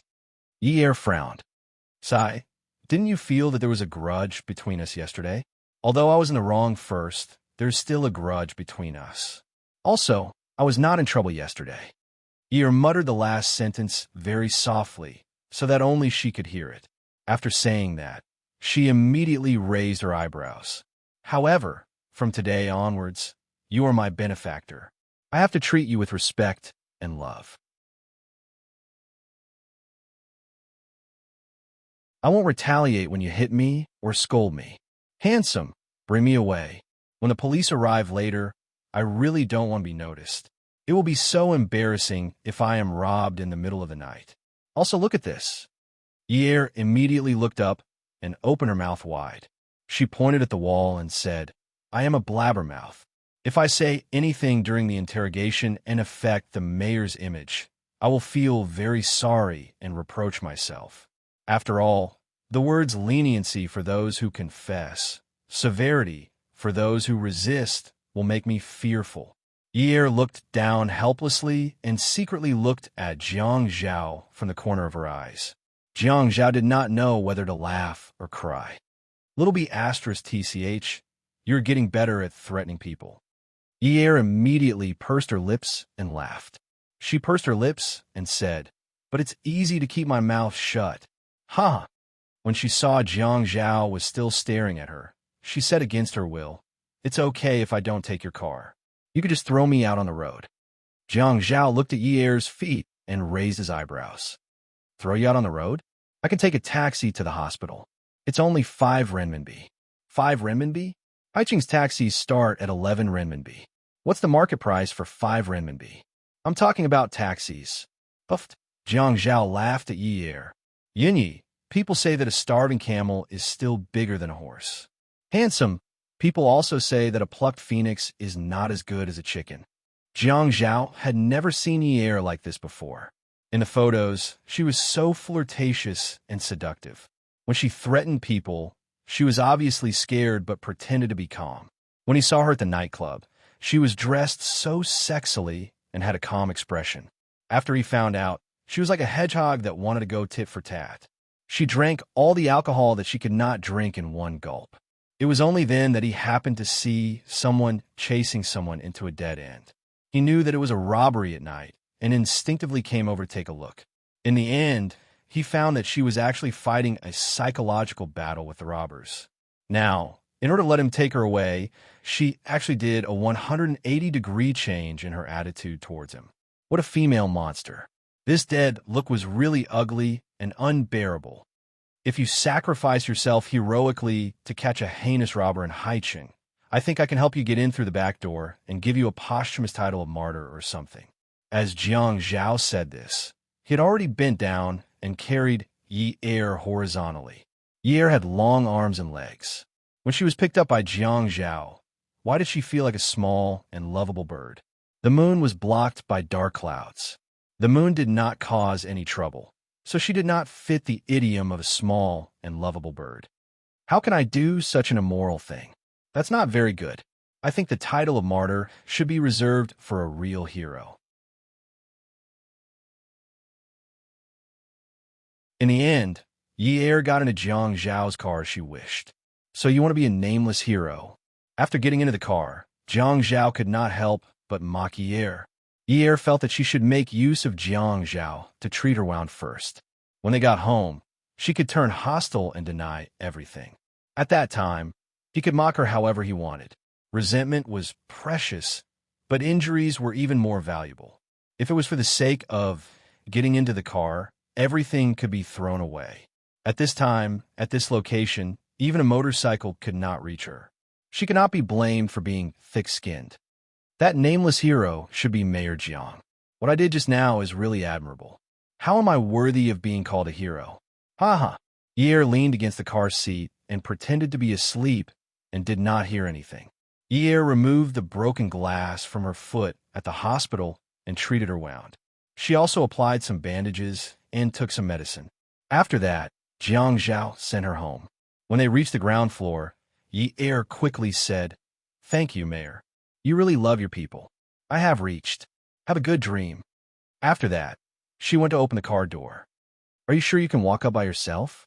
Attention, Xinwu 799, that you're tuning in to the Romance Rendezvous YouTube channel. We're so grateful for your support, and don't forget to subscribe to join us on this incredible journey through captivating stories. Your generosity through donations truly makes a world of difference, as it's the primary source of revenue that allows me to expand and enhance this channel for you. Thank you from the bottom of my heart for being a part of this adventure.